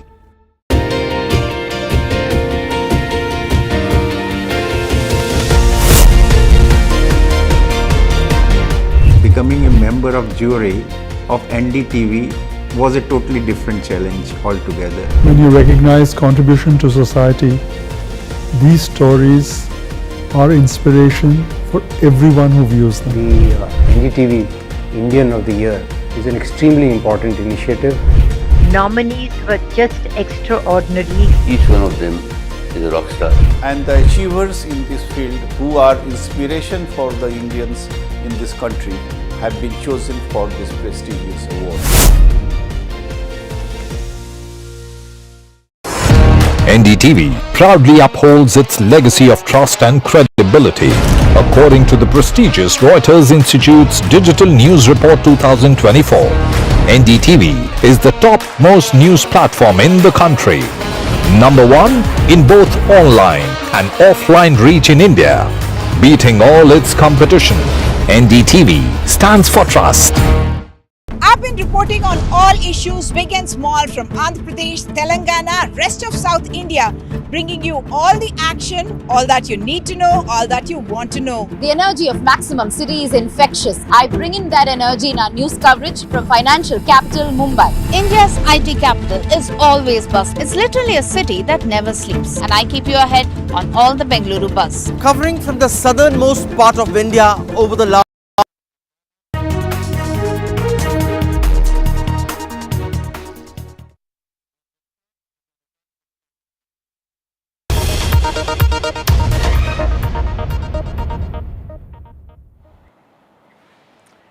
Welcome back. A short while ago, External Affairs Minister Dr. Jaishankar addressed the Parliament on the China situation. He spoke about the improved ties between India and China. He also said that there has been full disengagement and that patrolling of traditional areas in Ladakh is underway. Let's just listen into what the External Affairs Minister had to say. The House is aware that our ties have been abnormal since 2020. When peace and tranquility in the border areas were disturbed as a result of Chinese actions. Recent developments that reflect our continuous diplomatic engagement since then have set our ties in the direction of some improvement. The House is cognizant of the fact that China is an illegal occupation of 38,000 square kilometers of Indian territory in Aksai Chin as a result of the 1962 conflicts and the event that preceded it. Furthermore, Pakistan illegally ceded 5,180 square kilometers of Indian territory to China in 1963, which has been under its occupation since 1948. India and China have held talks for multiple decades to resolve the boundary issue. While there is a line of actual control, LAC, it does not have a common understanding in some areas. We remain committed to engaging with China through bilateral discussions to arrive at a fair, reasonable, and mutually acceptable framework for a boundary settlement. Honorable members would recall that the amassing of a large number of troops by China along the LAC in eastern Ladakh in April-May 2020 resulted in face-offs with our forces at a number of points. The situation also led to disruption of patrolling activities. It is to the credit of our armed forces that despite logistical challenges and the then prevailing COVID situation, they were able to counter-deploy rapidly and effectively. Honorable Speaker, sir, the House is well aware of the circumstances leading to the violent clashes in Galwan Valley in June 2020. In the months thereafter, we were addressing a situation that had not only seen fatalities for the first time in 45 years, but also a turn of events serious enough for heavy weaponry to be deployed in close proximity to the LAC. While a determined counter-deployment of adequate capability was the government's immediate response, there was also the imperative of a diplomatic effort to diffuse these heightened tensions and restore peace and tranquility. All right, let's go across to Vishnu now for more on the External Affairs Minister addressing Parliament. And Vishnu, he spoke about how there's been full disengagement in eastern Ladakh. He said ties have improved and the next priority is de-escalation. In fact, this is the most comprehensive statement by the Government of India since the disengagement process has begun. But let me be very clear, this was an extremely guarded, cautious and thought-out response from the External Affairs Minister, Dr. S. Jaishankar. He said that ties between India and China have taken the direction of some improvement. Some improvement were the words that he used. It is not back to normal. He's spoken about how this is part of a series of steps which will now need to be taken for an eventual restoration of the true potential of the relationship between India and China.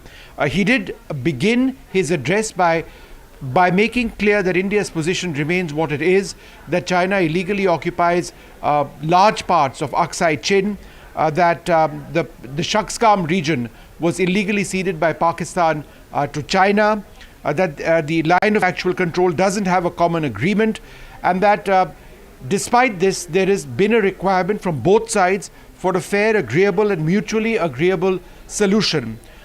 He did talk about the 2020 situation.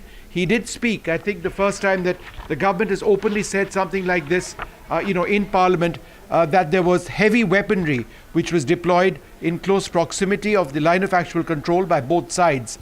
He did then go through all of the agreements between India and China since the 80s, which were aimed at trying to resolve the border issue, referring to the border issue, to build confidence-building measures, to look at protocols which were there, to promote peace and tranquility. And he said that anything that needed to be done here onwards needed to consider and be based on all of the agreements which India and China have looked at for a long period of time. He did outline the diplomatic steps which India and China have taken, the dozens of meetings which have taken place, including at the military level, and has said that as far as Demchok in the south of Ladakh is concerned and Depsang to the north of the line of actual control in Ladakh is concerned, Indian soldiers are back to their patrolling activities. He did point out that there remain some critical areas where there are differences between both countries. All right, Vishnu, thanks so much for joining us with all those details. So comprehensive statement there by the External Affairs Minister on the situation with China and the situation in Ladakh. But let's now return to Parliament, where Finance Minister Nirmala Sitharaman is speaking and proposing amendments in banking laws. Nirmala Sitharaman, even as she's speaking, there is some amount of opposition ruckus that is taking place. And the Reserve Bank of India Act are proposed, unquote. So in order to achieve the same, amendments to the following acts are being proposed through the banking laws. So बोलिए कौन सा rules है बताइए rules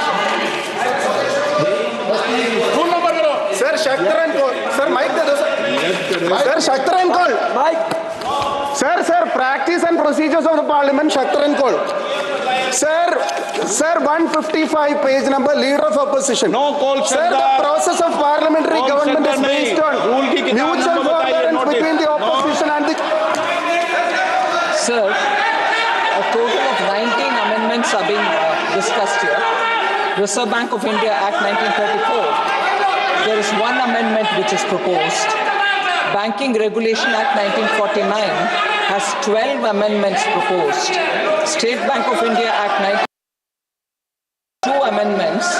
Banking Companies and Acquisition Transfer of Undertaking Act 1970 has 2 amendments.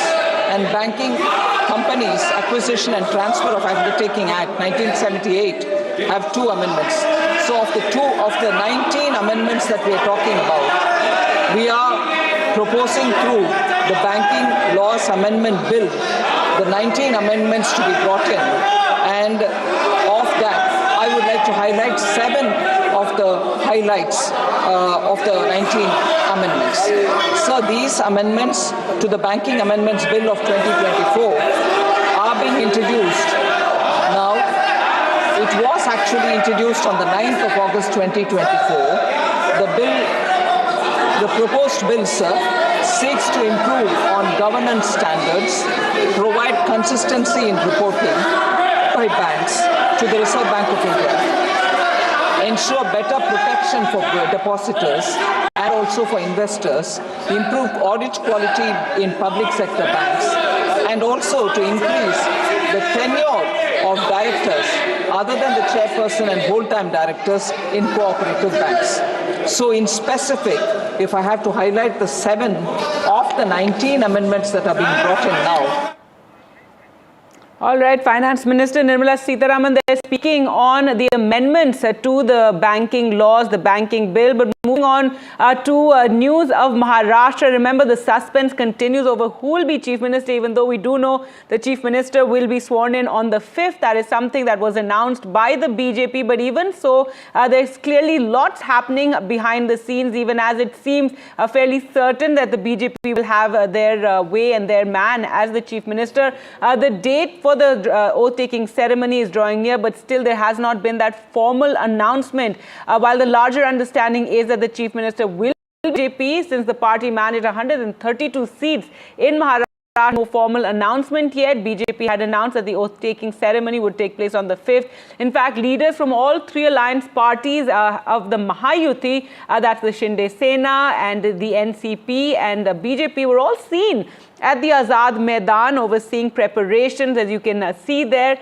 Eknath Shinde, who earlier said that he would accept Prime Minister Modi's choice, continues to play hardball. Today he was taken to Thane's Jupiter Hospital today afternoon after doctors recommended a full examination of his health and medical status.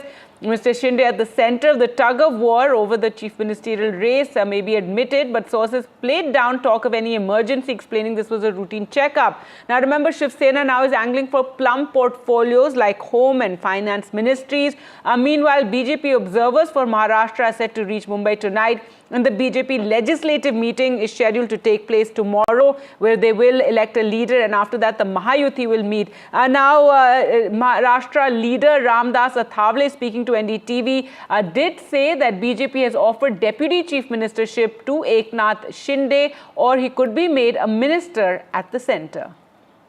Athawale sir, why according to you there is a delay in choosing the name of the chief minister of Maharashtra? There is no problem to select the name of the Maharashtra chief minister, but already the high command of the BJP told to the Eknath Shinde that he is not ready to give the chief ministership to Eknath Shinde now, because already they have given the 2.5 years to Eknath Shinde, and now BJP is thinking that the chief minister should be from a BJP, and the name of the BJP's candidate is the Honorable Fadnavis. But now they officially they have not announced the name of the chief minister of Maharashtra. But today, tomorrow there is a meeting of the Parliamentary party, the meeting of the BJP, and they will announce the name of Fadnavis. But now Eknath Shinde is something upset, and but my suggestion is this: he will not accept the deputy CM of the Maharashtra. But as Devendra Fadnavis, he accepted the deputy CM birth in Eknath Shinde's government. And Devendra Fadnavis, Eknath Shinde should take the chance of the deputy CM in the Maharashtra state. If he is not ready to take that post, then he should be the chairman of the Maha.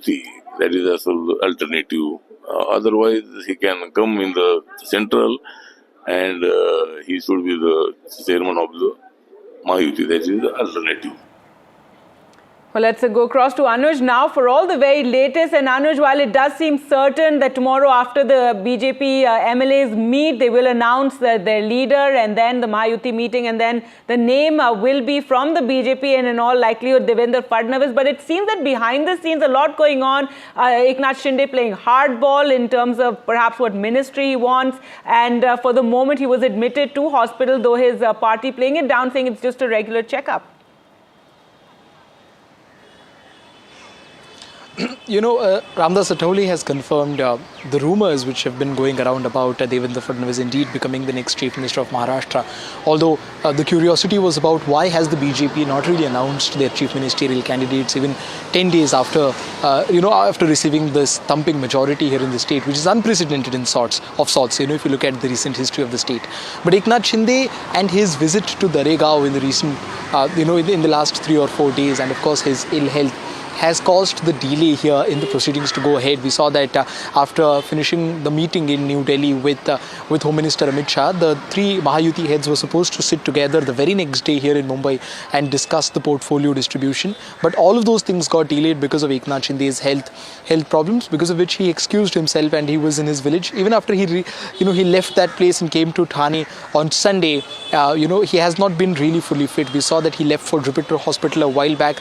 His team continues to state that it is just a normal health checkup which is expected, which was scheduled to be done 2 days after he had returned back to the city. But a bigger question here is about what is the elbow space that the BJP will allow Eknath Shinde to get away with. We're already seeing that by delaying their official announcement of the chief ministerial candidate, or by making it very clear that they are ready to make compromises when it comes to offering a deputy chief ministership, or even by giving Eknath Shinde's party the ministries which he had last time around. They are in a position where they will be making some sort of compromises, but not on certain key portfolios.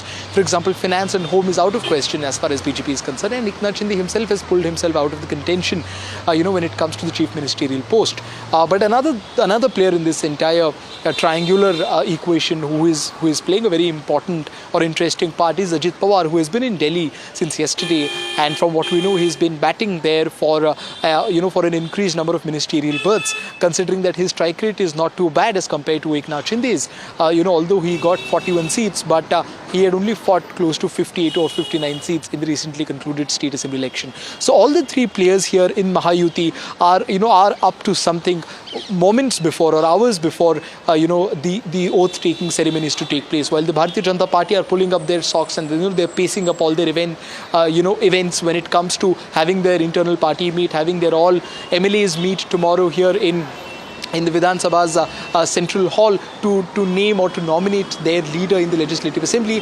The Shinde Sena has been a little aloof when it comes to taking part in inspecting or overlooking at the preparations that have been put in place when it comes to the oath-taking ceremony here in Azad Maidan. Whereas NCP, which was one of the first parties in this entire alliance to have made it very clear that there is no problem, or they would have no problem if Devendra Fadnavis indeed becomes the next Chief Minister of the state. So it is a triangular equation that needs to be taken into consideration just hours before the oath-taking ceremony begins.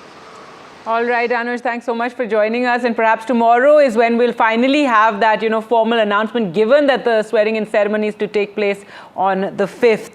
Well, news now from the Lok Sabha today, and finally Parliament functioned after 1 week of a washout and continuous disruptions. Today, Samajwadi Party MP Akhilesh Yadav raised the issue of Sambhal violence and alleged that the incident was orchestrated as part of a well-planned conspiracy. During 0 hour in the Lok Sabha, Akhilesh Yadav raised the recent violence, indirectly accusing the BJP of the well-planned conspiracy to shoot down the harmony of the district. Lok Sabha witnessed Akhilesh Yadav versus BJP debate on the Sambhal violence as the former alleged killing of innocent people in police firing, while the BJP denied the allegation. The MP alleged that the Sambhal mosque survey and the subsequent violence were orchestrated to divert attention from irregularities during the UP by-polls, claiming police opened fire on protesters. संभल जो इसलिए जाना जाता था कि भाईचारे के साथ वहाँ रहते हैं लोग, वहाँ अभी से नहीं, सदियों पुराना भाईचारा हजारों साल से इसी तरह रहते आए हैं। लेकिन अचानक ये जो घटना हुई है, ये सोची समझी रणनीति के तहत वेल प्लान्ड हुआ है और वहाँ के भाईचारे को गोली मारने का काम हुआ है। जो घटना हुई है वो सोची समझी साजिश है। वहाँ जो खुदाई की बात लगातार अध्यक्ष महोदय देश में कोने कोने पर भारतीय जनता पार्टी और उनके सहयोगी और समर्थक शुभचिंतक बार बार खुदाई की जो बात कर रहे हैं अध्यक्ष महोदय, ये खुदाई जो है हमारे देश का सौहार्द, हमारे देश का भाईचारा, हमारे देश का गंगा जमनी तहजीब को खो देगा।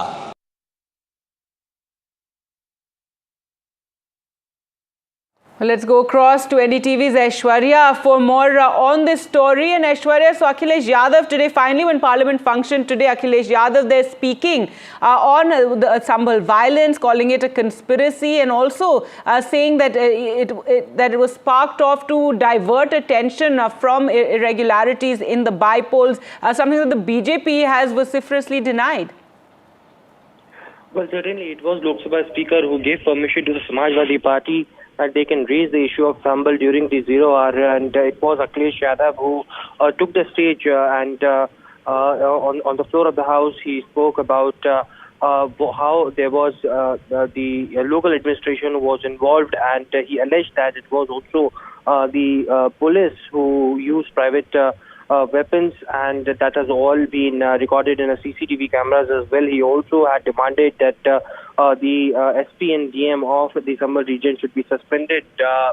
Huge allegations had been made in that particular statement by Akhilesh Yadav on the floor of the House. He also stated that there was it has all been done in a very fast-paced manner as far as the petition is concerned that was filed in front of the civil judge officer, and then the order came, and also the team was dispatched in a hurry to do a survey, which according to them was all a part of conspiracy. He also mentioned about Lucknow and Delhi relation. He said that while giving it a political color, that it is just not about this incident, but it is also about coming from Delhi via Lucknow, and therefore the reason perhaps he had attacked the local administration. The Bharatiya Janata Party on the other side has also stated that it is Akhilesh Yadav who had made such huge allegations, but he should first tell about who these conspirators were, who were these people who were behind the incident of stone pelting, and certainly it is Samajwadi Party Chief Akhilesh Yadav who is speaking on the Sambhal violence. He should also speak on the Bangladeshi Hindus as well. So yes, war of words had emerged after the entire statement that Akhilesh Yadav mentioned in the Lok Sabha. Of course, there has been Uttar Pradesh government who has specifically stated that whosoever will be found guilty, they will be dealt with strictest punishment as per law. But it is someone who should be held accountable is something that the Samajwadi Party had demanded. All right, so there's a massive controversy over Sambhal, and finally Akhilesh Yadav getting a chance there to raise it in Parliament. Remember, he has been talking of it again and again. He even met with the Speaker last week on this issue. And let's just listen into what the BJP had to say regarding the allegations that Samajwadi Party chief made there. Aishwarya spoke to MP Rajkumar Chahar, who in fact said there was a conspiracy, and he accused the locals there of the stone pelting and saying that is what triggered the firing. आज अखिलेश यादव ने लोकसभा के अंदर अपनी बात रखी संभल के मुद्दे पर। उन्होंने बात कही, उन्होंने कहा कि पुलिस प्रशासन वहां पर जिम्मेदार था और पुलिस ने सिविलियंस पर फायर किया है। किस तरीके से? मैं समझता हूं कि अखिलेश जी ने जो बात वहां रखी है सदन में, वो बात रखने का उनको अधिकार है, लेकिन जिस प्रकार से संभल के अंदर पत्थरबाजी हुई है, न्यायालय के आदेश पर कोई जांच की टीम गई है, उसमें पथराव करना, एक सोची समझी राजनीति के तहत ये घटना कराई गई। अखिलेश जी भी कह रहे हैं, लेकिन उन्होंने ये नहीं कहा कि ये सोची समझी रणनीति किसकी थी, किसने सोच समझ के ये इस प्रकार का माहौल खराब करने की कोशिश की है। अखिलेश जी, मैं यही कहूंगा कि न्यायालय के आदेश पर, माननीय न्यायालय ने जब आदेश किया है तो उसकी जांच के लिए टीम जाती है। उस पर पत्थरबाजी करने के लिए कौन लोग दोषी हैं? ऐसे लोगों को तो बढ़ावा नहीं देना चाहिए। उन्होंने कहा ये सब कुछ आनन फानन में किया गया, जल्दी से ऑर्डर्स दिए गए, जल्दी से टीम रवाना की गई, खुदाई का काम शुरू किया गया, सब एक मिली भगत उन्होंने बताई। देखिए, न्यायालय के आदेश पर प्रश्न चिन्ह लगाना मैं समझता हूँ ये उचित नहीं है। माननीय न्यायालय ने जब कोई आदेश किया है तो उसका अनुपालन करने का काम प्रशासन का है, समय सीमा के अंतर्गत उसका पालन करने का अधिकार प्रशासन के है। मैं ये भी कहूंगा कि अखिलेश जी ने संभल की बात रखी है, ठीक है, वो संभल की बात और कुछ लोगों की बात हमेशा रखते आए हैं, रखनी भी चाहिए, कोई उसमें बुराई नहीं है, लेकिन बांग्लादेश पर भी अखिलेश जी को बोलना चाहिए। And more news from Parliament, where Aam Aadmi Party Rajya Sabha MP Raghav Chadha today raised the issue of Delhi air pollution, saying that stubble burning is not the only reason for the poor air quality index in the national capital. He said we shouldn't just talk about AI, but AQI. He said farmers are forced to burn stubble since they don't have any other option, and burning stubble is a compulsion. Farmers are not responsible for the air pollution, he said, citing an IIT study. He also spoke how compensation should be given to farmers and shared by the centre and state. He also proposed crop diversification, something also raised by BJP MP Brijlal. धान की फसल कटने के बाद जो पराली बचती है, उस पराली को साफ करने के लिए किसान के पास मात्र 10 से 12 दिन होते हैं, क्योंकि अगली फसल बीजनी होती है। अगर 10 से 12 दिन में इस पराली को साफ ना किया जाए तो जो अगली फसल है उसकी यील्ड गिर जाती है। इसीलिए किसान को मजबूरन पराली जलानी पड़ती है। मैं एक समाधान लाया हूं सर, अगर आज हम एक शॉर्ट टर्म सॉल्यूशन पंजाब के किसान को या और हरियाणा के किसान को भी 2,500 रुपए प्रति एकड़ देते हैं इस पराली से निजात पाने के लिए, तो पंजाब का एक भी किसान पराली नहीं जलाएगा। इसमें 2,000 रुपए भारत सरकार दे, 500 रुपए पंजाब सरकार देगी और हम इस पराली की समस्या से एक शॉर्ट टर्म सॉल्यूशन पालेंगे। लॉन्ग टर्म सॉल्यूशन है क्रॉप डाइवर्सिफिकेशन, यानी कि धान की खेती से हमें कॉटन, मक्की, पल्सेस, ऑयल सीड्स की ओर हमें बढ़ना होगा। हम एआई की तो बहुत बात करते हैं सर, AQI की बात करनी होगी। पराली के निदान के लिए एक समस्या है, इसको करने के लिए कि अल्टरनेटिव क्रॉप, हमारे प्रधानमंत्री जी ने जो मिलेट्स की बताई, आज मिलेट्स जो है हमारा मिलेट विश्व में जा रहा है, इसका प्रयोग हो रहा है, स्वास्थ्य के लिए है। तो धान की जगह अब हम लोग धान भी हम लगाएं, लेकिन साथ साथ अगर हम मिलेट्स लगाते हैं तो धान का रकबा कम होगा, पराली कम होगी और उसके बाद उसका सदुपयोग हो जाएगा। महोदय, पराली का एक बहुत बड़ा प्रयोग हमारे देश में ही हो रहा है, उड़ीसा में, तमिलनाडु में, बंगाल में, जहां इससे मशरूम पैदा किया जाता है। ये मशरूम गर्मी में पैदा होता है 35 से 40 डिग्री में, इसको पैडी मशरूम कहते हैं। इसकी शुरुआत हमारे यहाँ 1940 में हुई थी और विश्व में इसका काफ़ी प्रयोग पैडी मशरूम के रूप में हो रहा है। हमारे देश में ही बंगाल में, आसाम में, उड़ीसा में, आंध्र प्रदेश में, तमिलनाडु में इसको हम पैडी मशरूम के उत्पादन के लिए किसानों को हम प्रोत्साहित कर सकते हैं। All right, hope they walk the talk and find a solution to the Delhi pollution crisis. With that, we'll slip into a short break. More news updates on the other side.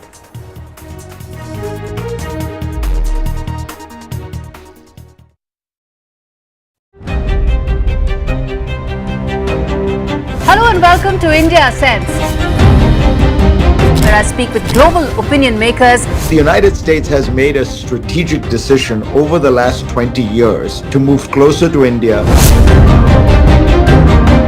Now a $7 trillion economy seems a perfectly conceivable number. If you want to be a national party, it's that you sort of accept the way the world is rather than want to endlessly hark back to how it was. Modi is promoting the digitization of the economy, which is accelerating growth in the country.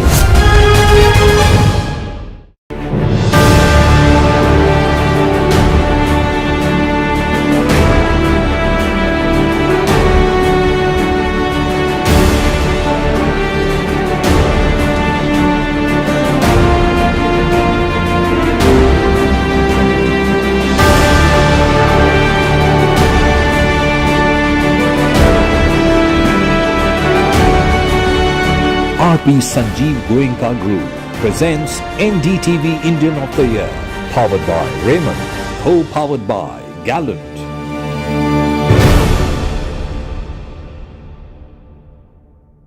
New day, new show, a new experience.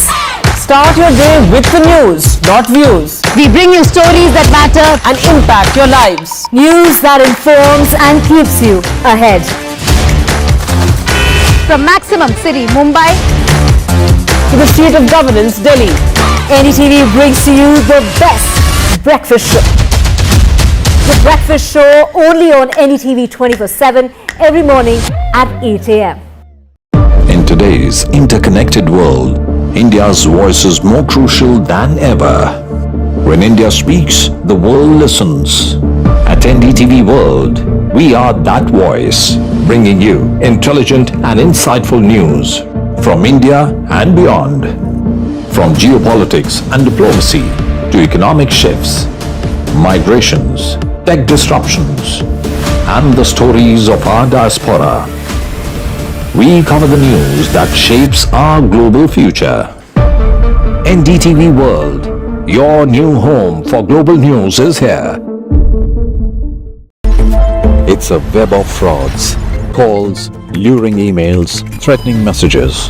Cyber frauds have cast their net wide and everyone is at risk.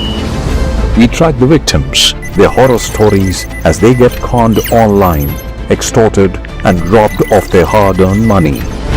How to identify a cyber fraud and how to stay cyber safe. What are your options? Fraud.con, NDTV initiative for cyber safety. Only on NDTV 24/7.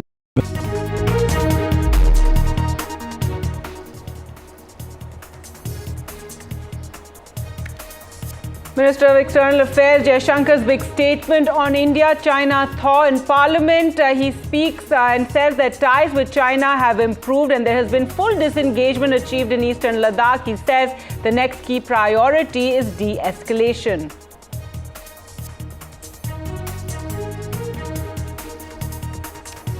The suspense over who will be the next Maharashtra Chief Minister continues as Eknath Shinde plays hardball. Shinde goes for a health checkup amid the suspense, though it is expected that Devendra Fadnavis will be named after the BJP MLAs meet tomorrow and a Mahayuti meeting takes place after that swearing-in ceremony on the 5th. The Prime Minister dedicates implementation of the new criminal laws to the nation, says people wanted freedom from the colonial laws. Today he also watched a live demonstration of investigation in Chandigarh. A face-off over the Sambhal violence in Lok Sabha. Akhilesh Yadav addresses the House, alleges a conspiracy. He says it was to divert from the by-poll, says the cops fired on innocents. 5 lives were lost. The BJP hits back, says firm action was taken by the administration.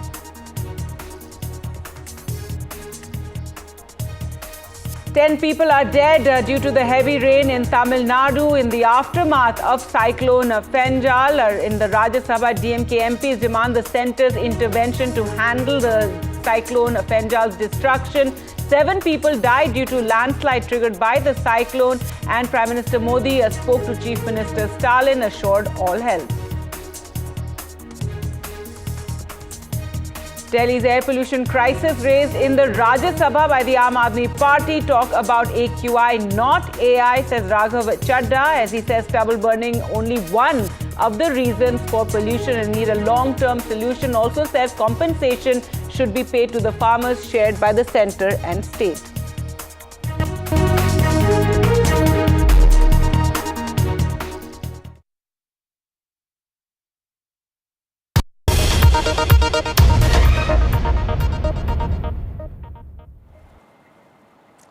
Hello and welcome. You're watching NDTV. I'm Gargi Raut. Our top story now in India-China ties that have been abnormal since April 2020 have improved recently, is what External Affairs Minister S. Jaishankar told Lok Sabha today, explaining that continuous diplomatic engagement since then has set our ties in the direction of some improvement. So big statement, a comprehensive statement they made by the minister. Let's listen into what he said.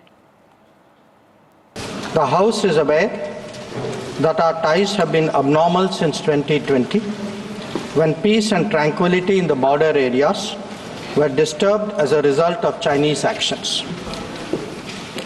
Recent developments that reflect our continuous diplomatic engagement since then have set our ties in the direction of some improvement. The House is cognizant of the fact that China is an illegal occupation of 38,000 square kilometers of Indian territory in Aksai Chin as a result of the 1962 conflicts and the event that preceded it. Furthermore, Pakistan illegally ceded 5,180 square kilometers of Indian territory to China in 1963, which has been under its occupation since 1948. India and China have held talks for multiple decades to resolve the boundary issue. While there is a line of actual control, LAC, it does not have a common understanding in some areas. We remain committed to engaging with China through bilateral discussions to arrive at a fair, reasonable, and mutually acceptable framework for a boundary settlement. Let's go across to Ghazali now for more. And Ghazali, the External Affairs Minister, in that statement, very comprehensive statement on the situation with China, saying that ties have improved and talked about de-escalation. And he gave a very detailed response on how this entire process began since 2020 when the Galwan clash happened and we saw the fatalities as well. And later, this entire diplomatic process, not just the meeting between the External Affairs Minister, but also at the defense level, the defense ministry will engaged on how to approach the disengagement process, and finally that too was announced in Iran, which on the sidelines of this summit, when the Prime Minister of India, Mr. Narendra Modi, and his counterpart of the Chinese President Xi Jinping spoke about it. All right. Well, Ghazali, they're telling us about the External Affairs Minister Jaishankar's statement in Parliament, and a very comprehensive statement on the thaw between India and China, improvement in ties, saying that the next priority will be de-escalation.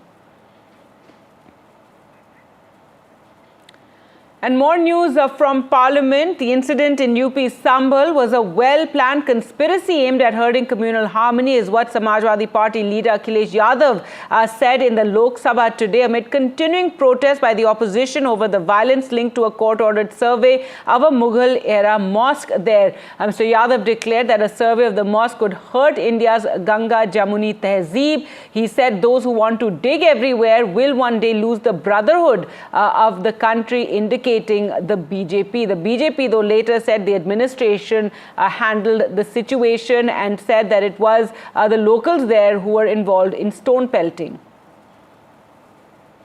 संभल जो इसलिए जाना जाता था कि भाईचारे के साथ वहाँ रहते हैं लोग, वहाँ अभी से नहीं सदियों पुराना भाईचारा हजारों साल से इसी तरह रहते आए हैं।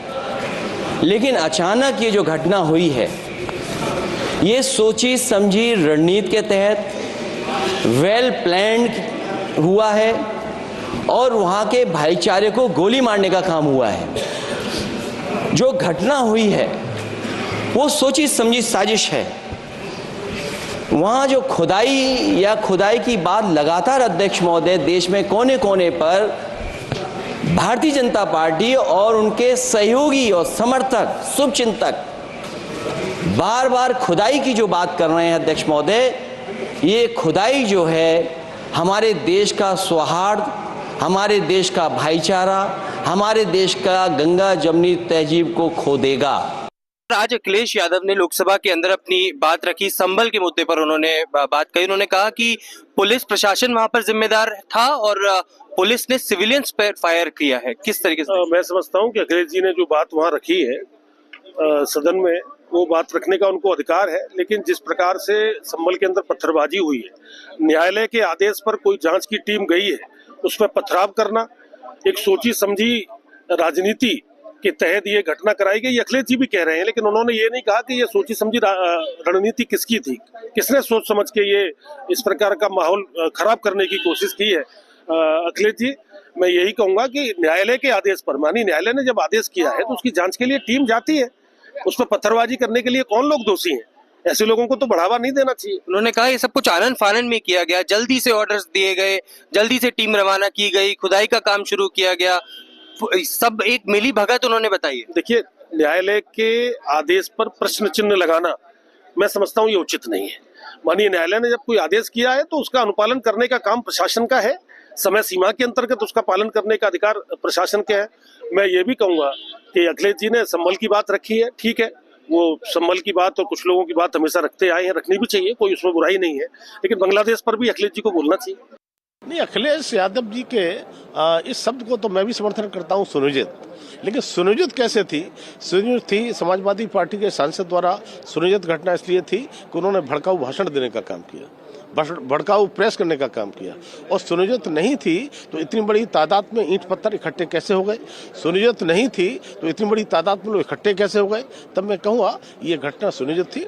और समाजवादी पार्टी के शासन में जिस तरह से दंगे कराने का काम होता था और मुस्लिम तुष्टीकरण की राजनीति होती थी, उन्होंने यहाँ भी उसको चरितार्थ करके दिखाया है।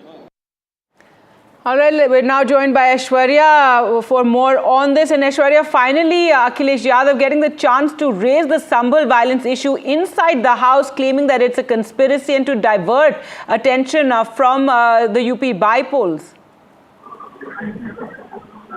Well, certainly, today in the 0 hour, it was Akhilesh Yadav from the Samajwadi Party who had given chance to speak on the Sambhal issue. Of course, Bharatiya Janata Party had reacted it very strongly and stated that first Akhilesh Yadav should tell that who gave orders for stone pelting, who were behind the people who were who gathered outside the mosque, and from where this entire scuffle broke out. Remember, Akhilesh Yadav also today earlier in the on the floor of the House stated that there is a narrative of excavations in mosque allegedly created by the Bharatiya Janata Party and its allies, and this will destroy the brotherhood in the country as well. He also stated that the incident was a part of a well-planned conspiracy, and he said that the narrative of excavation in mosque and such incidents throughout the country had been the part of plan of the Bharatiya Janata Party as well. Now, remember, it is Akhilesh Yadav who had made some grave allegations against the local administration over there. He has stated that the SP and DM is responsible for the entire incident, and they should be suspended, and somebody should be held accountable for the incident that occurred in Sambhal, where 5 people lost their lives. Akhilesh Yadav also accused the Sambhal administration of acting in a biased manner and alleged that they have been behaving like the BJP workers as well. It was also, the SP chief who had stated that the Sambhal incident is a well-thought strategy and BJP to divert the people from the other issues. Those who want to take everywhere, someday they will lose the credibility and brotherhood of the country as well. So grave allegations that had been leveled by the Samajwadi Party chief Akhilesh Yadav, but it is Bharatiya Janata Party who responded strongly on the allegations that he had made.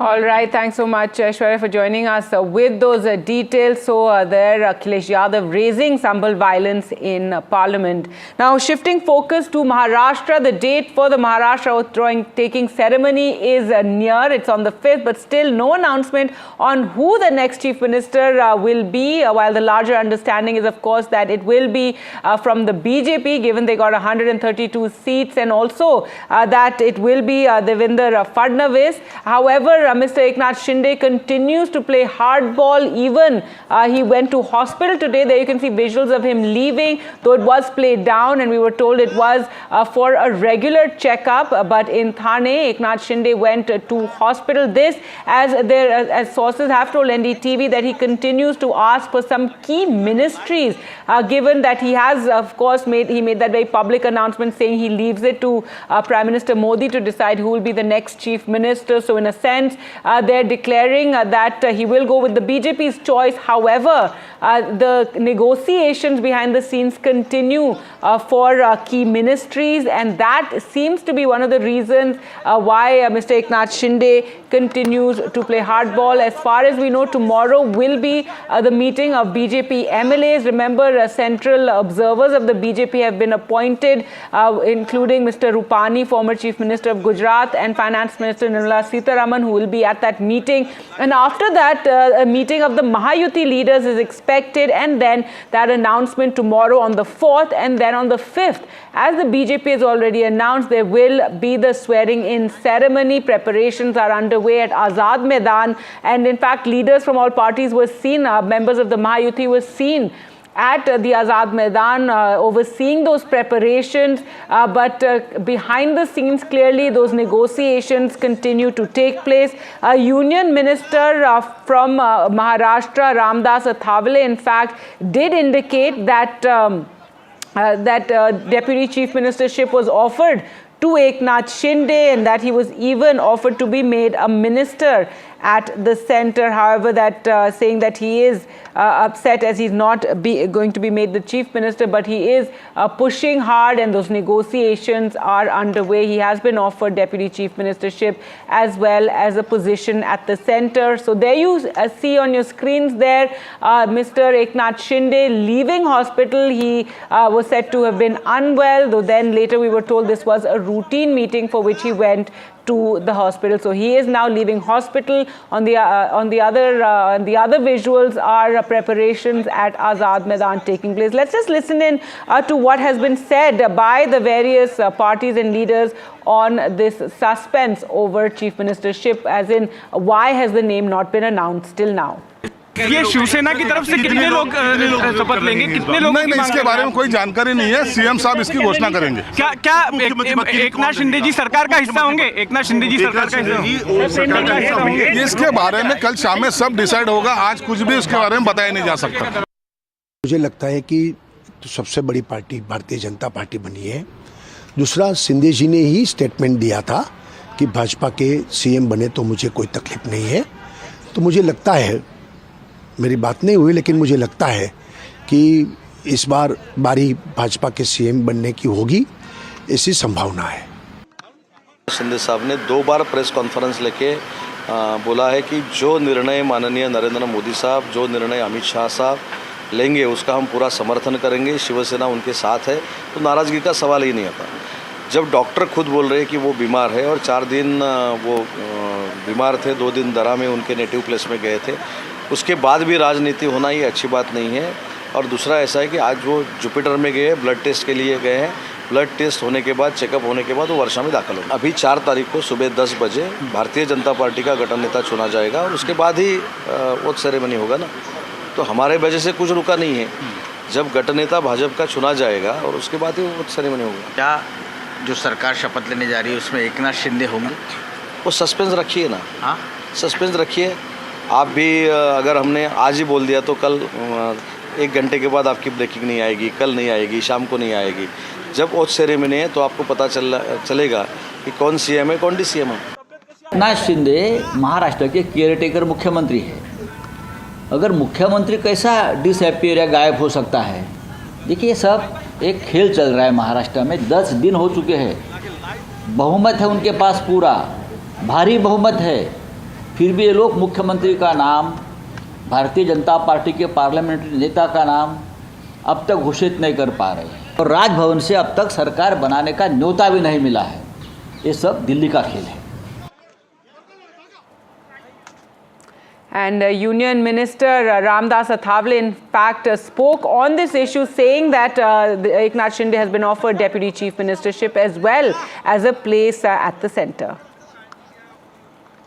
Athawale sir, why according to you there is delay in choosing the name of the Chief Minister of Maharashtra? There is no problem to select the name of the Maharashtra Chief Minister, but only the high command of the BJP told to the Eknath Shinde ji that he is not ready to give the Chief Ministership to Eknath Shinde ji now, because already they have given the 2.5 years to Eknath Shinde ji, and now BJP is thinking that the Chief Minister should be from a BJP, and the name of the BJP's candidate is the Honorable Fadnavis ji. But now they officially they have not announced the name of the Chief Minister of Maharashtra. But today, tomorrow there is a meeting of the Parliamentary party, the meeting of the BJP, and they will announce the name of Fadnavis ji. But now Eknath Shinde is something upset, and but my suggestion is this: he will not accept the deputy CM of the Maharashtra. But as Devendra Fadnavis ji, he accepted the deputy CM birth in Eknath Shinde's government. And as Devendra Fadnavis, Eknath Shinde should take the chance of the deputy CM in the Maharashtra state. If he is not ready to take that post, then he should be the chairman of the Mahayuti. That is also the alternative. Otherwise, he can come in the central and he should be the chairman of the Mahayuti. That is the alternative. Well, let's go across to Anuj now for more. And Anuj, so that name announcement we're expecting tomorrow. But meanwhile, lots happening behind the scenes in terms of negotiations over perhaps, the portfolios and who will be Deputy Chief Minister. Mr. Eknath Shinde, we just saw, has exited from the hospital where suddenly, we saw he was visiting the hospital, though we were told it was a routine meeting. Eknath Shinde paid a routine visit to the hospital. He's been sick for last few days with irritable throat and some fever as well. But more importantly, he's left not for Thane but for Varsha Bungalow, which is the official residence of the Chief Minister. And he's not been in Varsha for quite some time. After submitting his resignation and after taking over as the caretaker Chief Minister, he had left Varsha, and this is the first time in almost a week that he'll be back here. What is interesting to see whether he conducts any important meetings at Varsha Bungalow. Although, as Uday Samant has already pointed out, the further development can only happen as far as the entire Mahayuti equation is concerned when the Bharatiya Janata Party chooses their own leader of Maharashtra Legislative Assembly, and that meeting is expected to happen at 10 or at 11 a.m. tomorrow morning at Vidhan Sabha Central Hall. And only after that will the major leaders of the Mahayuti government, of the Mahayuti alliance, which is Eknath Shinde, Ajit Pawar, and of course on expected lines Devendra Fadnavis, they will sit down together and discuss on a few portfolios. Although we've also known that on the 5th of December, when the oath taking ceremony will take place, not necessarily all the portfolio distributions will be done by that. That process might take slightly longer, right? So it is the major question as of now is only of officially announcing the chief ministerial candidate, and just to see to what extent does Eknath Shinde takes participates in this government, because we've already heard rumors about his son's name floating around for the deputy chief ministership. Dr. Shrikant Shinde himself had to clarify those rumors, and one is still not sure, will Eknath Shinde go ahead with accepting the deputy chief ministership's post, or will he individually sit out of the government, or will he make the entirety of the Shiv Sena sit out of the government? So there are several questions that need to be answered as of now, and more clarity on it can only be achieved once the Bharatiya Janata Party formally completes their meeting, which is expected to happen, or which is scheduled to happen tomorrow at around 11 a.m. At Vidhan Sabha, and only after that will we know what exactly does the entire formula of the executive heads here in the state look like. All right. Thanks so much, Anush, for joining us with those details. So tomorrow is when that name we're expecting to be announced. For the moment, Eknath Shinde leaving a hospital. He was unwell and he had gone there for a checkup. With that, we'll slip into a short break. More news on the other side. Do stay with us.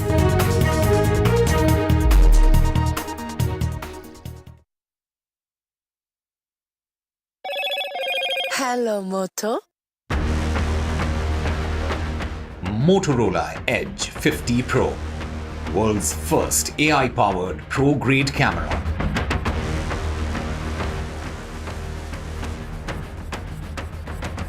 As the suspense over the Maharashtra Chief Minister's name announcement continues, Union Minister Ramdas Athawale says the BJP offered Deputy Chief Ministership to Eknath Shinde.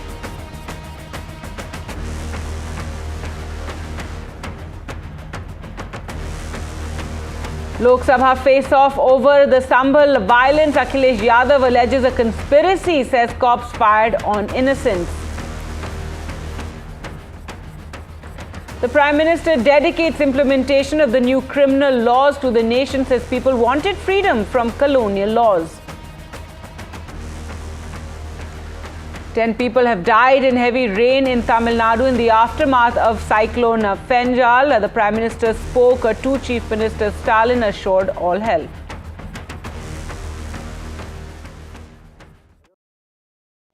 Introducing Vice 4K UHD Smart TV. Quantum Luminate gives more than 1 billion colors. Upscale your content resolution up to 4K. Enjoy your games with auto low latency mode. Watch your favorite movie with voice command. Play my favorite movie. Experience sound with Dolby Audio. Connect with your favorite apps and games on the Content Store. Powered by Web OS Hub. Connects with Apple devices. Unlimited family entertainment with Vice TV. Vice, the science of simple. NDTV proudly upholds its legacy of trust and credibility. According to the prestigious Reuters Institute's Digital News Report 2024, NDTV is the top-most news platform in the country. Number 1 in both online and offline reach in India. Beating all its competition, NDTV stands for trust. I've been reporting on all issues big and small from Andhra Pradesh, Telangana, rest of South India, bringing you all the action, all that you need to know, all that you want to know. The energy of Maximum City is infectious. I bring in that energy in our news coverage from financial capital Mumbai. India's IT capital is always buzz. It's literally a city that never sleeps. And I keep you ahead on all the Bengaluru buzz. Covering from the southernmost part of India over the last 23 years, I bring in-depth and 360-degree coverage from the Dravidian heartland. The land of Mishti is also known for its bitter politics. I have seen much water flow under the Howrah Bridge, covering Bengal in all its vivid colors.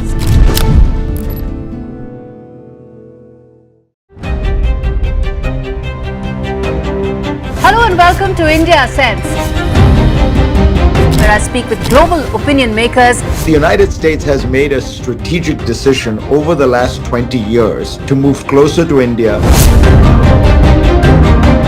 Now, a $7 trillion economy seems a perfectly conceivable number. If you want to be a national party, it's that you sort of accept the way the world is rather than want to endlessly hark back to how it was. Modi is promoting the digitization of the economy, which is accelerating growth in the country.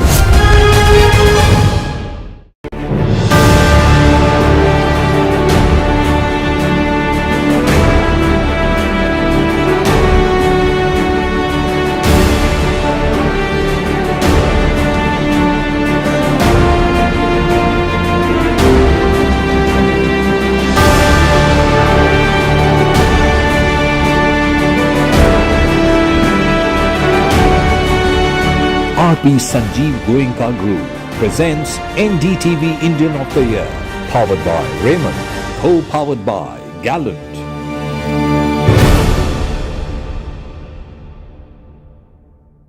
New day, new show, a new experience. Start your day with the news, not views. We bring you stories that matter and impact your lives. News that informs and keeps you ahead. From Maximum City, Mumbai, to the seat of governance, Delhi, NDTV brings to you the best breakfast show. The breakfast show only on NDTV 24/7 every morning at 8 a.m. In today's interconnected world, India's voice is more crucial than ever. When India speaks, the world listens. At NDTV World, we are that voice, bringing you intelligent and insightful news from India and beyond. From geopolitics and diplomacy to economic shifts, migrations, tech disruptions, and the stories of our diaspora. We cover the news that shapes our global future. NDTV World, your new home for global news is here. It's a web of frauds, calls, luring emails, threatening messages. Cyber frauds have cast their net wide and everyone is at risk. We track the victims, their horror stories as they get conned online, extorted and robbed of their hard-earned money. How to identify a cyber fraud and how to stay cyber safe. What are your options? Fraud.con, NDTV initiative for cyber safety. Only on NDTV 24/7.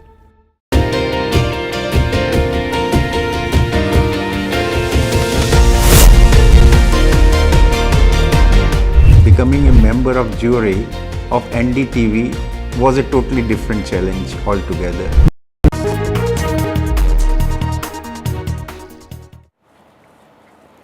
Welcome back. Today is International Disability Day, and Prime Minister Narendra Modi's Accessible India campaign marks 9 years of remarkable strides in ensuring universal accessibility for specially abled people. The campaign has emerged as a groundbreaking initiative aimed at creating a barrier-free environment for persons with disabilities. And from his days before serving as Gujarat Chief Minister to serving as the Prime Minister, his consistent dedication to the welfare of Divyangan remains.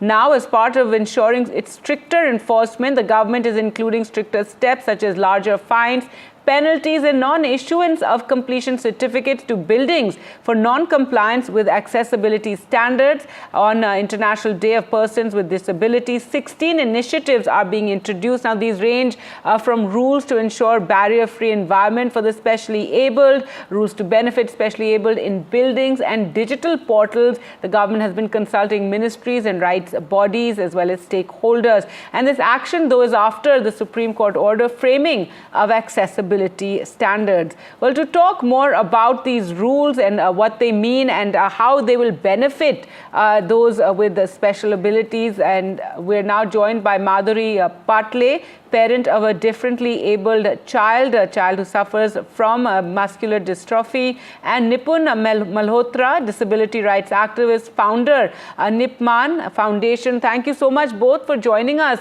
on this program on this very, very important issue. And I must add here that NDTV too has been reporting on this issue for years now, for decades. First to you, Nipun, if you can in principle tell us what are these new rules, what is this new accessibility code? Right. So in 2016, the government passed the Rights of Persons with Disabilities Act 2016, which looked at disability from the social model in India for the first time and mandated accessibility in all public establishments. And by public establishments, I mean private establishments as well, which are public in nature in that sense. And accessibility was kind of mandated in this law. However, the rules which had, on what needs to be followed in terms of accessibility, unfortunately, were very toothless in nature. What really happened is that a lot of these rules were recommendatory or advisory. And on 8th November this year, the Supreme Court actually struck down these rules and has asked the government and has given the government 3 months to come up with fresh new rules which are more mandatory in nature, so that accessibility in India is actually implemented not just on paper but on ground too. Right, absolutely, and it's so very important. Madhuri Patle, if you could share, why this is so important for our viewers, and what challenges have you seen? Yeah, hi. So my son is suffering from DMD, and he's just 3 years old. And in the journey of disability, which I'm traveling with him, what I have faced, it was a story for me before when I was not one of the person. But when I went for my son to take admission in a regular school and also in a special school, he was rejected the admission on the basis of saying that they don't have the facility which can cater to muscular dystrophy patient, even though my son is just 3 years and 10 months old. So I don't think he is ambulatory right now, and he doesn't have that much of a problem. But in a way, what I feel is schools are they are giving it in a writing also that we don't have the facility, even though the Supreme Court has given the clear directive that that they are supposed to facilitate all the facilities and it's not just the story of me, but there are several other mothers with whom I had a conversation, and because of all these problems, they are actually giving they're homeschooling their kids, and they are not able to send their kids to the school because the schools are also not even initiating to shift. Say, for example, the class is happening on the 3rd floor. They are not even ready to take it down on the ground floor. So these kind of basic issues are there. So, and what we say is after food and Anna Vastra Nivara ke baad jo hai, we education is something, the mulbut adhikar jo hamara, that is what is there, and that is you are making the kids deprived of. And it has just started. The journey has just started. My son has, I'm just trying to put him in a nursery, and still I'm facing these kind of problems. So I don't know how this journey will be in the future. Right, and that's just so shocking, and how, things that one takes for granted, that it's such a challenge to get, schools and buildings to, be disability friendly. We're also joined by Dr. Deepa Malik, Padma Shri, Khel Ratna Arjuna awardee, and also board member, Asian Paralympic Committee. Thank you so much for joining us, Dr. Deepa Malik. And if you can also talk about how important this issue is to ensure that, that buildings, that places are made more amenable for the differently abled, and what challenges that are still remain in this country, especially at a time when we pride ourselves and we're hoping to become a better economy and more developed. This is one of the big issues. This is one of the big reflections of a society and a country if we talk about development.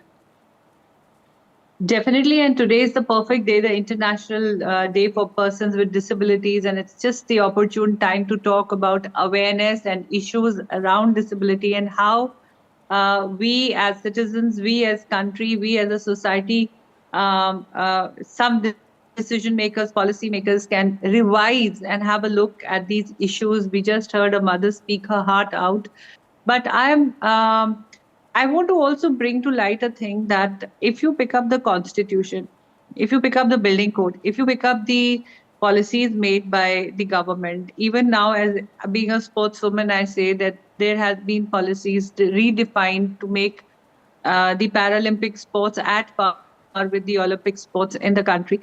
When policies are there, disability has been converted as Disability Act. From 7 disabilities, 21 disabilities have been brought into the ambit.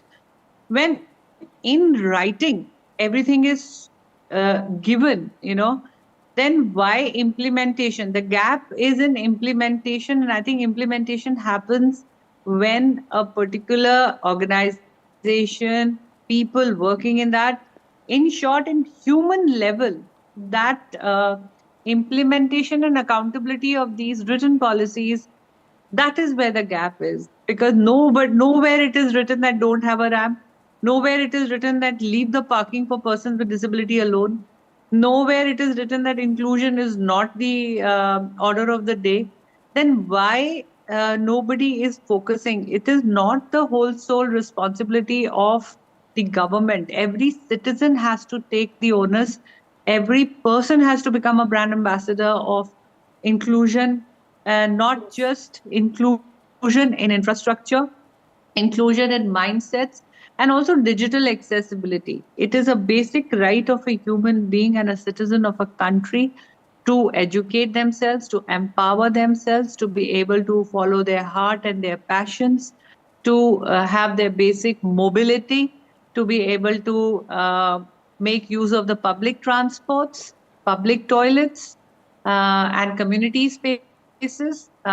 So every person has to look around and ask themselves a question, that the 10 square meter area where I live, or where I work, or where I teach, or where I am the leader of that corporate house or that institute, is my place accessible? And accessibility doesn't mean a tick mark. Okay, there is a ramp. If there is a ramp, and that ramp is not of the right angle, it does not have a bar on the side to hold. So is it a completely properly defined accessibility, or it is just a symbolism and a tick mark? That is also something we have to take in account. No, ma'am, that is so important, because I did recently visit my college and I did see ramps everywhere, but then I was told that the angle of the ramp was just all wrong, and it was not very, could not be used very easily. I was disappointed to learn that. But Nipun Malhotra, if you can tell us about this digital accessibility issue, and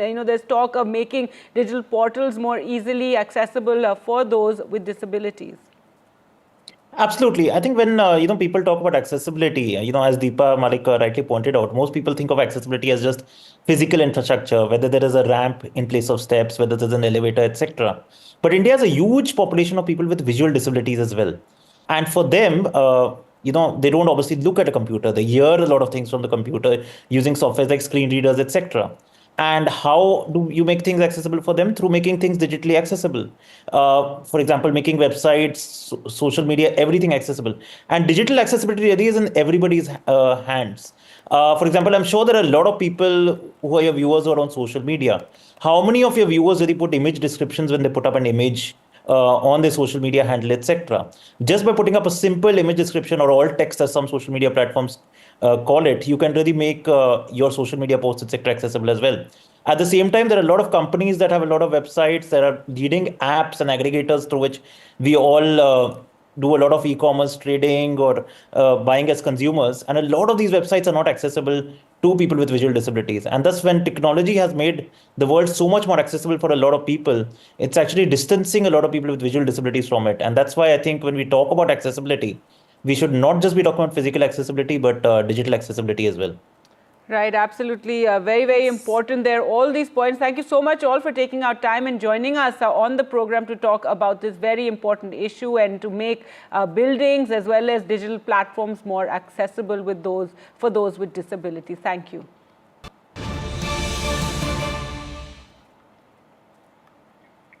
All right, some breaking news now coming in. A case has been filed against BRS leader and former minister Harish Rao, MLA Harish Rao of the Bharat Rashtra Samiti in the phone tapping case.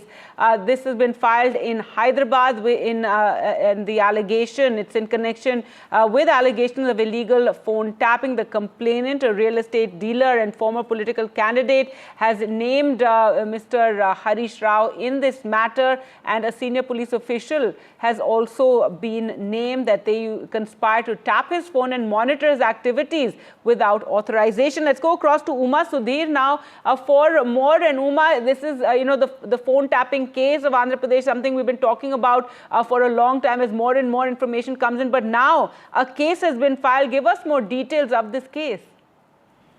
So while the Telangana phone tapping case is something that came out in the public domain after the new Congress government took over, and they said that there was massive illegal tapping of hundreds of phones of influential people and also celebrities and real estate agents and others who had been blackmailed. This particular case is against Mr. Harish Rao, who also happens to be the nephew of former Chief Minister Mr. K. Chandrasekhar Rao. And the allegation against Harish Rao is that he, along with Radhakishan Rao, who was in fact arrested by the Telangana police in the phone tapping case, he was the DCP of the task force, that person and Harish Rao are suspected or alleged to have tapped the phone of one Gadagoni Chakradhar Gaud, who says that he used to carry out a lot of social activities, or he indulged in a lot of social work in Siddipet area, which happens to be the political constituency of Mr. Harish Rao. And he says that there was an attempt to not let him become politically more influential or gather more of a following there. And therefore, he suspects that his phones were tapped by the former minister when he was in power. And he says that that is the reason why he was in fact called in by the DCP task force, Mr. Radhakishan Rao, and he alleges that he was told that he must quit the BJP and instead join the BRS, and in that case he would have a more smooth sailing in his political life as well as his social life. And he says he had refused, and now after the phone tapping case has come to light, he suspects that his own phones may have also been tapped and that of his wife, and that's the reason why he has gone to the same Panchagutta police station in Hyderabad where the original phone tapping case was lodged, and he has lodged his complaint against Mr. Harish Rao. What I must point out is that while all ministers in the Congress government have been hinting at, the fingers pointing at the political leadership of the BRS earlier, so far none of the leaders had been directly named in any FIR. And in this case, though it's not the original FIR, it's another FIR that's been filed, which is alleging phone tapping, in which Harish Rao has been mentioned. All right. Thanks so much, Uma, for joining us. With those details, so an FIR filed against BRS MLA Harish Rao in the phone tapping case. With that, we'll slip into a short break. More news coming out on the other side, and the latest on the rain havoc in Tamil Nadu.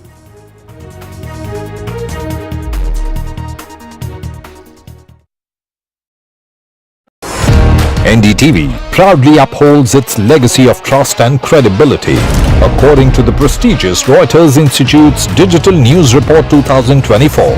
NDTV is the top most news platform in the country. Number one in both online and offline reach in India. Beating all its competition, NDTV stands for trust.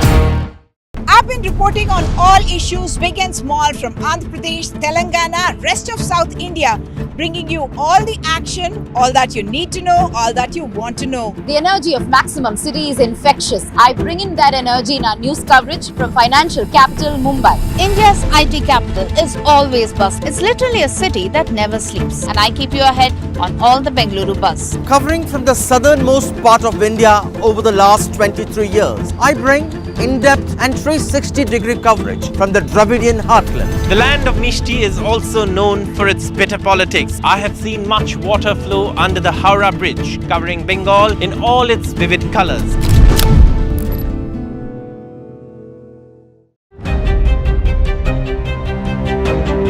Hello and welcome to India Sense, where I speak with global opinion makers. The United States has made a strategic decision over the last 20 years to move closer to India. Now, a $7 trillion economy seems a perfectly conceivable number. If you want to be a national party, it's that you sort of accept the way the world is rather than want to endlessly hark back to how it was.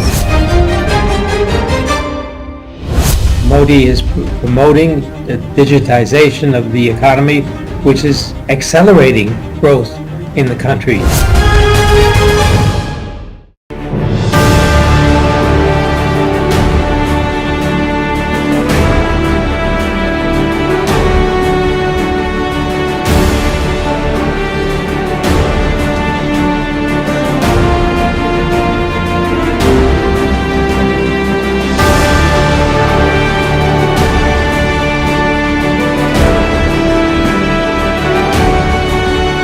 RP Sanjeev Goenka Group presents NDTV Indian of the Year, powered by Raymond, co-powered by Gallant.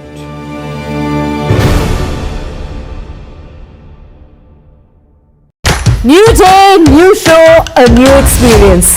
Start your day with the news, not views. We bring you stories that matter and impact your lives. News that informs and keeps you ahead.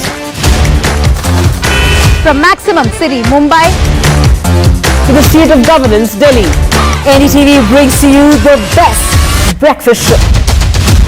The breakfast show only on NDTV 24/7 every morning at 8 a.m. In today's interconnected world, India's voice is more crucial than ever. When India speaks, the world listens. At NDTV World, we are that voice, bringing you intelligent and insightful news from India and beyond. From geopolitics and diplomacy to economic shifts, migrations, tech disruptions, and the stories of our diaspora. We cover the news that shapes our global future. NDTV World, your new home for global news is here. It's a web of frauds, calls, luring emails, threatening messages. Cyber frauds have cast their net wide and everyone is at risk. We track the victims, their horror stories as they get conned online, extorted and robbed of their hard-earned money. How to identify a cyber fraud and how to stay cyber safe. What are your options? Fraud.con, NDTV initiative for cyber safety. Only on NDTV 24/7.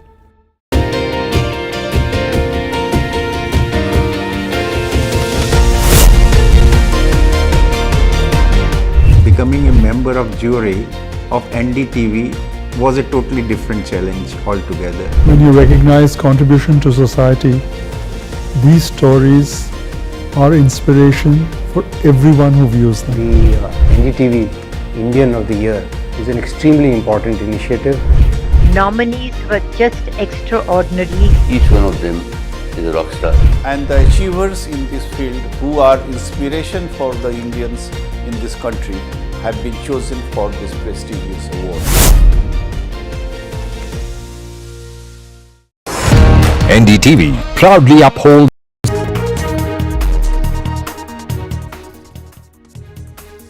Welcome back. News now from Tamil Nadu, where remnants of Cyclone Fengal continue to bring heavy rainfall and flood situation across the state, as well as in Puducherry. Even a day after it weakened, at least 15 districts in Tamil Nadu are to receive heavy rainfall, with the IMD issuing a yellow alert. At least 10 people have died in rain-related accidents in both regions. 7 died in landslides in Thiruvannamalai. Rescue operations are also underway, with the Indian Army stepping in to evacuate stranded citizens in inundated streets.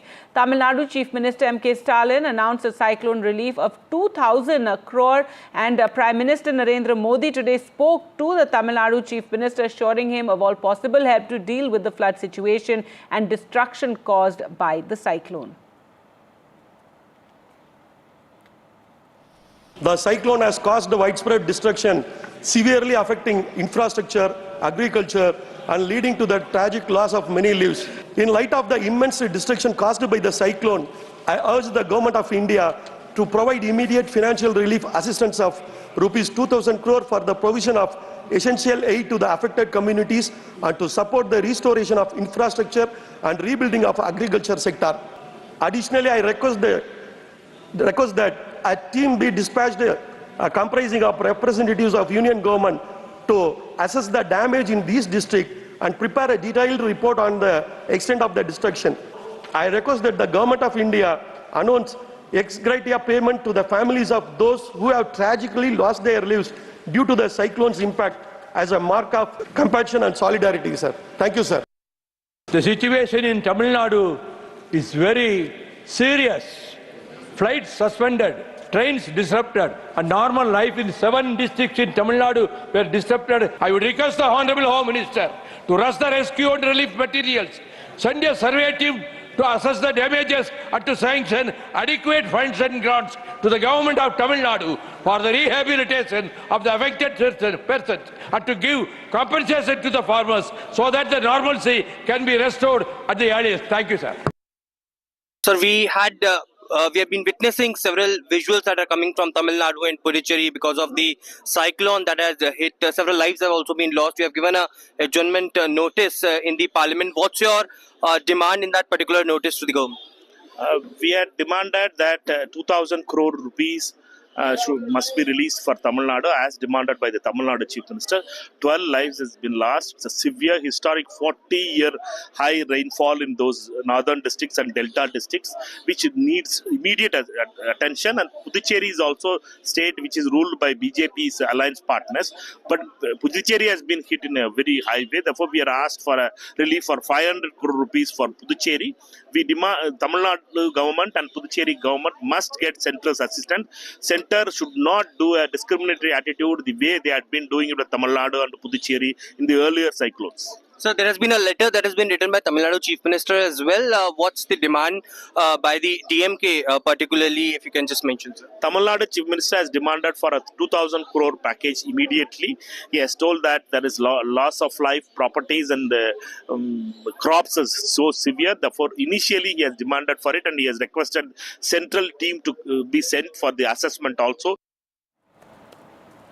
Prime Minister Narendra Modi today dedicated to the nation the successful implementation of the 3 new criminal laws in Chandigarh. These laws, the Bharatiya Nyaya Sanhita, Bharatiya Nagrik Suraksha Sanhita and Bharatiya Sakshya Adhiniyam came into effect on the 1st of July, replacing the British-era Indian Penal Code of Criminal Procedure. In fact, Prime Minister Modi and Home Minister Amit Shah oversaw a demonstration of the new digital platform. देश की नई न्याय संहिता अपने आप में जितना समग्र दस्तावेज है, इसको बनाने की प्रक्रिया भी उतनी ही व्यापक रही है।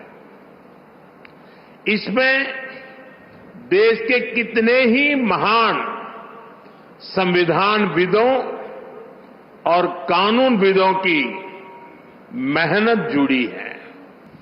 गुलामी की इस मानसिकता ने भारत की प्रगति को, भारत की विकास यात्रा को बहुत प्रभावित किया। साथियों, देश अब उस कॉलोनियल माइंडसेट से बाहर निकले, राष्ट्र के सामर्थ्य का प्रयोग राष्ट्र निर्माण में हो, इसके लिए राष्ट्रीय चिंतन आवश्यक था। हमारी न्याय संहिता of the people, by the people, for the people की